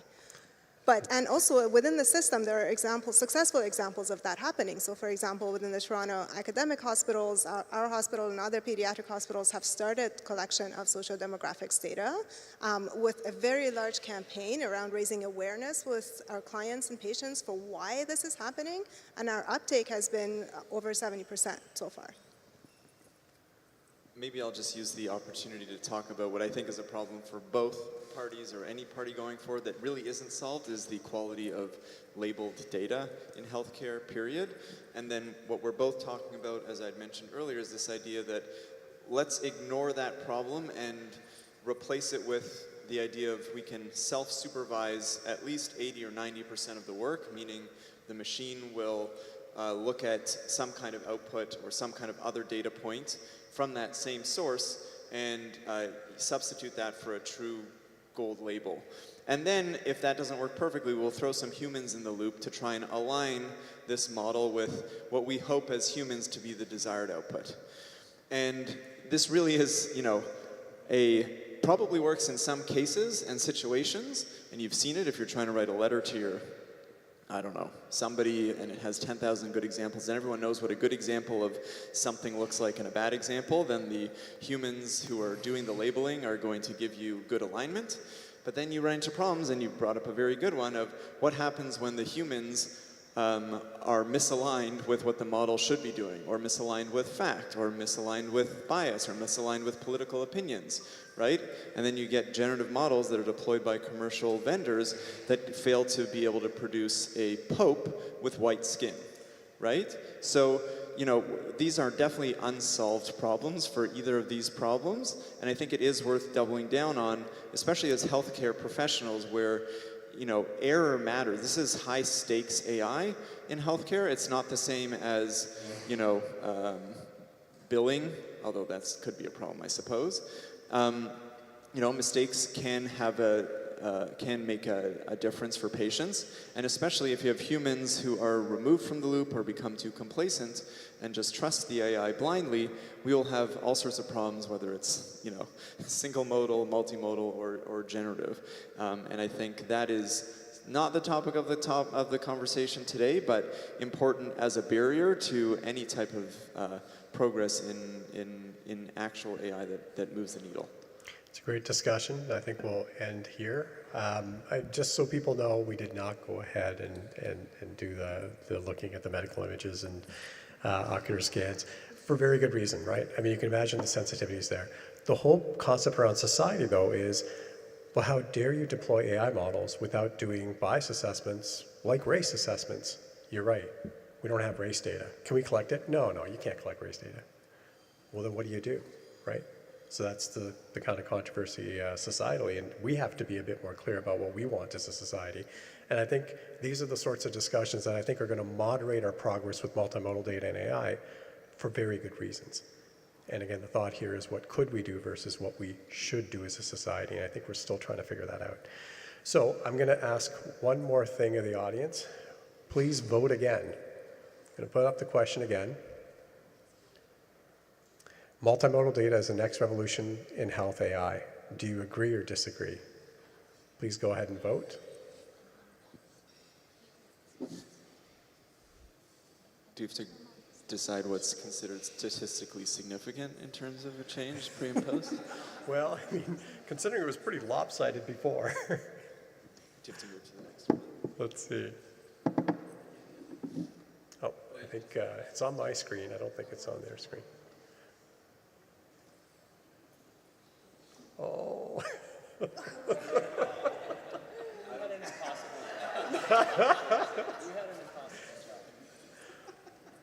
All right. Well, it's pretty clear what's happening here. I would say, for this panel and for the audience, we're all winners here today. Thank you, panel, for a very lively debate.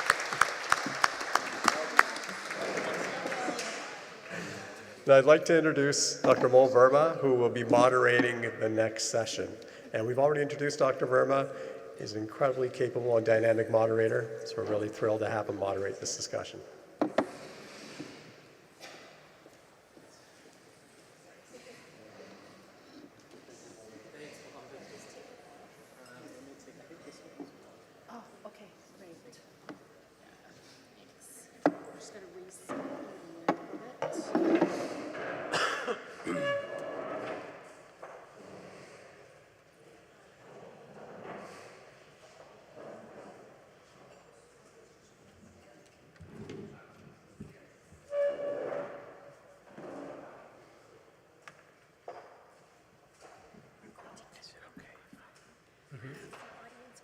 Okay. Sure. I think so. Or no, I can sit. Do you want me to sit? It'd be better to sit. Yeah, if that's okay. If there's space. Yeah, I'll just sit on the edge. It's better.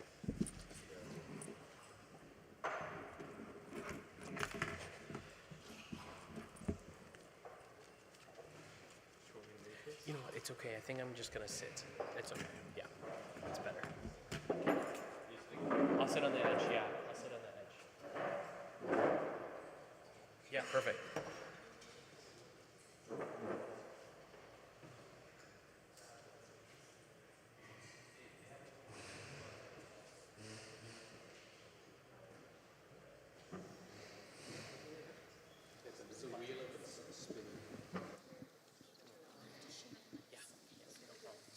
Yeah, for sure. Sounds good. Okay, it's my delight to be not speaking very much during this panel, hopefully, and to present really a set of very distinguished panelists. I'm not going to read whole bios, that would take the whole hour, so I'm just going to introduce their main title, and then I believe in packages or somewhere you can see the sort of their full bio in the speaker's notes package that you have there at the beautiful glossy handout. Okay, so today on the panel we have Dr. Alejandro Berlin, clinician scientist from Princess Margaret Cancer Center. We have Dr. David Cheung, founding dean, School of Medicine at the Chinese University of Hong Kong, Shenzhen, China. We have Professor Jennifer Gibson, director of the University of Toronto Joint Center for Bioethics. We have Michael Hilmer, assistant deputy minister of Digital and Analytics Strategy, Ontario Ministry of Health. And we have Professor Rahul Krishnan, assistant professor, Department of Computer Science, University of Toronto. So this is called a Fishbowl Panel, which means basically for the first 30 minutes, it's going to be conventional. We'll ask some questions, we'll have some back and forth. Conventional, but of course, very distinguished contributions from our panelists. And then we're actually going to open it up to audience comments or questions. The audience member who comments or asks a question is then invited to come up and join the panel and boot someone off the panel. We can figure out whether you decide or I decide who gets booted off the panel, or the panelists decide maybe. And then the audience member is then present on the panel for the subsequent question, and like that we kind of go through replacing various people on the panel. Okay, so to kick us off, I'm going to ask each, we're just going to go in order for the first question, and then thereafter we'll sort of mix it up a bit. So the first question is really just asking for a reflection on the near-term futures about AI in medicine. So essentially based on your work, and maybe this is an opportunity to introduce the work that you're doing and what you're most excited about, tell us what are the near-term question or two that is sort of the most pressing for you right now, whether it's related to multimodal or about AI more generally. So maybe we'll start with Ale. Yeah, so I'm very focused on implementation. So we have brought and deployed algorithms into the clinic for different uses. I think the question or the main topic remains being the same, for at least for me, over the years, because I don't see much progress on these. There's a lot of emphasis on the AI aspect and in a very techie-centric approach to the technology instead of a human insight-driven approach to the technology to really question what the value is that it's bringing to the clinic, who are the final users that are going to be impacted, and how do we maintain the goals of these users aligned as we perturb the clinical environment. So we can keep talking about revolutions coming. By the way, if it's a true revolutions don't announce themselves. The same as you don't say, oh, I'm going to scare you now. It's like that's not scary by definition. So the whole fact that we're talking about revolution, I think we're very centric in the technology instead of centric in the actual problem. So I hope that's the change that it's going to eventually happen, that we're going to have that aha moment that we should fall more in love with the actual problem and why and for what are we using the technology. Thank you. It's David Cheung. As a clinician researcher and scientist, as well as a clinician educator, and now a clinician administrator, been having as a change agent for many decades now, merging the Toronto General, Toronto Western in the anesthesia and the largest CVICU in Canada, and then moving to London, Ontario, to merging the 3 academic health science center, also became the acting dean of the Schulich for a good number of years, 2 years, before I took on this opportunity. The pressing aspect is how to educate the new generation of doctors. Healthcare is a major challenge in Ontario, in Canada, around the world. So we talk about AI. I'm sitting in one of the panel with Professor Anthony Cheung from the US, and we check about where's all this healthcare, where's the industry taking all of us. I'm going through the electronic health record before, take months before I can convince my colleagues to change and adopt a simple electronic health record. So now the pressing issue for me is to change the new generation so we incorporate the medical curriculum all the 1 to 6 years in a British system. In Canada, we have 4+4. So I think our pressing job for all of us is to educate the new generation of doctors that they will be able to adapt, adopt and move forward with the AI integration and implementation. We talk so much about the challenges the whole morning is because we don't have a grassroots understanding from our medical students to our residents and to the practicing physician. So I'm hoping this is a pressing thing that we all need to look at and reflect on to our new generation of doctors. Great, thanks Davey. Michael Hilmer, thanks for the invitation. As a policymaker who thinks a lot about data and digital health, I think about AI from that perspective. Because a lot of components have to come together, I think, to make this work at scale. I think we have so many great examples, people in this room who've been pioneers and innovators and have made a lot of progress. And I think for AI to scale effectively, we need to put the conditions of success in place. And I think policy has a huge role to play there. I think, you know, for those of you who've been in Ontario for a long time, there are two solitudes, one of which we know we have this unbelievable asset, the provincial data stores that have all of us in it from cradle to grave, covering all of our care experiences, more or less. But at the same time, as innovators and researchers, it remains really hard to get a hold of that data. There's still a lot of friction. One thing I'd say is, and I'm grateful that Jennifer's here as a member of the first iteration of the Ontario Health Data Council.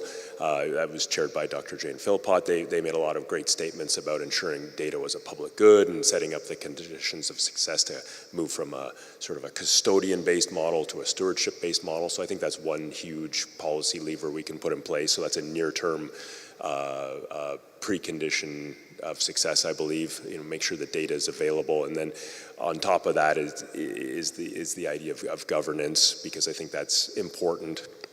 And then beyond that, thinking about how things get deployed, and I sort of think about it in two ways. One is which we have a functioning electronic health record in this province that has a good amount of real-time data in it that itself could be a bed of deployment if we so wished.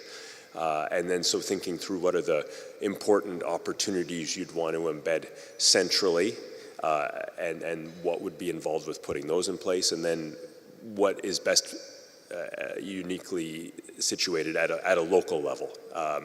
That just couldn't work centrally ever because you didn't have the data, or it wouldn't be tenable from the uniqueness of a patient population, whatever the consideration. So I think I'm just trying to think through, by listening to people like you in this room, like what are the different frameworks in which we should be thinking about the conditions of success? What are the policies that need to be put in place that allow the free flow of data, that build up the principles that we've all talked about? And then the last thing I'd mention is you all need to know about Bill 194, which is going through second reading right now, which has two important aspects. One is specifically for hospitals. There are many public sectors named, but hospitals are named specifically. When it becomes law, there'll be a set of regulations that go along with it, and you'll have a certain set of obligations around cybersecurity, mapping out your maturity, your practices, and there will be an analogous set of obligations around AI in terms of what you'll have to do. And they'll be based on standard principles as well of, have you gone through a process, an AI assessment of some sort. So with that, I'll pass it over. Thank you. Hi, everyone. And it's great to be on the panel with all of you and to be with you in the room. I'm a bioethicist, but I'm really most interested, and most of my work is in health policy ethics and health system ethics. And so I bring that lens to the work that we do in AI at the Joint Center for Bioethics, where we are asking questions around ethics and governance. What does it mean to actually think about putting responsible AI into practice? What are some of beyond just simply identifying a set of principles, there's a proliferation of principles out there. And I was a part of trying to be part of synthesizing some of those when I'm a member of the WHO expert panel on ethics and governance of AI for health, and we reduced it down to 6, but how do we actually translate that into practice? So that's where I'm now thinking about what is the capacity building within our institutions, what is the capacity building within our system that needs to be in place in order for us to be able to, A, realize any benefits that may arise from AI, is it also to ensure that we're building in safeguards in a way that is continuous with the regular flow of day-to-day work within our health settings, and that also brings the public and patients along, or gives them space to say, that's too far. And I think it's that reciprocal conversation that needs to be had. I was struck by how in the previous panel, it started with a debate about multimodal data and ended talking about people and about trust and about equity within our system and about how we start to think about what the social and historical context is that we need to be aware of. And I think in many conversations I've been in recently, that's where the conversation seems to be going. So I think, and from where I sit, there's a ton of work that still needs to be done on this. And it is something we're trying to address at the Joint Center for Bioethics. We've just recently launched a professional leadership fellowship called the Amos Fitzgerald Fellowship in AI and Human-Centered Leadership. And we are learning with the 13 fellows in this year's cohort about the pain points that they're experiencing. Some has to do with relationships with industry. Some has to do with sorting out what vendor products they should be purchasing. Really practical, granular problems that will make or break whether or not we are actually fostering an environment of social or responsible AI writ large. Thanks. All right, thank you everyone. My name is Rahul Krishnan. I'm an assistant professor in computer science and medicine, as well as a faculty member at the Vector Institute. So my research kind of spans thinking hard about algorithms. So what I really want to do is think hard about all of the tools in machine learning and how they can build clinically useful algorithms. And I do that through collaborations with clinicians such as Amol and many others in the audience. But I think when I think of the healthcare system itself, the vision for the future that I see is twofold. The first is that I think healthcare right now is is packaging two things. The first is the delivery of care, and the second is the manipulation of information. And so when doctors practice care, they do both of these things jointly. But what I think the real opportunity for AI in the context of moving the health systems forward is being able to decouple the two, which is to say, to have AI assist with a lot of the information processing aspects of care and enable doctors to spend more time on the more human aspects of care. And so to that end, we can ask, how do we build a system that has incentives to create that?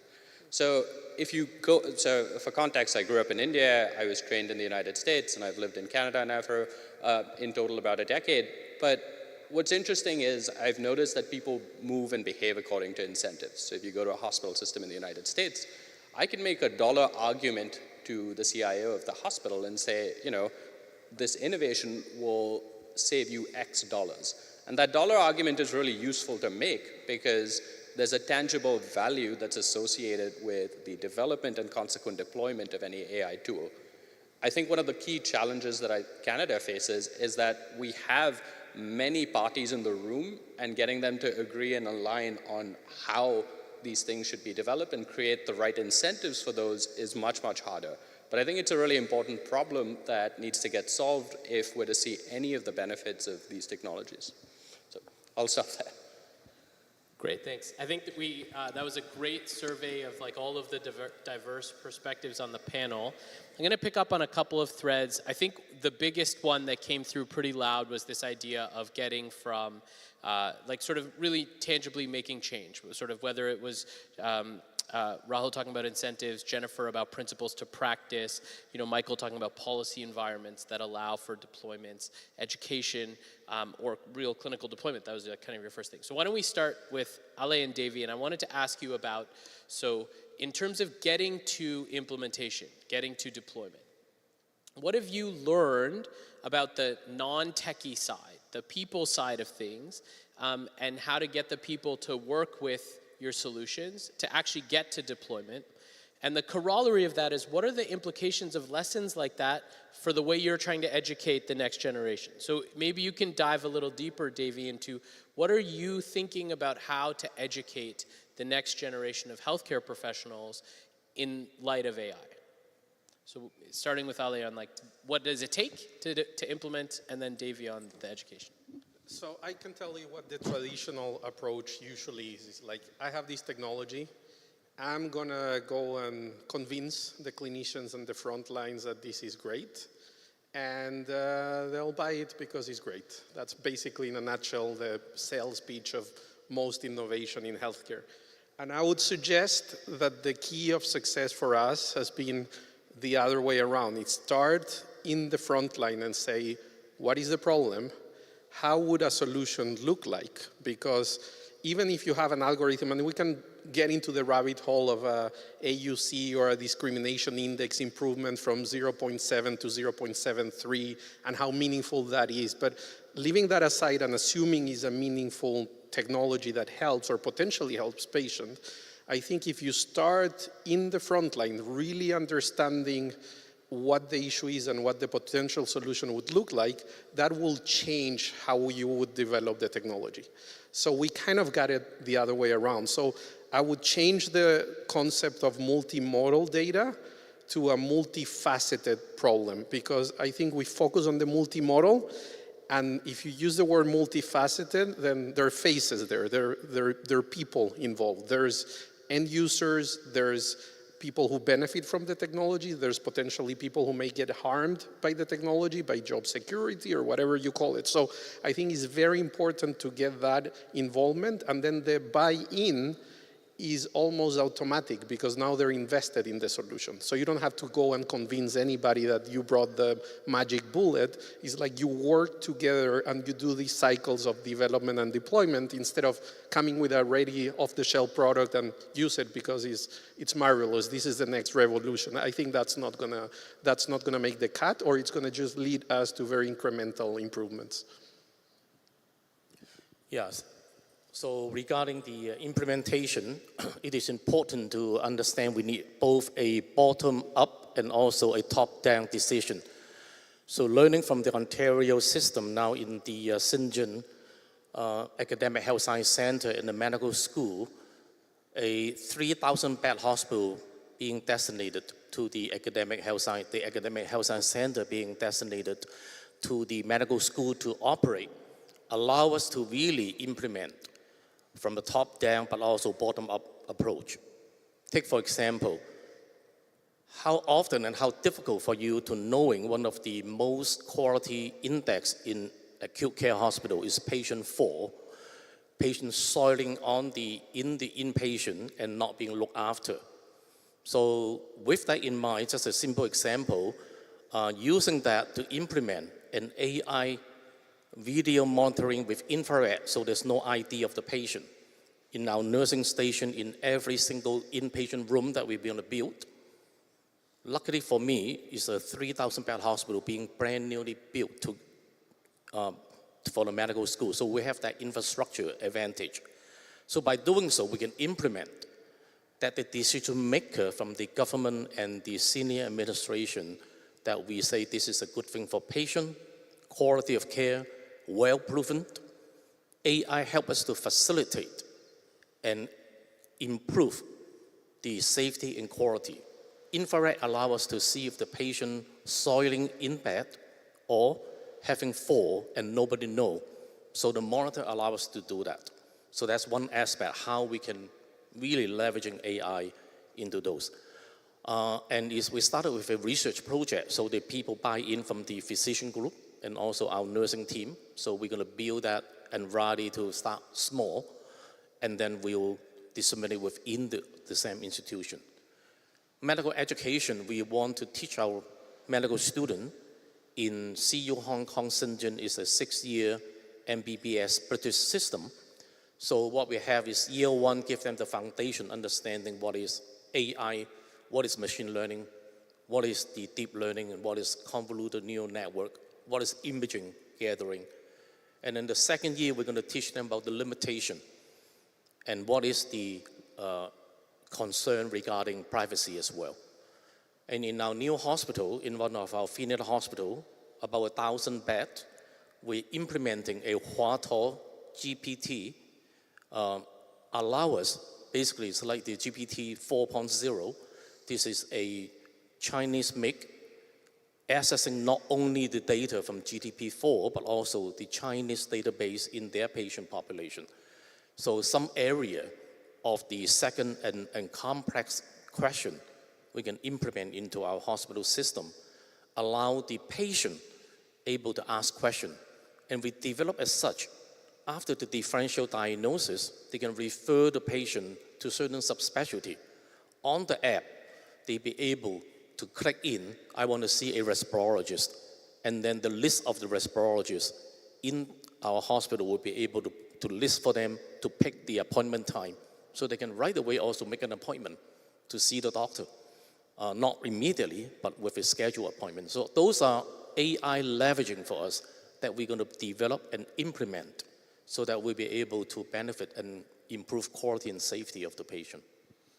Thanks so much. That's very exciting. I have like 4,000 questions for both of you, but I think in the interest of allowing others to also speak on the panel, I actually have a question for the other three panelists. Take them in whichever order you want. You all spoke a little bit about scale, implementation, incentives. So with that in mind, I'm wondering, how do you think about incentives for AI in the context of Canadian healthcare, Ontario's healthcare specifically? What are the incentives we need to get right or wrong? I think one of the incentives, we often think about economic incentives. One of the incentives I think that we often forget about is like innate human joy or altruism, or like why people work, like why did you go in to be a nurse, why did you go to be a physician, and like what motivates you to do your job every day, right? And by and large, those are not like day-to-day financial incentives, etc. So I'm curious how you think about incentives in the context of our healthcare system, maybe, and how you think we need to think about incentives to, like, what is the right incentive mix for AI? Great question. First of all, I would say to Davey, 3,000 beds. And you told me over lunch that's being constructed over 3 years. It's remarkable. The scale of China is unfathomable to me. So, I mean, I don't think about the incentives of this in some ways any differently than I do about any other improvement or innovation. And lots of really eloquent and smart people have written about how innovations can be incented more effectively in Canada and in Ontario. And that's also in a national context of our productivity, compared to our OECD peers being quite low and dropping. So, there's a broader conversation, I think, about R&D incentives and how that gets deployed that has to be spoken about. But, just in terms of incentives as it relates to bringing new innovations into care, I would say, we don't want to get in the way. I mean, if there are innovations in care, hopefully they can be connected to the dominant funding models and delivery models in a way that makes sense. And I think that's where AI becomes different, because the way in which you do that is so much different than anything else. A new drug comes along, there's a very well understood pathway to that coming on board. And once it's approved, it then moves on to a formulary, and it's a repeatable, understood process. And it's very mechanical. Whereas with AI, I think there's still an uncertainty of even what does deployment mean and for what. But I do think thinking through what's going to excite the people who Alejandro and Davey talked about, the patients, the doctors. I think the first big thing we would love to solve is the administrative burden of medicine itself. You've documented them all, the intensity of information coming through your Gemini project to internists, but I think it's probably true of all clinicians. So much more information coming, and the actual practice of medicine has become a little more burnout provoking and grinding down than it used to be. And I think AI has a huge potential to solve that, whether it's through, ambient AI scribes or moving to the next step in the chain in an automatic way, whether it's a form that's automatically sent to the right people or a response that's populated automatically for the social worker, et cetera, et cetera. Like, I think there's huge potential in that. And I think that will create an incentive for people to be excited and buy into the next set of change. Yeah. So I just want to quickly respond as well as talk about some of the incentives. I think incentives like altruism are incredibly good at getting people to think about an idea and build a proof of concept. But to my knowledge, I don't think any incentive even comes close to a dollar amount when it comes to getting people to scale things. And that's just the reality of it. And so I can give you statistics. I mean, when you ask a master's student out of U of T in machine learning or a PhD in machine learning how much they make graduating going to a corporation, it starts at $500,000. And so at $500,000, that's who you're competing with in order to attract the best and the brightest.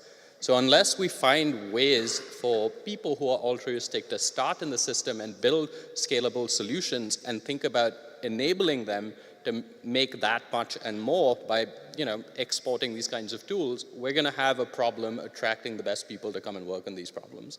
And I think that's, I don't like that it's that way, but that is the reality of the world that we live in.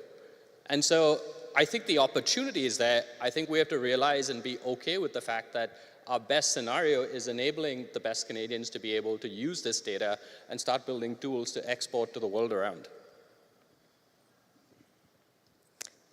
So I'm not going to disagree much with either of you, but I will add some thoughts. And partly it's to push back on the question, which is, what are we incenting and who are we incenting to do this what, right?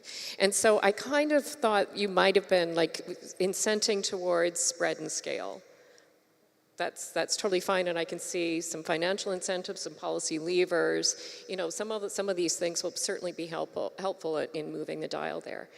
But if we were to think about the humans again in the midst of this, and we're thinking about, like, we're seeing a lot of energy going right now around alleviating administrative burden. Why? Well, it's not just because it's time-consuming, but we're also dealing with we've burned out health professionals right now. People are worrying about that. Why are they worrying about that? Because it may have implications for patient care. Why are we concerned about patient care? Because we have a commitment, a value-based commitment to supporting the population, our population's health. And so what I see happening to some extent in the ways in which we talk about AI these days, look at some of the governance frameworks that are coming out. There's this almost like this acceptance of the inevitability that AI will be used and widely, which is fine, because I actually think AI applications are going to be very powerful and very useful. I'm not disputing that. But then it seems to stop there and to say, but our role really is just to manage the risks. But where, if we went back on that sort of cascading scale, supporting the health worker to provide the patient care in a meaningful way, getting back to the altruism and the joy, and then for whom? It's the population again. And so one of the things that I would wonder about is how might we better incent keeping our mission, our core mission at the front here. So incentives to foster core mission. Some of that might actually be financial incentives. Government saying, look, we're valuing quality of care, and to the extent that you may be using AI, here's how it will help you with that. But the other thought that comes to mind is, in what time frame? So are we seeking to incent for this generation or with a view to the future? And some recent data, some modeling that was done in Ontario, which is, I think from a health system perspective is pretty terrifying, is the extent to which there will need to be a resource reinvestment or reallocation into the community at scale that is even bigger than we'd anticipate. We've got an aging population, people are living longer, and we're becoming more complex. That's not a hospital-based setting. So I think it would be interesting for us to consider what would incent a resource reallocation to better realize that core mission of healthcare at population scale, not just at the local level. So I'll leave it at that. Thank you. Thanks very much. Okay, are there any questions from the audience? We have one. Okay, and are we going to carry around mics or yeah? There's one here for Barry, and then there's one in the back there too as well. Thanks. So, I hope this is on. Is it on? Yeah. Thank you very much. So, fascinating discussion. I want to build on something that Jennifer and Rahul both said. $500,000, that's the starting price for the student who comes out of the AI lab. You have somebody who's more senior, it's in the many millions of dollars, just so everybody understands, just as the signing bonus. So how do you compete with that? How do you keep those people here? Well, part of it is you don't have to be in the corporate environment, which is very different than the academic environment. You have access to hospital-based data, but I think the key is you have to enable commercialization opportunities and give people incentives to take equity positions in companies, or else they're just never going to stay around, and we're not going to have that ability to retain them. Jennifer, the comment about burnout, you know, with 20% of doctors and 50% of nurses saying that they're going to leave healthcare within the next 5 years, who exactly is going to be here to take care of these patients? So if you implement AIs that make your day-to-day job easier, that's good, but I also, Michael, I take it from the perspective of government, if your day-to-day job is easier, there has to be some recognition of that. It's not just do that and keep everything else the same. If it takes you, and we've published a large language model about this, me and Bo, about MedSam, and we've shown that it takes 80% less time to read an imaging study if you pre-read it with an AI. So what does government have to say about that? Right? Do you pay the doctor the same amount? Is this heresy that I'm saying? Or do you say, wow, you know, you could read double the amount in less than half the time, so, you know, you'll make more money overall, but it's less money per study. So I think there's a lot of things to consider here. Thank you for the comments. Thanks so much, Barry. Why don't you come up and tag someone off the panel? That's the game. You're going to refuse. Yeah, genuinely, that's the format for the afternoon. So come on up. Yeah, you could. If Alejandro wasn't crippled, I would suggest you would, just to keep the UHN content at even here. But yeah.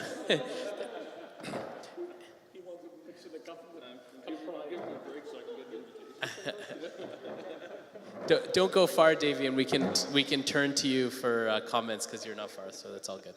Yeah, we have one there, and then we have Suresh in the middle as well. So there. So my question is about the inherent data leakage that occurs in hospital systems, and I'm talking about the eBay phenomena. So the models are going to eventually learn what, you know, using our targets of survival, morbidity, and cost and profit, they're going to learn which patients are better to spend the money on.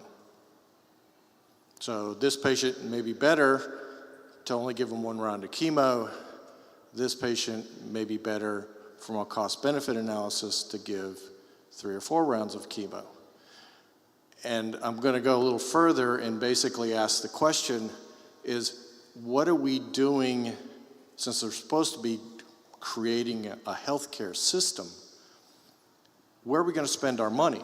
Because it may be better to spend our money on clean water and maybe getting antihypertensives into young men, women, so that they don't develop renal failure, rather than giving somebody their 3rd round of chemotherapy.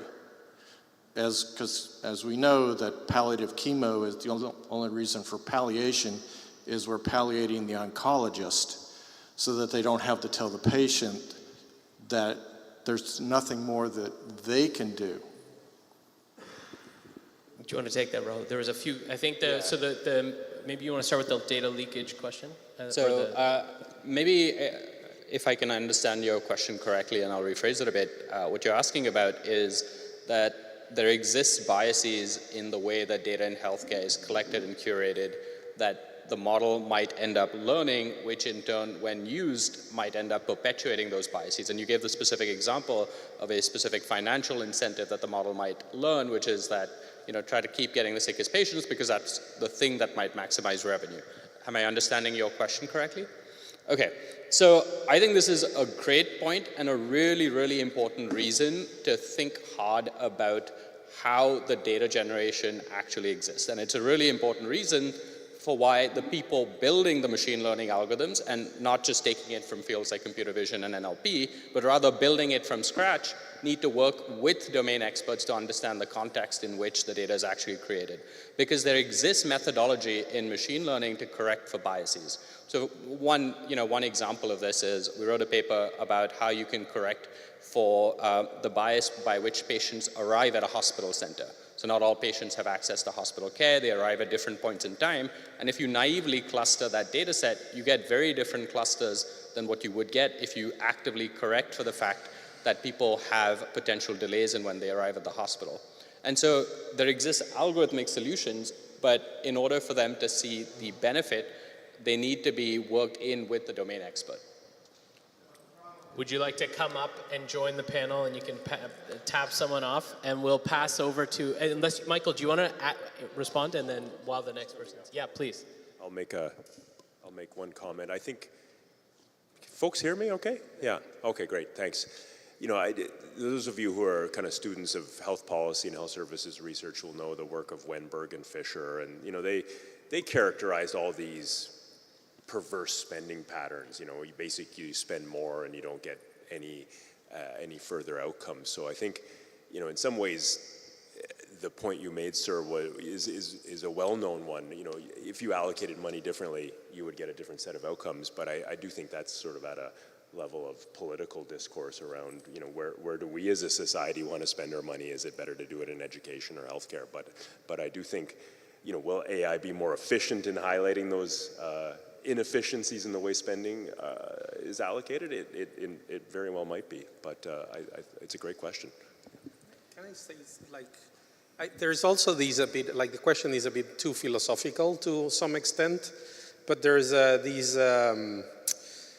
AI doesn't have judgment, and humans, we do have judgment. It may seem to have some degree of judgment, so we tend to use kind of prediction or whatever method we want to call it and judgment very intermingled together because we don't split between them, but we're doing predictions all the time and we're judging upon them. Now we can separate the judgment, but that doesn't mean that now we're just going to believe what the machine, that would be a very dry world if you're just going to follow whatever the algorithm says is the most cost efficient, in this case, money way. Otherwise, there would be nobody with Father's Day yesterday because it's not a very cost-efficient decision to have kids and stuff like that, because most of the pleasure or stuff or meaning that comes from that, it's outside of the usual quantifiable metrics that an algorithm can do. So I think you can't forget the human aspect around many of the decisions. Judgment is the most obvious one, but there's a whole myriad of other elements, so it's not such a dry discussion. Yeah, I think it matters what the word better means in your statement. So does better mean better outcomes for the patients? If that's the case, there's very few studies that actually, and we've talked about this already, very few studies that actually document what the outcome is in terms of even patient-reported outcome measures, let alone morbidity and mortality of implementing an AI solution.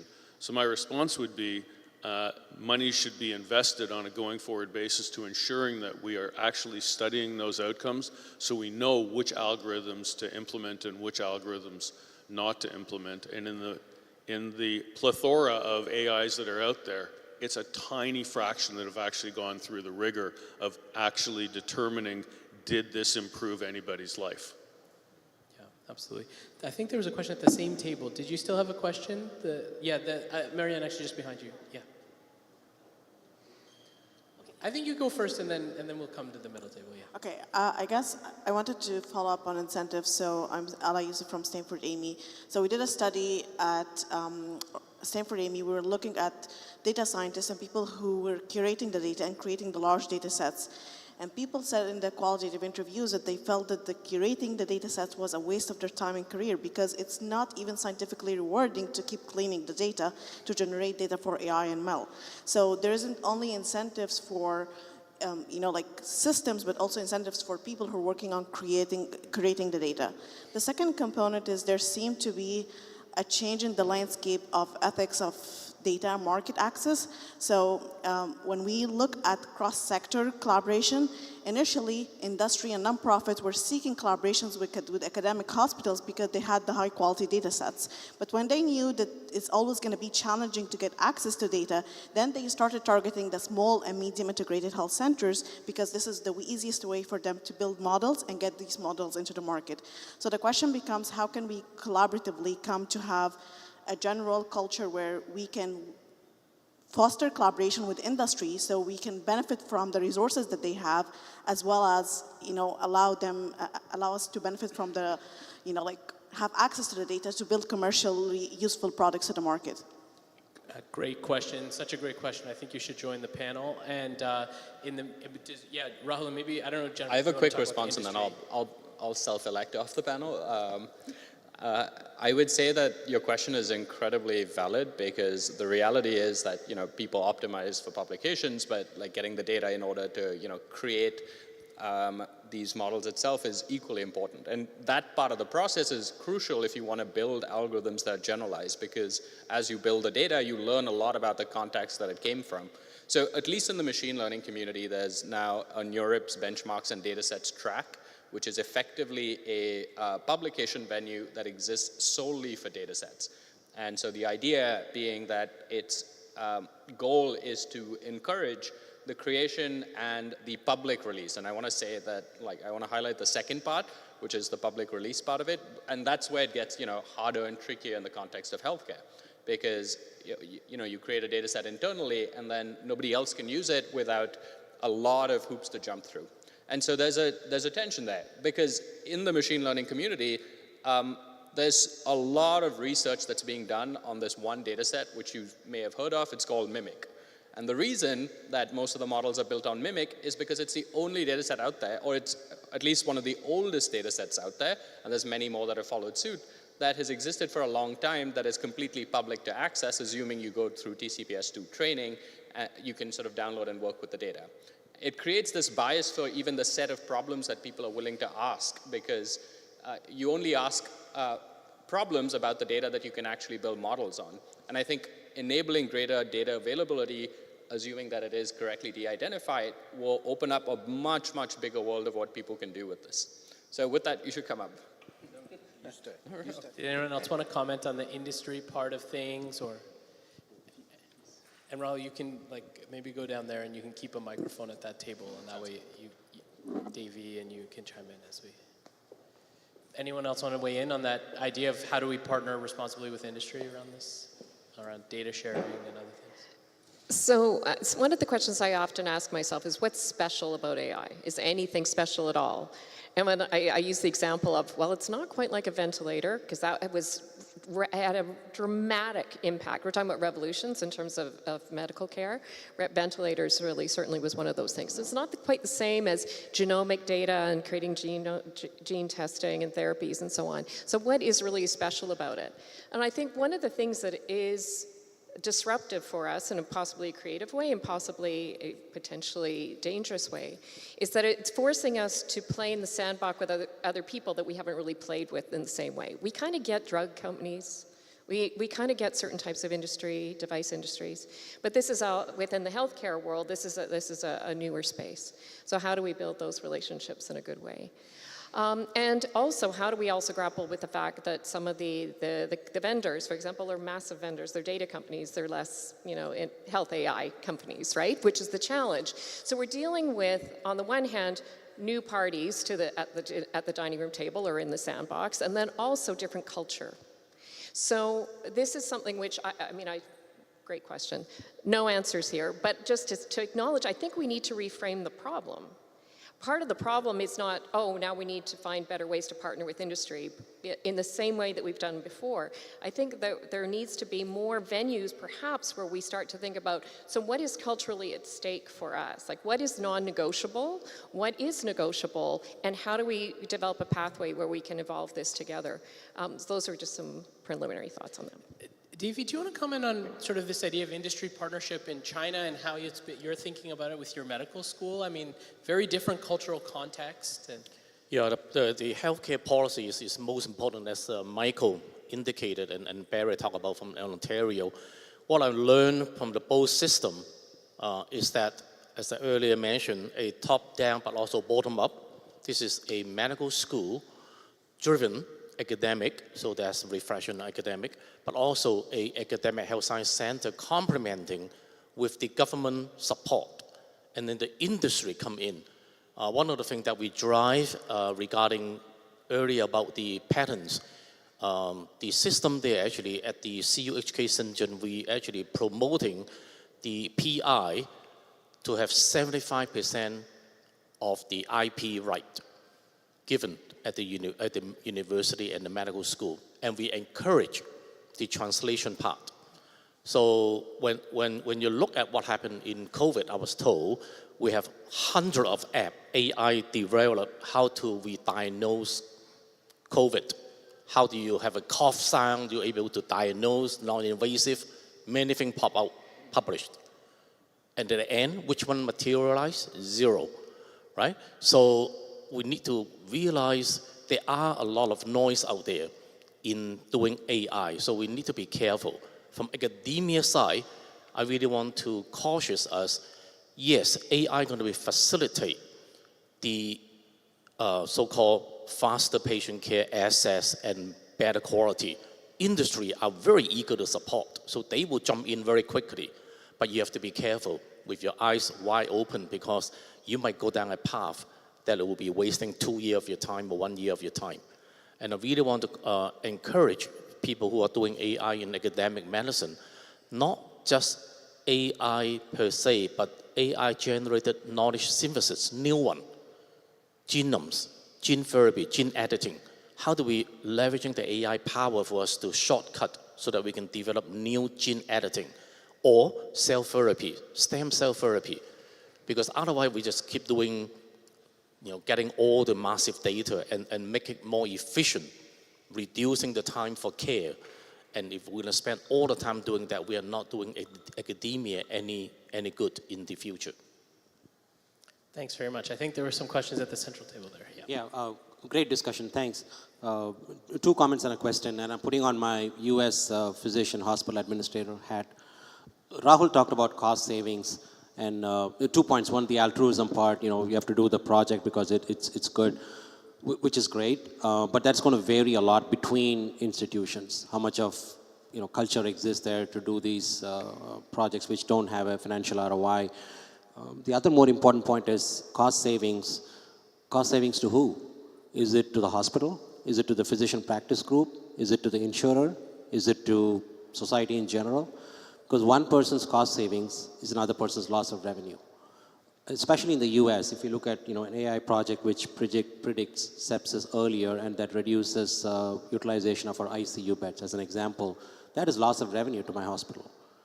Yes, we do value-based care, but primarily healthcare business in the US is volume-driven.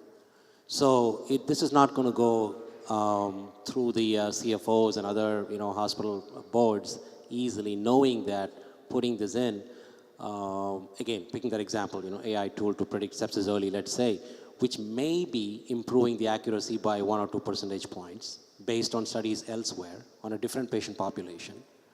That's a hard sell to hospital administrators across the US. So on that pessimistic note, one of the points that is brought up is, how do you, dealing with competing priorities, you could use that money for preventive care, well child care, etc. So really need to make the case of, this has to be bought by the physicians, clinical champions, etc. So it's not a matter of showing the science. The science may be very good. I'm not questioning the study rigor of the project, how rigorous it could be, but to actually scale this up, and put it into hospitals where we are, struggling with our operating margins, it's going to be super hard. So, long comment. The specific question is not knowing fully how the reimbursement and payment models work in Canada. Is it better or easier? Is that a model to do large-scale projects here so that hospitals and physicians in the US can look at it and say, no, this really has value, it has been studied extensively, and take it from there? Is anyone who's doing implementation AI models here, and let me just make sure I get the question right, and then you have to join the panel. That's non-negotiable. If I understand the question was, given that we have a different incentive structure here, where maybe the revenue generation incentive is a little bit less strong at the hospital level, does that change your ability to deploy certain kinds of sort of quality-oriented models? So I don't know if you both work with deploying models in kind of a healthcare setting. Any thoughts on how do you think about the financial parts? Have you run into challenges with the financial folks within your hospital and the incentives? Has that been a challenge? Yeah, I think it's a really insightful question, and it goes to the heart of the differences in the US and the Canadian healthcare system. And Jennifer, you made a comment about what's special about AI. I incorporate that into my answer. Unlike standard bench research where you spend 10 or 20 years, you develop a molecule, you test it in animals, hospital has a perfect right to say, that happened on our grounds, we supplied all the resources, so we deserve to have part of the revenue. But with AI, it's totally different. The only thing you need from the hospital, there's two things, the data and the opportunity to deploy in the hospital setting. But all the compute and the people power, that can all exist outside the hospital. So I think hospitals, at least Canadian hospitals, have to migrate from the more historical model of sharing IP and equity, which is we own everything and we'll give you a slice, to, wow, we really don't need the hospital so much to do these things unless you have the data. So Mohammed, I'm looking right at you and I'm thinking about how did you negotiate these waters? And Anthony, what's the difference in the US and the Canadian system, and how do you incentivize people here to stay in AI, invest in this in the future, and really be the catalyst for integrating AI into healthcare? Thanks. Alain? Yeah, I think also the fact that you're saying there's two different incentives, it depends where you are in the, let's say, spectrum of things, but they're not that different. I think entropy applies to everyone. Everyone wants to make the most amount of money with the least expenditure of energy. So if you tell me I can earn more working less, great. Earn the same, work less, great too. So there's different ways to frame it. So I think in certain environments will be the efficiencies, just by the sake of efficiencies, and have more time for navigating on Facebook during work hours. That would be sufficient for some users. For others will be revenue. For others will be patient outcomes. For others will be quality. So there's, again, multifaceted things. I think the overarching topics are the same. We're all humans. We're providing care. We're trying to heal people. That's the overarching mission of a healthcare system. In some places, making money is more patent, but the overarching kind of function is the same. If you don't heal people, you're not providing health. You're not a healthcare system. So I just think you need to emphasize things differently, but it's not like in the US there's a completely different environment and a completely different set of incentives. They're the same with more emphasis or less emphasis in some of them, and that will happen everywhere. It's not, even within Canada, Ontario is going to be different than Montreal, than Vancouver, and oncology might be different than cardiology, so you just have to be cognizant, you have to understand those nuances and then be able to relate with the front line who are going to be your ultimate drivers and users. I just had a comment. So at Stanford, we have the data science team, we have a firm process where we use a framework to evaluate models based on financial component, ethics, utility. And we always had a component of whether there's a financial return back on ROI that's sufficient enough for us to say that we are going to take this AI solution. But something different has happened with the in-basket messaging for ChatGPT and all of these messages. So we did a lot of trials across Stanford, UCSF, many of them, and it showed that it did not, in fact, increase productivity, but it did have a positive feedback from clinicians and perception of reduced clinical burnout. And this is now where hospitals are saying it's not bringing ROI, but it's making clinicians happy. Do we invest in it or not? So I think this is the first time where this change in paradigm, not more about the incentives, but about really it's making a positive impact in the workforce. Yeah, that's great. And I'll just comment that I think in Ontario we have relatively weak financial incentives for our hospital because the funding model is actually quite complex and obscure, so it's not obvious. There are some like activity-based funding where you get paid per some kind of complexity, but there's also some base funding, and actually that whole complexity makes it very challenging for individual institution to game the system, but also to maybe respond that strongly to those kinds of sort of pure financial incentives. And so I think it creates an environment, I'd be curious from our policymaker on the panel maybe, I think it creates an environment where hospitals can be oriented around quality and around these other kind of frameworks as much as they are driven by the finances. The finances is really important here to mostly just stay out of the red, right? And I think that's really a big challenge. But my sense is that actually they're less fussed so much about the pure dollars and cents. But I don't know if you would agree. Yeah, I'll answer it in a way.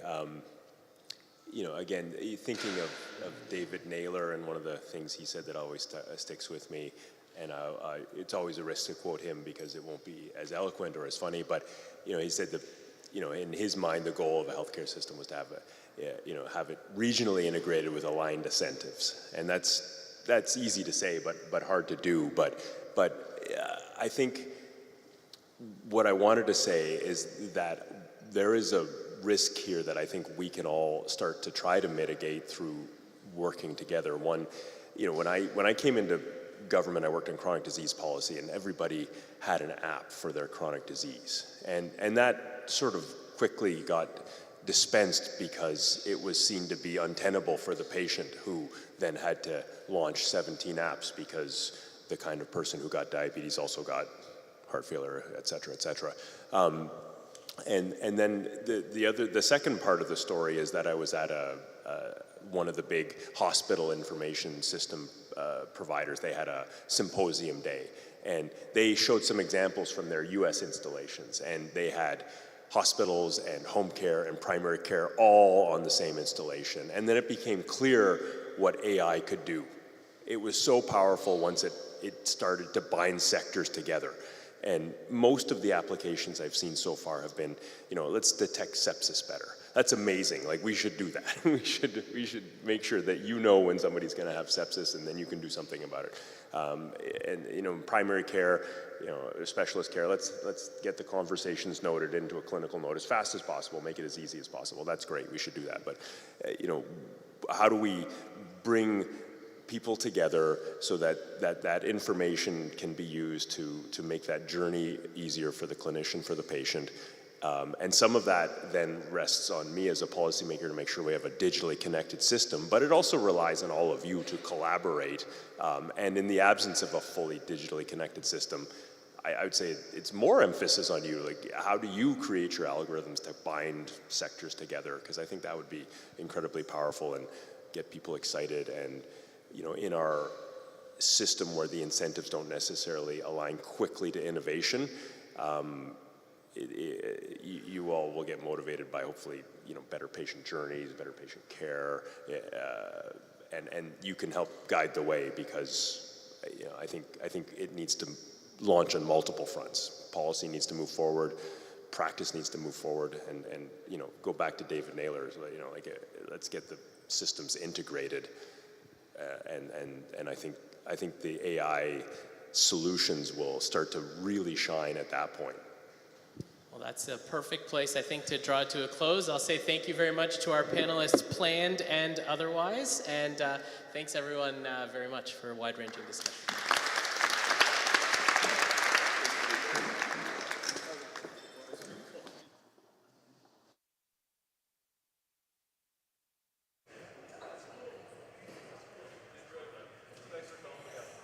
Just a quick note, we're going to break for a little bit, and we'll be back at 4 p.m. for the final session. Thank you.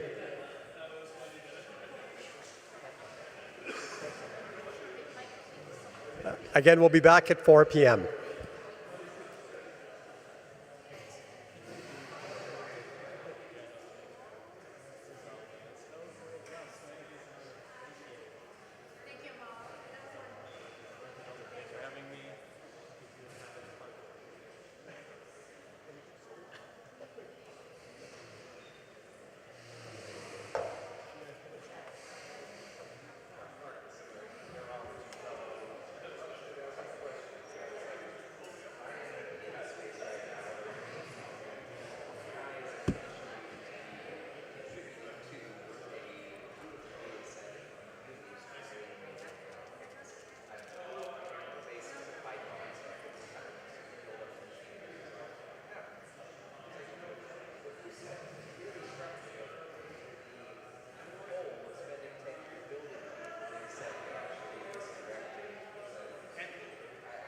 Hey.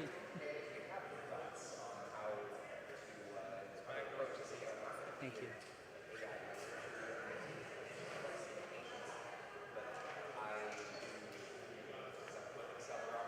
All right. Can we switch over? Sure. To queue up I won't your touch slides. anything, yeah. Oh, I like that.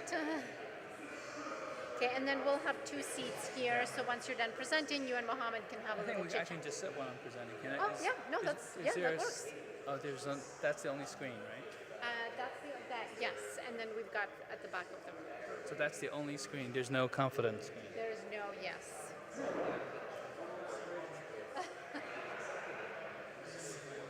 It's okay.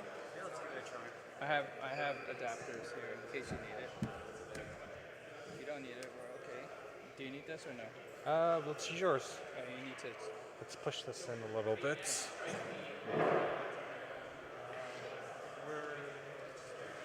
Just put it here, I guess.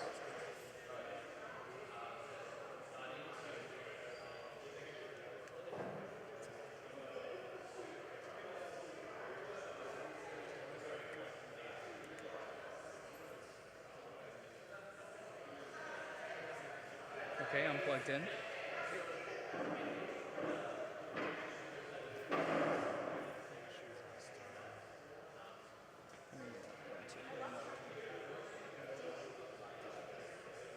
Like our system. Sometimes it needs a second.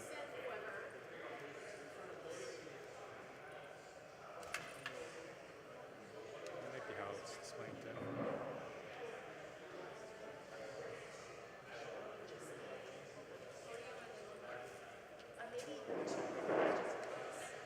Let's try it again.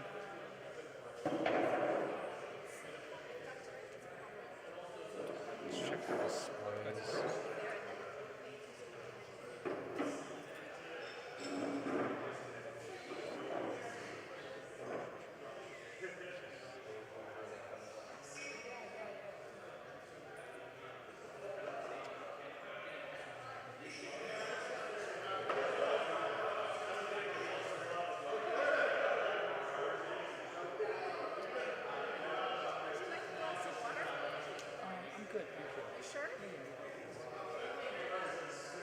Unfortunately, not as familiar with Macs in this case, even though I am the technology. Usually you just plug in and show your projector that hasn't recognized I'm trying to find the display information because it could be extending the display instead of duplicating it. Richie, you're more familiar with Macs, right? You're more familiar with Macs? I'm trying to pull up the window that lets me see whether his thing is extended or if it's duplicate.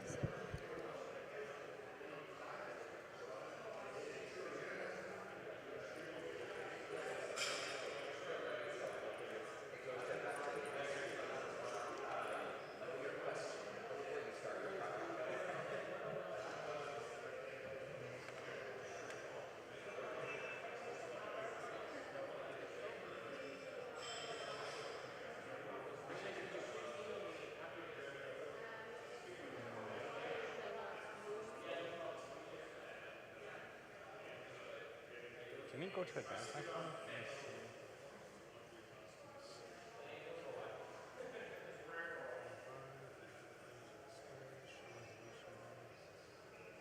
Usually, just go somewhere and plug and play. So. Usually, but we also have a lot of adapters in between that we may not like. It's saying something about option move. Like press it up. If alternative would be possible if we could just take your presentation and put it on this laptop instead? Well, you don't have Keynote, right?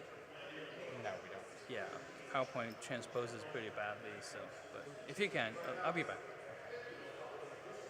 can export it as a PDF.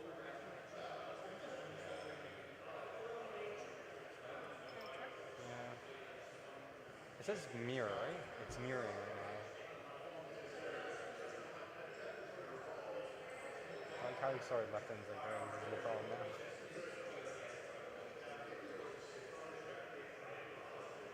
Can you see what happens when we check this? It's mirroring stuff.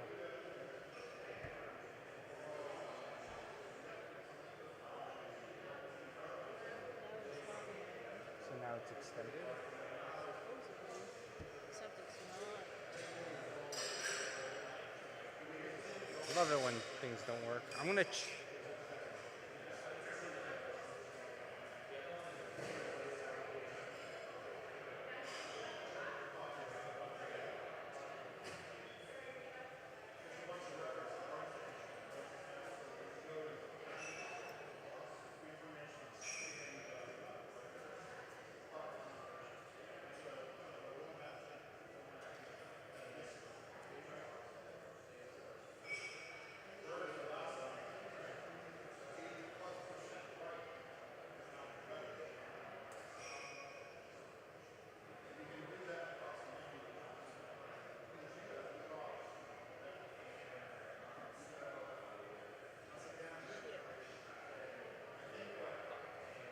What did I do? I lost it. It's over here somewhere and I don't know where it went. the settings. Yeah. Did you swipe fully left and right? Here, yeah, it looks like it's on desktop too. Uh-oh.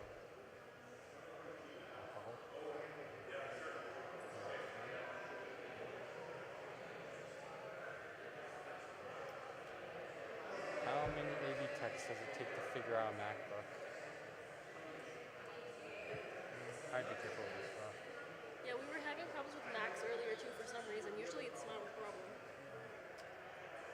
This is so stupid. Here, let me just, cause it's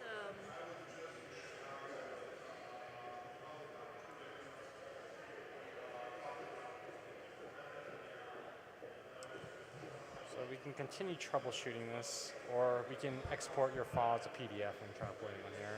Yeah, that's fine. But seriously, I give $200 a year, it's never been this problematic. So I don't know if it's on your side or... Well, we know for certain that it works on this laptop. Oh, this is my laptop, no? Yeah, this is currently your laptop. We're Yeah. trying to display something. Okay, let's just export as PDF and then go on our merry ways. Right, let me do it then. Do you have a little... Sorry about that. Here, let me get a USB. Yes. Sorry about that. It's okay. I'm just surprised. Yeah. So you had trouble with another Mac? Yeah, earlier this morning. I was having the same problem. Yeah.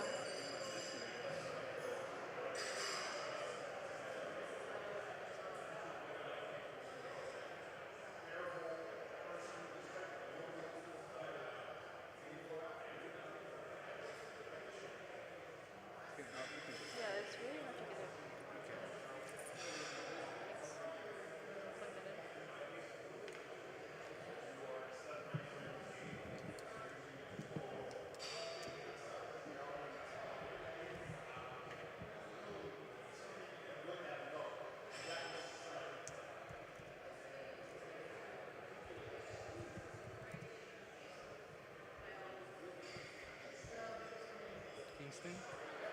Yep.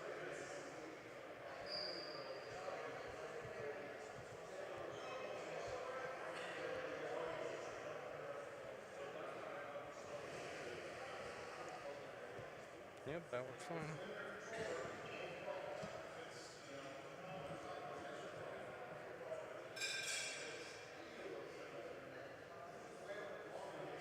That's so weird. Why is it not taking Max? We have a lot of things. I've never seen this happen before. I've seen it where the screen's black, but not so much when when it's green, but not black. Thank you.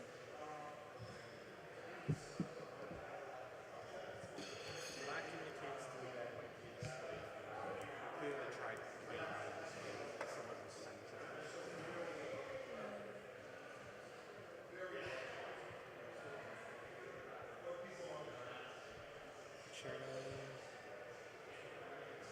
Are you importing it into here or no? Yeah, actually key close it and then put it into desktop. There should be a file on the desktop. Here, do you want to do it? Yeah. Funny enough, I feel like we've gotten your talk before.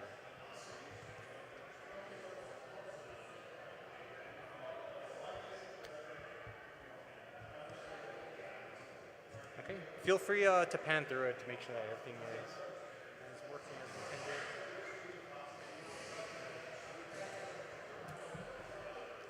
Do you have any audio?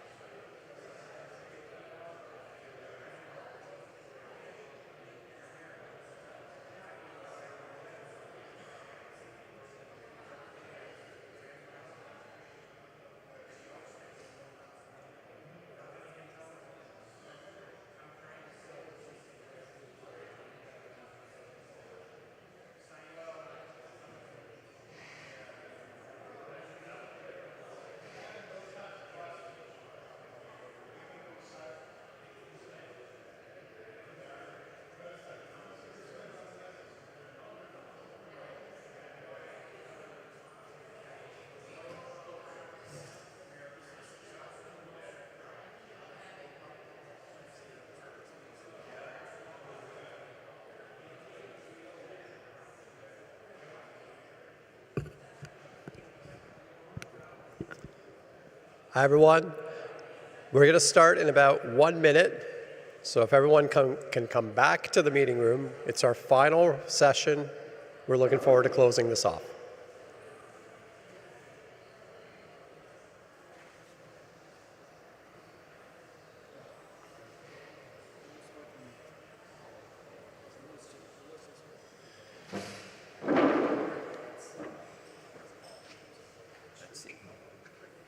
It's actually, we actually went to your computer. Okay, there it goes. Okay.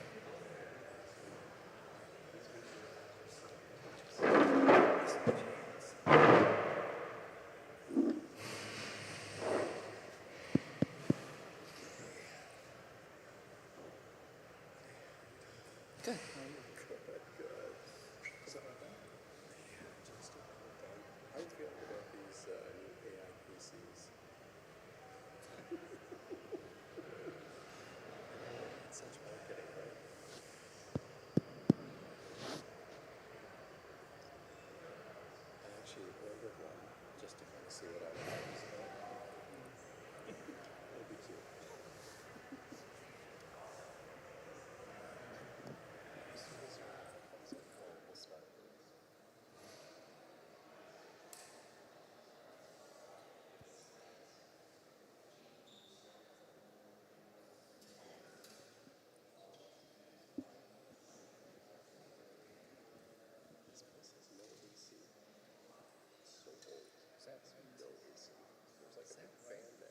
Fortunately, it's not too hot today. Otherwise, it would have been unbearable, right? They put a pretty big fan there. We have AI. You have AI, but no AC. No AC. Swap the C for the I. And the AV seems to be struggling. That's right. But you have good AI. AI is okay. Hi, everyone. We're going to start the final session. This is a chat with Anthony. He doesn't need any introduction, but actually, you know what? I'm going to get my notes so I don't forget anything. Hold on one sec, because Anthony is pretty prolific.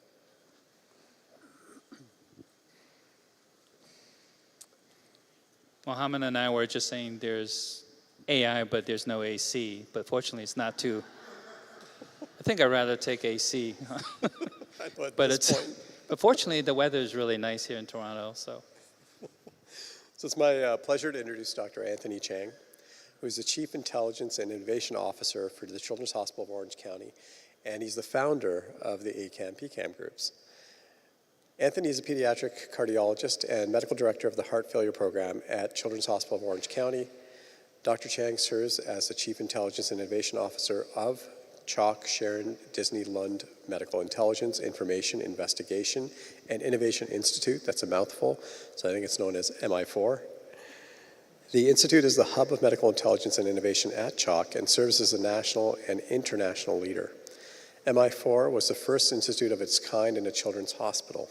Dr. Chan completed his Master of Science in Data Science with a subspecialization in AI from Stanford School of Medicine and has completed a certification on artificial intelligence from MIT. Dr. Cheung has a Master's in Business Administration and Healthcare Administration from the University of Miami School of Business and a Master's in Public Health and Healthcare Policy from the Jonathan Fielding School of Public Health of the University of California in Los Angeles. Incredibly accomplished, incredibly prolific, very articulate, and a visionary. It's a pleasure to have Anthony here. Thank you, Anthony. thank you so much for having me. So we're going to try a different format, which is kind of a hybrid. Those of you who know me knows I like to try new ways of doing conventional things, and one of them is sort of having not a presentation, because at the end of the day, but using some slides as a platform for discussion with all of you, actually, not just with Mohammed and I. So we'll keep it pretty loosely structured, but I think having a few slides, and I changed my slides about 10 times today based on the discussion today that was so, and that's, I think, a good sign for how robust the discussions were. So first of all, thank you for leading the way in multimodal AI. There's your flag there. Could use a little color, don't you think? But Canadians are very conservative, I think, right? That's as wild as it gets, okay. But what a nice, I think, direction change in how we look at AI, right? If you think about, I know I have a few faculty of the American Board of AI and Medicine here with me. Just the things we were talking about back then, if you look at the slides now, is quite impressive. So I really enjoy the discussions all day. So I'm constantly inspired by my two daughters. The oldest one, Emma, as some of you know, aspires to be a NASA engineer. So on her 10th birthday, I surprised her with a whole day with a live NASA astronaut. So I'm no longer the coolest guy on the planet, according to her. So she aspires to be a NASA engineer. And so I really have to keep up with the astronaut, I read up on all the space missions. I read up on the universe. So it was good for me, actually, because I tried to be doubly productive. So as I read about the James Webb Telescope that you see there, does anyone know what this is, by the way? Oh, yeah, there's someone in the back? No?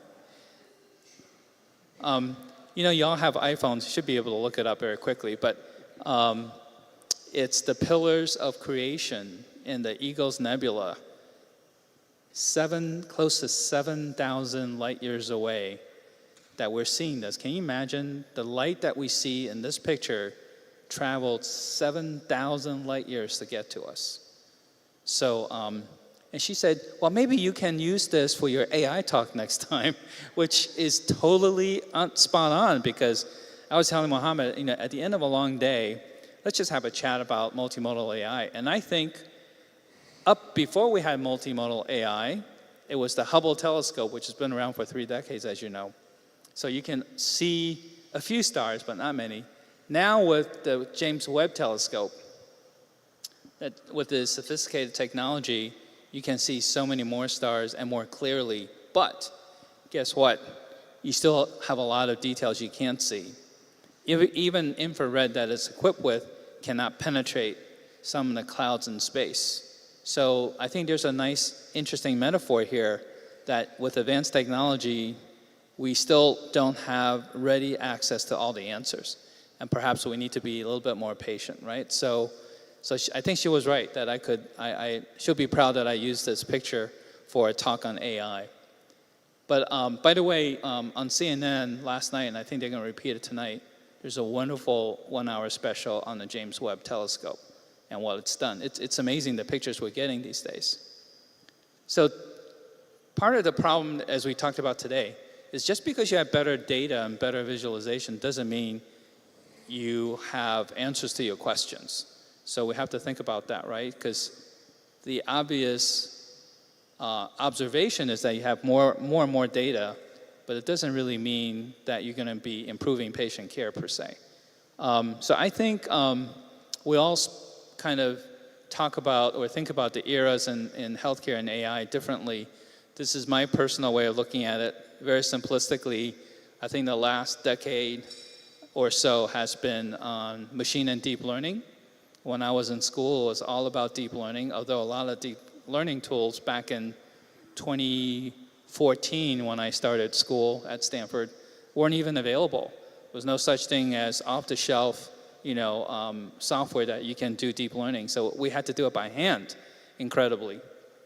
Now I think we're in the era of generative and multimodal AI. I think there's more conversation between data scientists and clinicians, and hopefully there'll be a lot more. And then I think where we're headed in the future, Mohammed asked me to talk about the future a little bit.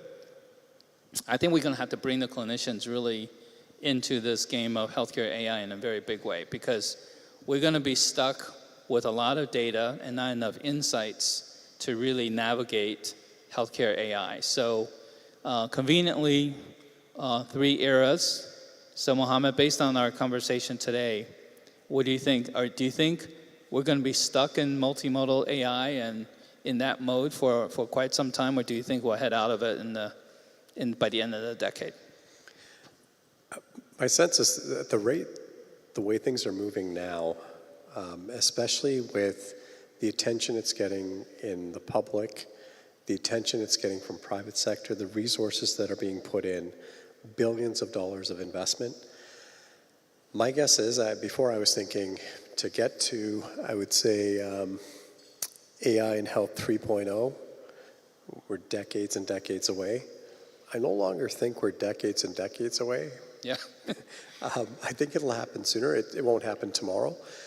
But I would say a 5 to 10 year time horizon, I think we'll have AI that competes pretty favorably with us. Yeah. I would say my guess would be 10 to 20 years time. I think we'll have AI that completely outperforms us. What I worry about though is that we're seeing it in other sectors. Health is really slow. And part of it is because, again, the culture, we're just very conservative. The investment, so to get really crunchy, I don't know about people here, but how many people actually have proper MLOps environments at their institution? Not something you pull together, but a proper MLOps environment. Right. And you need that to actually get these things deployed well, right? So the amount of investment, they're not cheap. How do you get the funding to do this well? That's tough, and I think we need to catch up.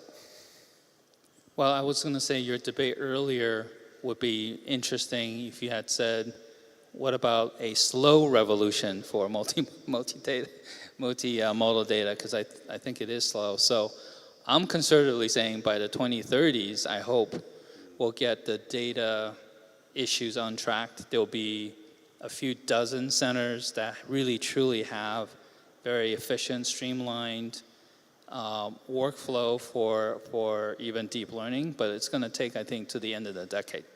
Yeah. But we'll see. Maybe next time we come back to Toronto, we'll see if we're right or not.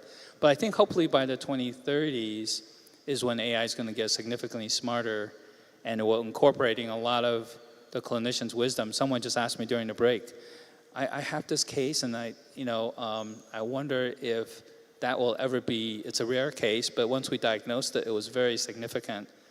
And I wonder if that kind of case will ever get incorporated into AI. It probably won't be, unless we intend it to be embedded into some architecture. So there has to be some, something other than just computational intelligence to help us. All right, so I apologize for the typing that's significantly slow when we transition to PowerPoint here, but basically, I'm trying to say here that this paper is well quoted for multimodal AI, but even that paper, I think, underestimates the level of difficulty this is going to be. And I think part of the problem is incorporating real-time data. Another part of the problem is I think, I was just telling Mohammed, that probably generalizability for these complex multimodal AI models will be much, much harder than we anticipate, and probably not even possible, given the heterogeneity of patients, practices, geography, ethnic groups involved. And now we have, I was telling also Mohammed that California has the percent of patients or people in California that claims to be more than one race is probably now double digits. So it's not a small percentage of the population anymore. I imagine Toronto is probably the same. So if you have 15% or 20% of your population that are biracial or multiracial, then that complicates things tremendously. And I think, I just want to point out, by the way, one of my pet peeves here, I researched the 10 authors that are on this paper, because I did like the paper in terms of outlining multimodal AI. Guess how many were clinicians? And I'll even count the medical student as a clinician. I hope there are medical students here. Are there medical students here? I absolutely will count you as a clinician, okay, so don't worry. Early clinician. How many clinicians do you think were on that list of 10 authors that wrote this paper? 0 is correct. So I thought those days were over, but I guess every time we have new technology, what do you think? Every time we have a new AI technology, do you think they just forget about us, or do you think they're just exuberant about their technology and they forget that there is the clinician in the background? What do you think? Why does that happen? Yeah, I think it's traditionally been, like if you look at kind of where a lot of the activity is, it's in computer science, right? You have some statistics, some engineering, And you focus on the methods. The methods are really key. When a lot of people forget, it's the context that really, really drives things. And it's hard because it's so easy just to work within your own circle. It's a lot harder to work across circles. It's the culture, right? I learned this when I first started reviewing machine learning in healthcare papers about 15 years ago. When I read my first paper, I said, where's the discussion of this paper? Then I realized, and then my friend Alfonso also pointed out to me later, oh, we don't really focus on discussion. It's all methods. So I didn't realize that's the world of data science, is that there's really not much in terms of discussion about limitations and usability. It was all about, mainly about methods. So I think the mentality, the culture change has to happen, right? So how is a landmark paper in this area of multimodal AI, I would say one of the top 5 most quoted papers, have no clinicians in the authors list. And so that's disappointing. And by the way, it's not Stanford, because I always say this when I'm at Stanford, but I think one of the issues here is, and we'll have a session tomorrow for those of you who are staying for the ACAM, PCAM sessions on, if you're a clinician, what's the one thing you wish the data scientist would know or appreciate? And vice versa, by the way. So both sides will have a shot at hearing some hard truths, probably. But I think one thing is not probably underappreciating that there's a difference between complexity and something that's complicated.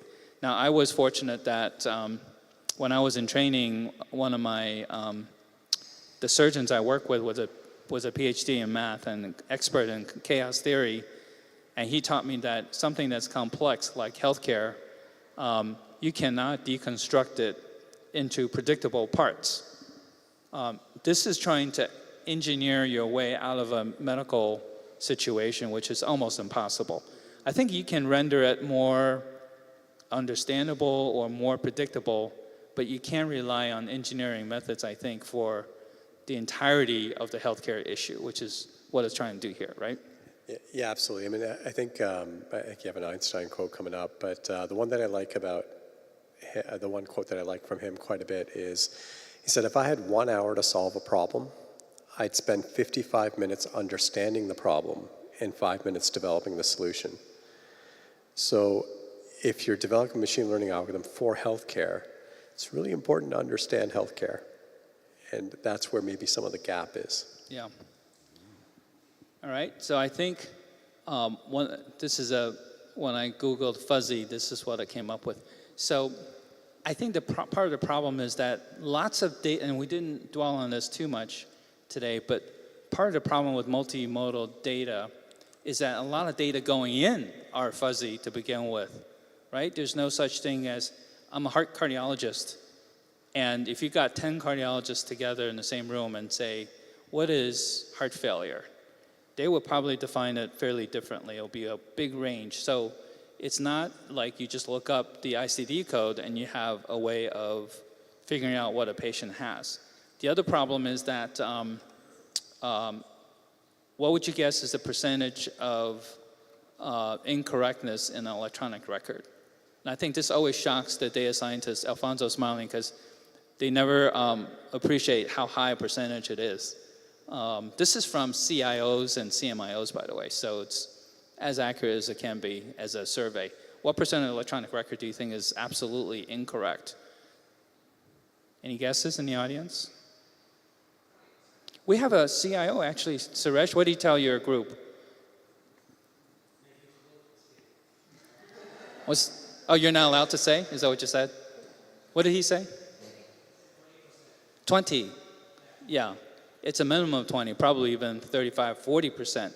So that means that amount of data going in, whatever multimodal, unimodal thing you have, platform you have, is already incorrect. And a lot of times what we find out as I was doing projects with my team was, a lot of times when we write rule out Alzheimer's, it gets somehow interpreted as Alzheimer's. Something as simple as that. So don't underestimate the percentage of the medical record, the data that's going in, unimodal or multimodal, that's actually plain incorrect. And then of course the outcome, the output is fuzzy also. There's no such thing as just looking at survival or non-survival.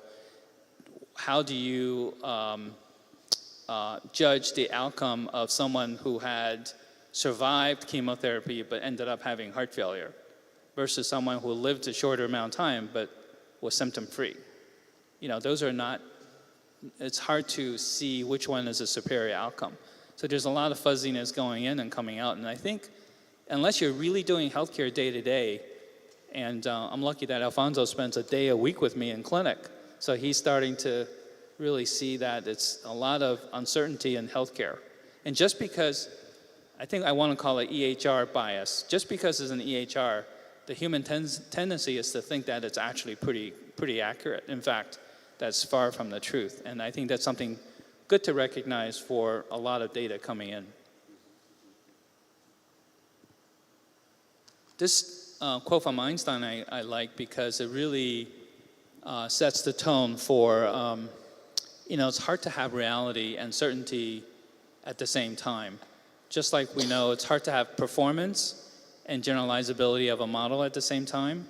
And I think this is probably true in medicine. When you think you have certainty, you're probably pretty far from reality, and vice versa, right? Do you think that's true in your hands, or do you think you can actually achieve a happy medium between those two? No, that's, I guess, where the art of medicine is, right? If we look at simple things like, and I say this all the time, diagnosis, prognosis, and treatment, in each of these categories, there's a lot of uncertainty on the human side. So it's not only the errors you have in your EMR, but it's the errors that humans make. And there have been several studies that have shown that 1/3 of patients diagnosed with asthma actually don't have asthma. Over half of patients diagnosed with schizophrenia actually don't have schizophrenia. So how are people making diagnoses? You know, some definitive diagnoses are pretty simple, straightforward. Others, you've got to factor social history, family history, labs, vitals, medical imaging findings, all sorts of data points to make that diagnosis. Yeah. And what we often forget is for many diagnoses, they're not definitive. They're the opinions of an expert, an educated expert, but they're still opinions that can be wrong. I think part of the problem is the EHR is set up as a billing system, and so it's doomed to failure if you want to try to use it for AI in healthcare. And my hope is that by the time we get to what I call healthcare AI 3.0, is that we have all streams of data bundled like this, and that we can use it for any kind of purpose in the hospital setting. So right now we have separate paradigms, right? For when someone mentioned QI before, and clinical research, and then other things as well, billing and finances, and then AI projects. So I never understood, for instance, even when I was in training, why do we get separate months off for clinical research?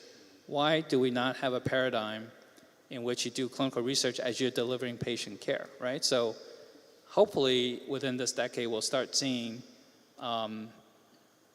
people not spending extra time or have separate teams doing clinical research, but it's actually part of clinical care.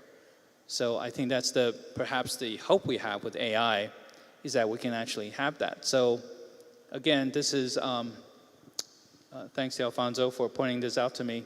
So it's not just real world and real time, but we need real experience and real wisdom of clinicians built into these clinical GPS tools that patients can have. And they should own that as well. Because right now, medicine is pretty paternalistic, right? We tell the patients, your cholesterol's too high, you gotta do something with your diet. But why can't the patients also own their own clinical managed system of some kind? And I know there's a movement towards that, but it's painfully slow. And I still have, just this afternoon, I got a text from a parent, just so you know, this is real time and real world, about the Holter result from 3 days ago. Why is it that we can't distribute that result to the patient directly and explain it? And as you know, 95% of the time is benign. So I'm going to have to get on the phone, get access to the Holter, and then text the parent back. I could not think of a more inefficient system. And I'm here in Toronto fortunately, the parents have my cell phone. Otherwise, they'd be worried for nothing, right? So how do we get around? I know we talked about the data issue, but it's not just the data issue, it's the efficiency of information transfer that's a huge problem, right? It's a massive problem, and to me, it's a bit of a cultural issue too, right? Because I'll give you an example. So we have an algorithm at our hospital now that we've deployed. It's been running for several months now. It's a traumatic brain injury algorithm. And what it does is that actually identifies, so if you come to our hospital, every head CT that's ordered in the emergency department will go through several AI algorithms, and they take less than 2 minutes.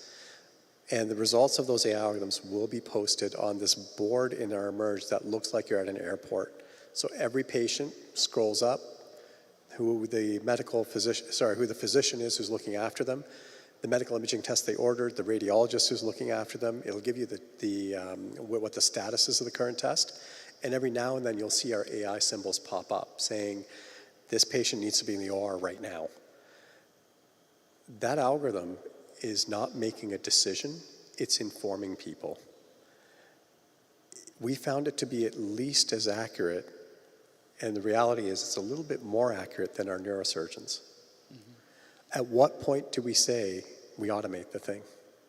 That it's no longer you that has to go in and say, I'm going to look at the Holter, I'm going to see if the AI is right, I'm going to have a conversation with the patient.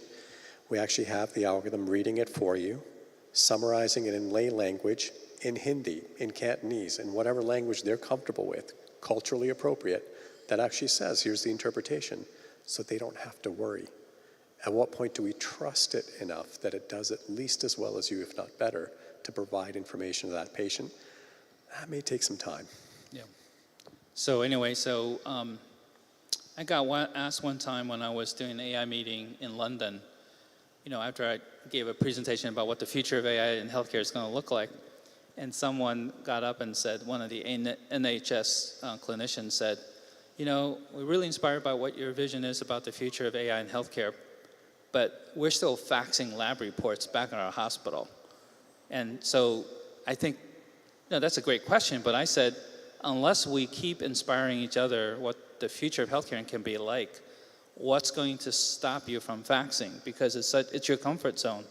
You have to be nudged out of your comfort zone, right? Somehow. Otherwise, you're just going to be faxing the rest of your career, right? So hopefully AI will be that North Star that we hope that we can get to. Again, even though I'm a cardiologist, I'm reading a lot of neuroscience these days because I feel like, and I was just at Congress last week trying to get more funding for AI research, but through neuroscience.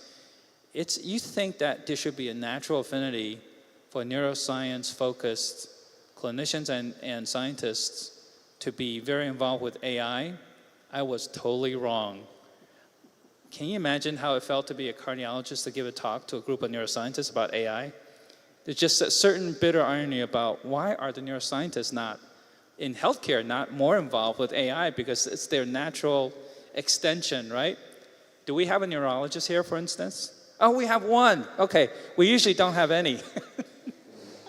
But why is it that you guys are not this is like a chip shop for you guys, right? You just stand up and say, I'm an AI expert, and no one's going to say otherwise, right? So, do you know, I'm sorry, what is your name? And Marcus, I'm a neurology fellow, so almost a real. Okay. So why do you think there's such a schism between, we like the theme of schisms, right? There's kind of a schism between clinicians and data scientists. I think it's narrowing, ever so slowly, but it's narrowing.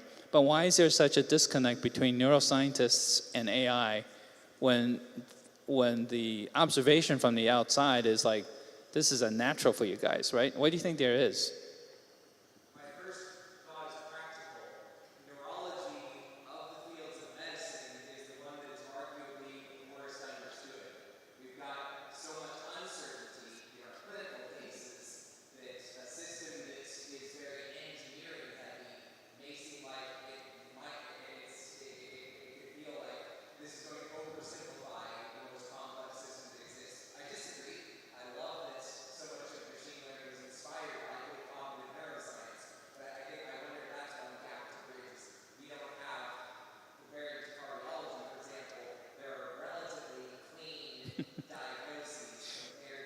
Yeah. Yeah, no, I totally get your rationale, but I would have thought the opposite, that you as a group, professional group, would feel like this is something that can actually help us, because sometimes things are kind of vague and subjective, right? As a matter of fact, there have been studies looking at AI and looking at first-time seizure activity and everything, and pointed out that you actually are better off having an organized machine learning approach to even treating seizures. So you probably know that study. But anyway, I'm so glad we have finally a neurologist in this group. But anyway, so I think we're going to have to really try to develop an interest in neuroscience to help us learn, right? I think that's ultimately what's going to be necessary. So what does Temerity do? Do you have ties to neuroscience? Because you have some of the best neuroscientists here and AI experts here. Are you in a position to connect those dots?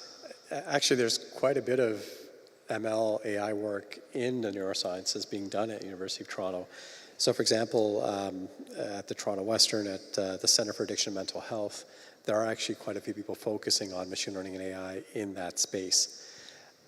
In terms of actual deployments and things, that is a tough case. I think there's a few hospitals that are doing it well. Again, our hospital's deployed over 50 AI solutions, so I think we're fairly aggressive in that space. I know UHN has deployed a couple, so some of us are actually now starting to go from research to how do we actually use these things. Yeah. And in mental health too, we're starting to see people actually think that way too in terms of deploying these solutions into practice. So for those of you who are still interested in getting more education, I think figuring out how neurosciences and AI interact could be a really fertile area for research. And I was just reading the other day, they're thinking spike neural networks would be another big contributor in the future, and that's kind of like biomimicry in a way, right? You're trying to think about how the brain thinks, which is always very impressive. This is just to show again, in addition to data bottom-up approach, that there has to be in the future a top-down, cognitive approach to all of this. And it reminds me of the old expert systems that used to be around, so we kind of, occasionally it's nice to go back to the past and figure out why things didn't work in the past and how you can move it forward going into the future. And I think expert system had the right thinking, it just wasn't the right time. And looking around the room, some of you may remember expert systems when it was around, and unfortunately we just didn't have the compute power nor the data, but now we have both. So I think there will be, I'll give you an example. So in terms of the clinician's experience and wisdom making impact in the future. This is a child with, you remember when COVID came out, we started noticing that some children have coronary artery inflammation and dilation, just like you see in Kawasaki disease. And nobody knew that, but a lot of kids came in and weren't thought to have COVID, but as soon as you see the echo, you know the kid had COVID, independent of what the tests were showing. So that's something that I think the multimodal data aspect needs to somehow incorporate, is some weighting mechanism so that a positive echo has a weight of 10 versus everything, whatever system you want to set up, because there are tests and examples or clinical findings that should be weighted much more than the other things that might be creating more noise than signal.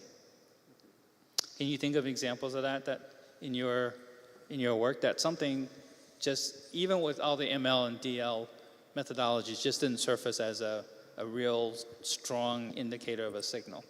Yeah, there's quite a few. I think some of them you learn by trial and error, right? Where we typically start is going with the clinicians to say, what are the sorts of things that you think of when you're making a diagnosis, when you're prognosing outcomes and such? And oftentimes what we find is that quite a few of them are actually quite good in the model. They actually, and of course, if you use simple models, you can do explainability work and really see what's driving things.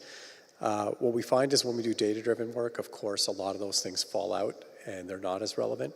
But I have to say there's always a certain proportion of even the variables that are given or features that are given by clinicians that also don't seem to pan out. Yeah. And I imagine that's just a matter of this is how we're always used to doing things when it may not be the ideal way. Yeah, I think it has to be a give and take on both sides, right? Okay. And just for fun, I listed 10 things. I'm sorry, when my keynote went to PowerPoint, I lost the first couple lines there, but I wrote down, based on what I'm reading on cognitive computational neuroscience, the 10 things that clinicians need from our AI experts for the future if we were to go into the cognitive era, hopefully the final era. But these are the 10 things that humans can do very easily that our AI counterparts cannot yet do with computers. So I think until we achieve this checklist of 10 things, I think there's still more opportunities for more progress. I don't look at these as deal breakers, but just opportunities for the future. Any thoughts on any, do you have a favorite one of those that you think computers are ready to take on, or do you think that they'll never be able to do that? So I'm really fascinated by the intuitive understanding, right?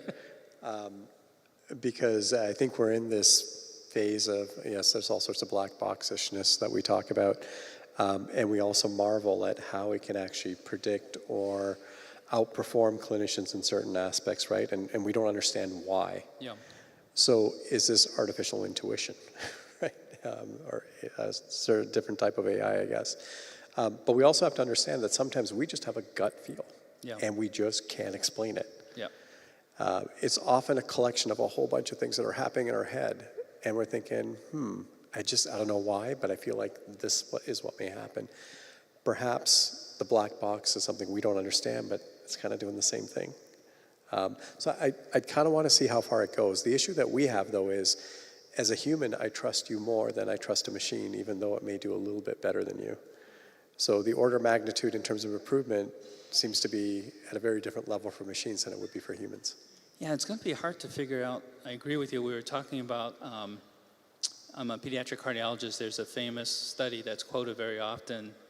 We call it the Allison Hill paper out of Stanford. She did a study on looking at how often our board-certified pediatric cardiologists are wrong on EKG interpretation. What % of the time do you think they were wrong on an interpretation? They were given a stack of about 50 to 100 EKGs. They know ahead of time a quarter of them were abnormal for different diseases. So they already got, I don't want to use this word too often here, but prompted or clued in on that some of these are abnormal. So they already have a head start on interpreting these EKGs. Board-certified pediatric cardiologists looking at pediatric EKGs. So what % of the time do you think they were wrong? Either missed the diagnosis or overdiagnosed. Depending on the diagnosis, it was as high as 50% of the time.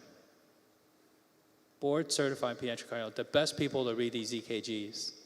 So we shouldn't be too hard on a predictive algorithm sometimes when humans are batting 500 on the EKGs. So, and that's a relatively simple test.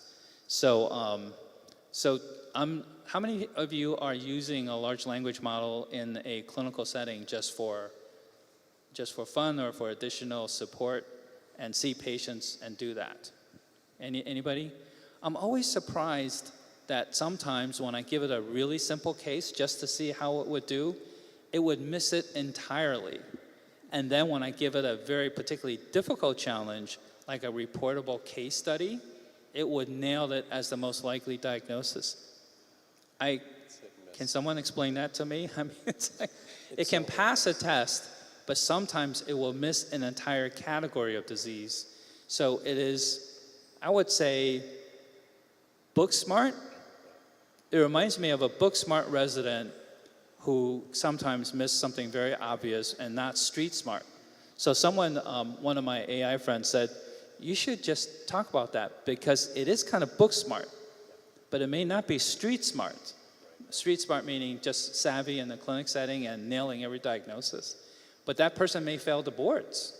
I've had residents that I almost guarantee they would fail the boards. They just don't have a broad body of knowledge, but they're pretty good in the clinic in terms of figuring out who's sick, who needs to be seen, what tests he or she would get, so somehow we have to find a way for our AI support language models to be both book smart and street smart. So I think the street smart is actually probably quite difficult to train, right?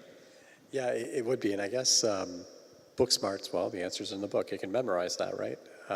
But the street smart goes back to the whole intuition side of things. And as humans actually have the luxury of being able to see, touch, feel, smell, whereas at least AI in its current state doesn't have those luxuries. So it's at a bit of a disadvantage, I think. So even if it has access to the entire internet, everything is published out there, what would it take for it to have better intuition? I know we have some smart AI people here. How would you change things to make sure that it has good intuition?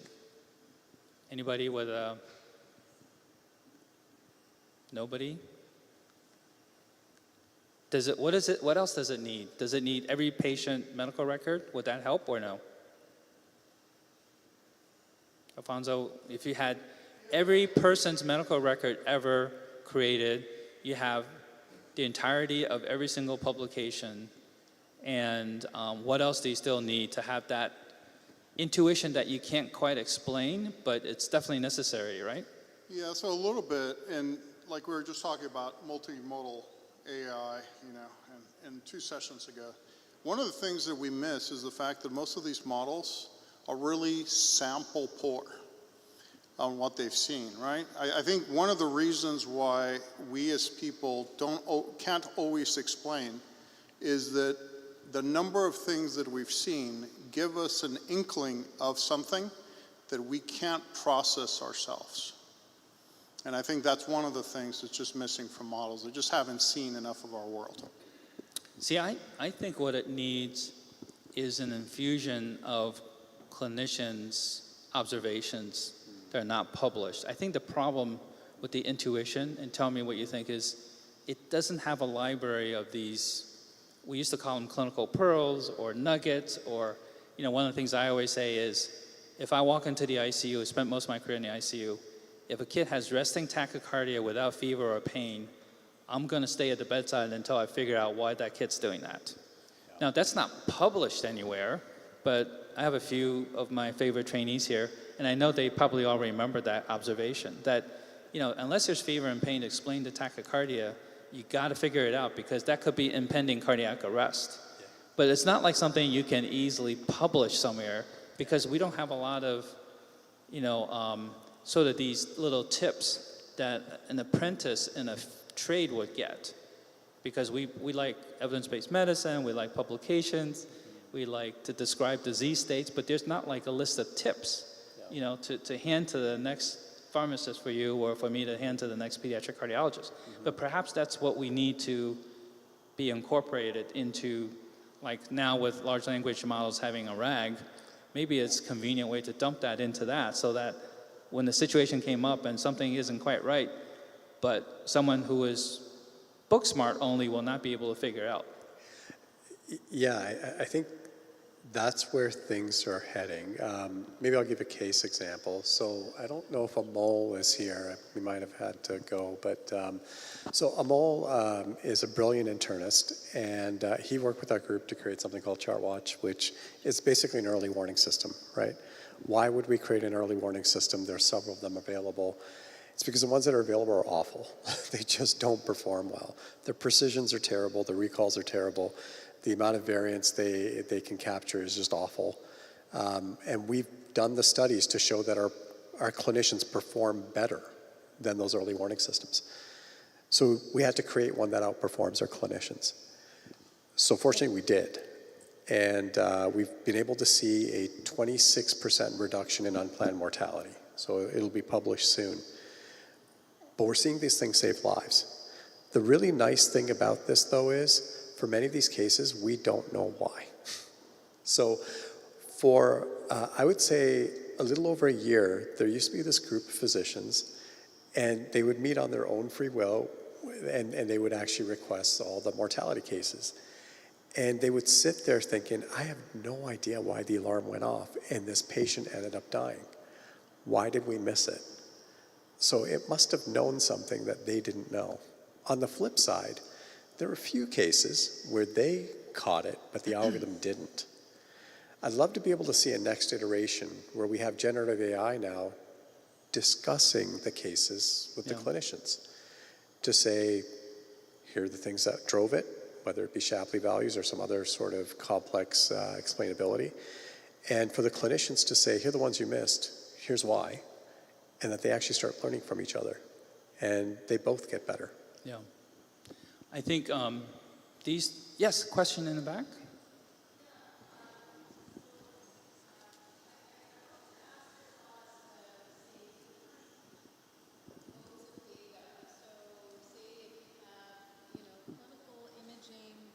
Like very rich data in one environment, and you train a multimodal AI tool on that environment, and you determine that, say, the features of one of the modes, like is particularly heavier in weight.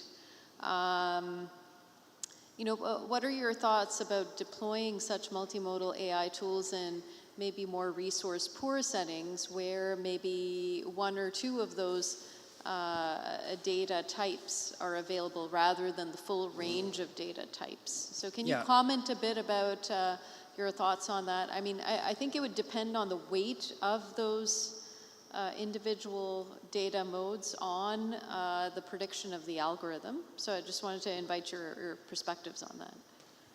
Yeah, I think as a pediatric cardiac intensivist most of my career, I know I get deluged with data from the ICU all the time, and I know I definitely look for certain numbers, and I think got quite fast at figuring out if a kid is sick and I need to stay the night or not. And one of them is serum bicarbonate. If it's less than 18, I know that kid is not well, and I need to stay the night probably.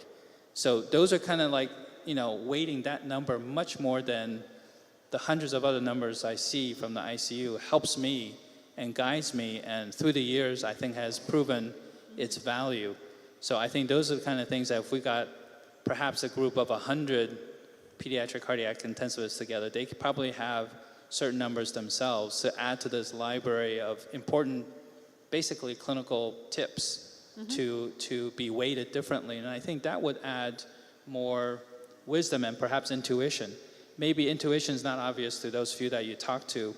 Perhaps the clues were there if they had 100 of their colleagues look at the case, So, but this is where group wisdom comes in, right? That the group probably have a lot to offer. Oh, so like the human in the loop, that's another data type.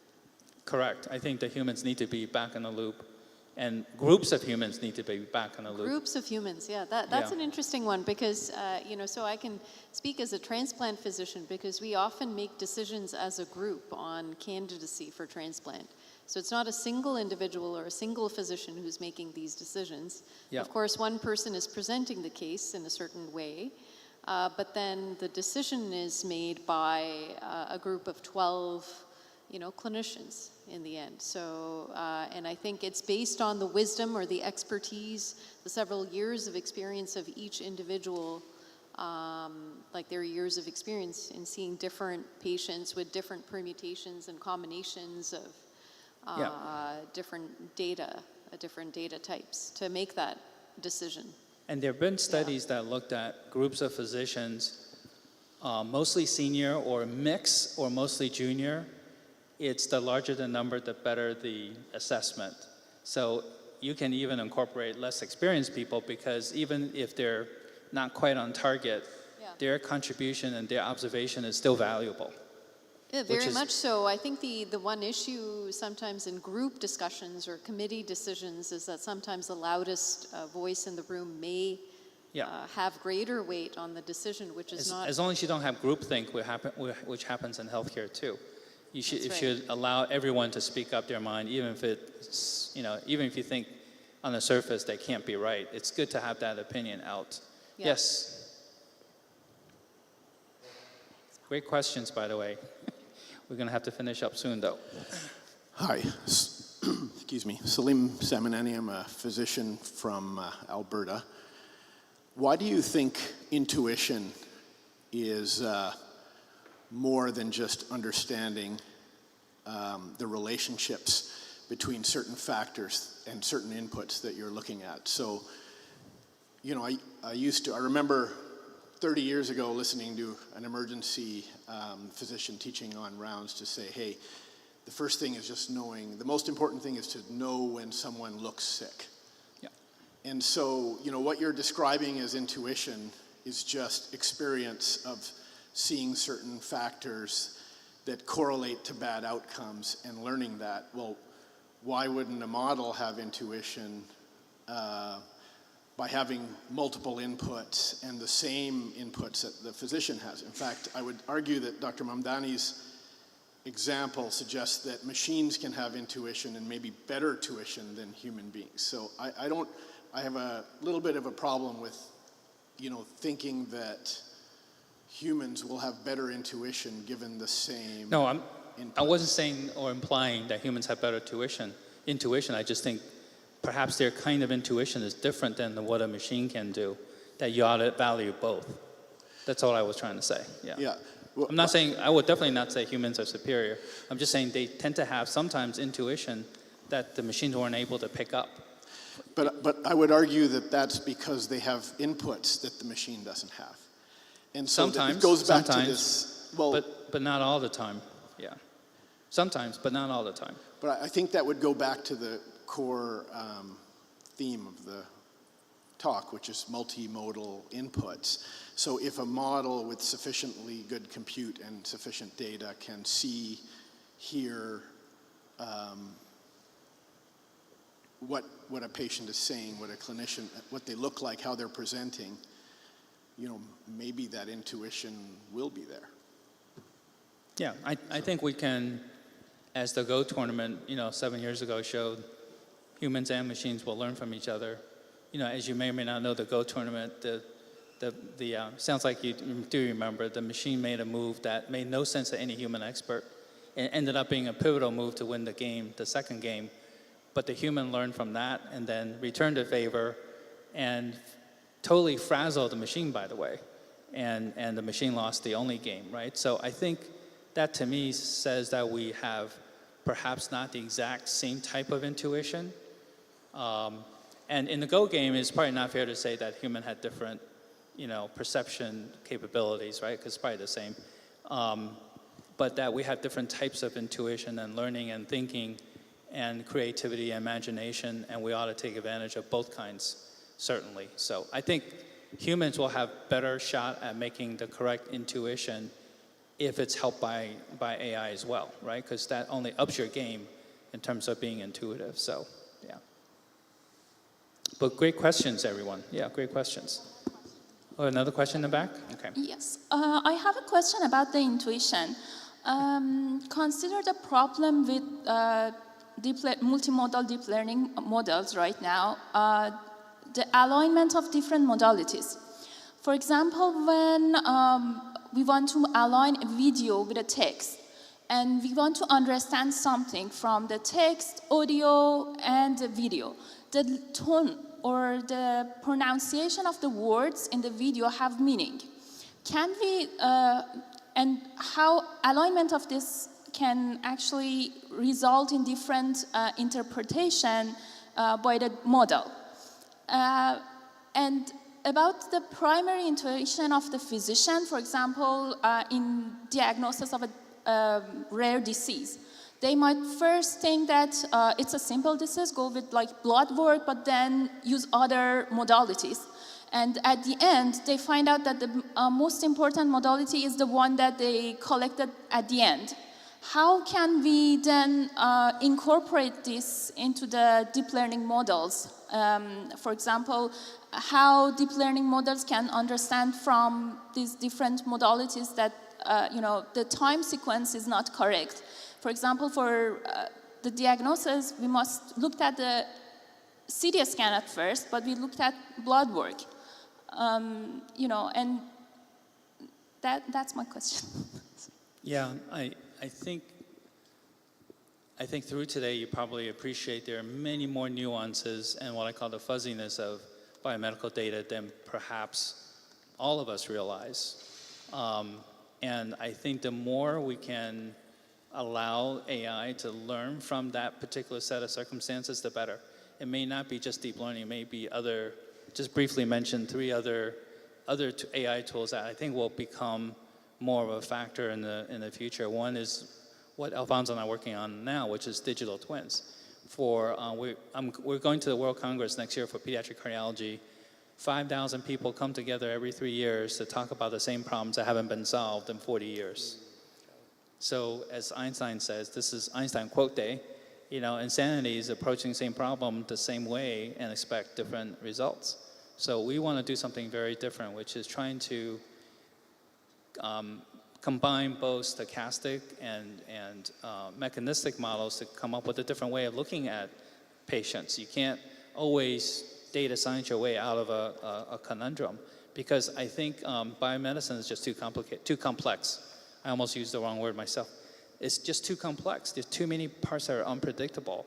The best you can do is make it more likely that you can make a correct prediction, but you can't really expect a better and better prediction with even more and more experience. So you have to find another way to handle a complex phenomena like biomedicine or weather, or these things are data science can really make it better in terms of making a prediction, but it's still going to be far from perfect. And we have to accept that. Perhaps we just have to accept that. In biomedicine, this is the best we're going to be able to do. We'll continue to work on different things and adding different AI tools, but it's going to be far from perfect.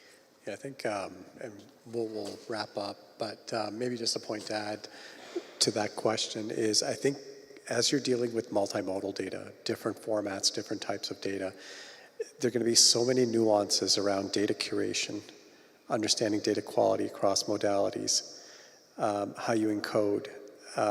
There's also going to be a lot of thought around how you actually then combine data, graph methods, or do you actually use LLMs? So I think we're going to have a lot of learning to do. There's going to be a lot of misses, I think, and a lot of hits as well, but also being very clear about your performance metrics. And how do we actually then have humans guide all of that? Do we incorporate reinforcement learning to actually teach the model because it's dealing with such complex data? No, you got it wrong versus yes, you got it right.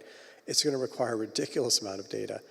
So I think while multimodal data and AI have tons of potential, there's going to be a lot of challenges we're going to have to deal with that we're just starting to learn about and uncover now. Yeah, I think multimodal AI even, not just data, is probably, hopefully, a necessary intermediate step to the final phase of healthcare AI, which is using a lot of our human brains, which sometimes we tend to underestimate. 100 billion neurons and 100 trillion connections are pretty amazing tools to, and uses very little energy, which is an issue, by the way, because energy is becoming a problem. I don't know if you heard this recently, but a factoid is if you use ChatGPT to ask a question that can be easily found out by a Google search, is something like 10 to 100,000 fold the energy consumption, or so we have to think about it's not like a limitless amount of resources we can use. When we use AI, it's actually going to be, I think, more looked upon as a waste if we use too good a technology for a simple answer. So here's Einstein's last quote here. And you mentioned intuition without having seen the slides. The only really valuable thing is intuition, and hopefully that's something that we can help our AI colleagues with. And to suggest a reminder, if you're interested, the ABIM teaches a monthly course, and some of the faculty are here. I want to thank my smart friends and colleagues at Stanford, and in case you're wondering, AI Med is going to be this November. Mohammed's going to be giving one of the keynotes. It's going to be at the Carib Royale Resort in Orlando, so please come. FOA25 is the discount code. And this is my home team. Here's my contact information. I'm a big fan of anyone that wants to make a contribution to the space, so please text me if you want to. And final tribute to Temerty for putting this together, and T-CAIREM. And don't forget this, because ultimately the question is, are we alone, right? So you have better technology. We still haven't come up with the answer to that question, that very important question. Just like your questions about your patients, you have better data, better technology, but does it really make a difference for your patient? Should be, and to the caretaker, our well-being is important too. So that should be the final question. So thank you very much. Thank you, everyone. I also like the fact that T-CAIREM has probably not much expectation for human intelligence, because here's a big sign that says, please speak into the mic. Thank you. As opposed to not into the mic. Well, thank you. Thank you, Anthony, for an incredible chat and discussion. And I want to thank everybody here for attending. It's been a long day. You've been fantastic to host, so I really appreciate all of you coming. I want to thank the incredible team that put all this together. Dom, Marianne, Zoriana, so just incredible. And we also have Yolanda and January outside. But really, it's all your efforts that we're all here today, so thank you again. And thank you again for bearing with us. It's been a fantastic day, lots of great discussion. The PCAM, ACAM meetings are tomorrow, and so we're going to continue our discussion with our international colleagues. And again, thank you very much. We hope that this discussion is just the beginning for when you take it back to your communities, and we hope to advance the field of AI medicine, because I think it will really transform how we deliver care to our patients. Thank you very much.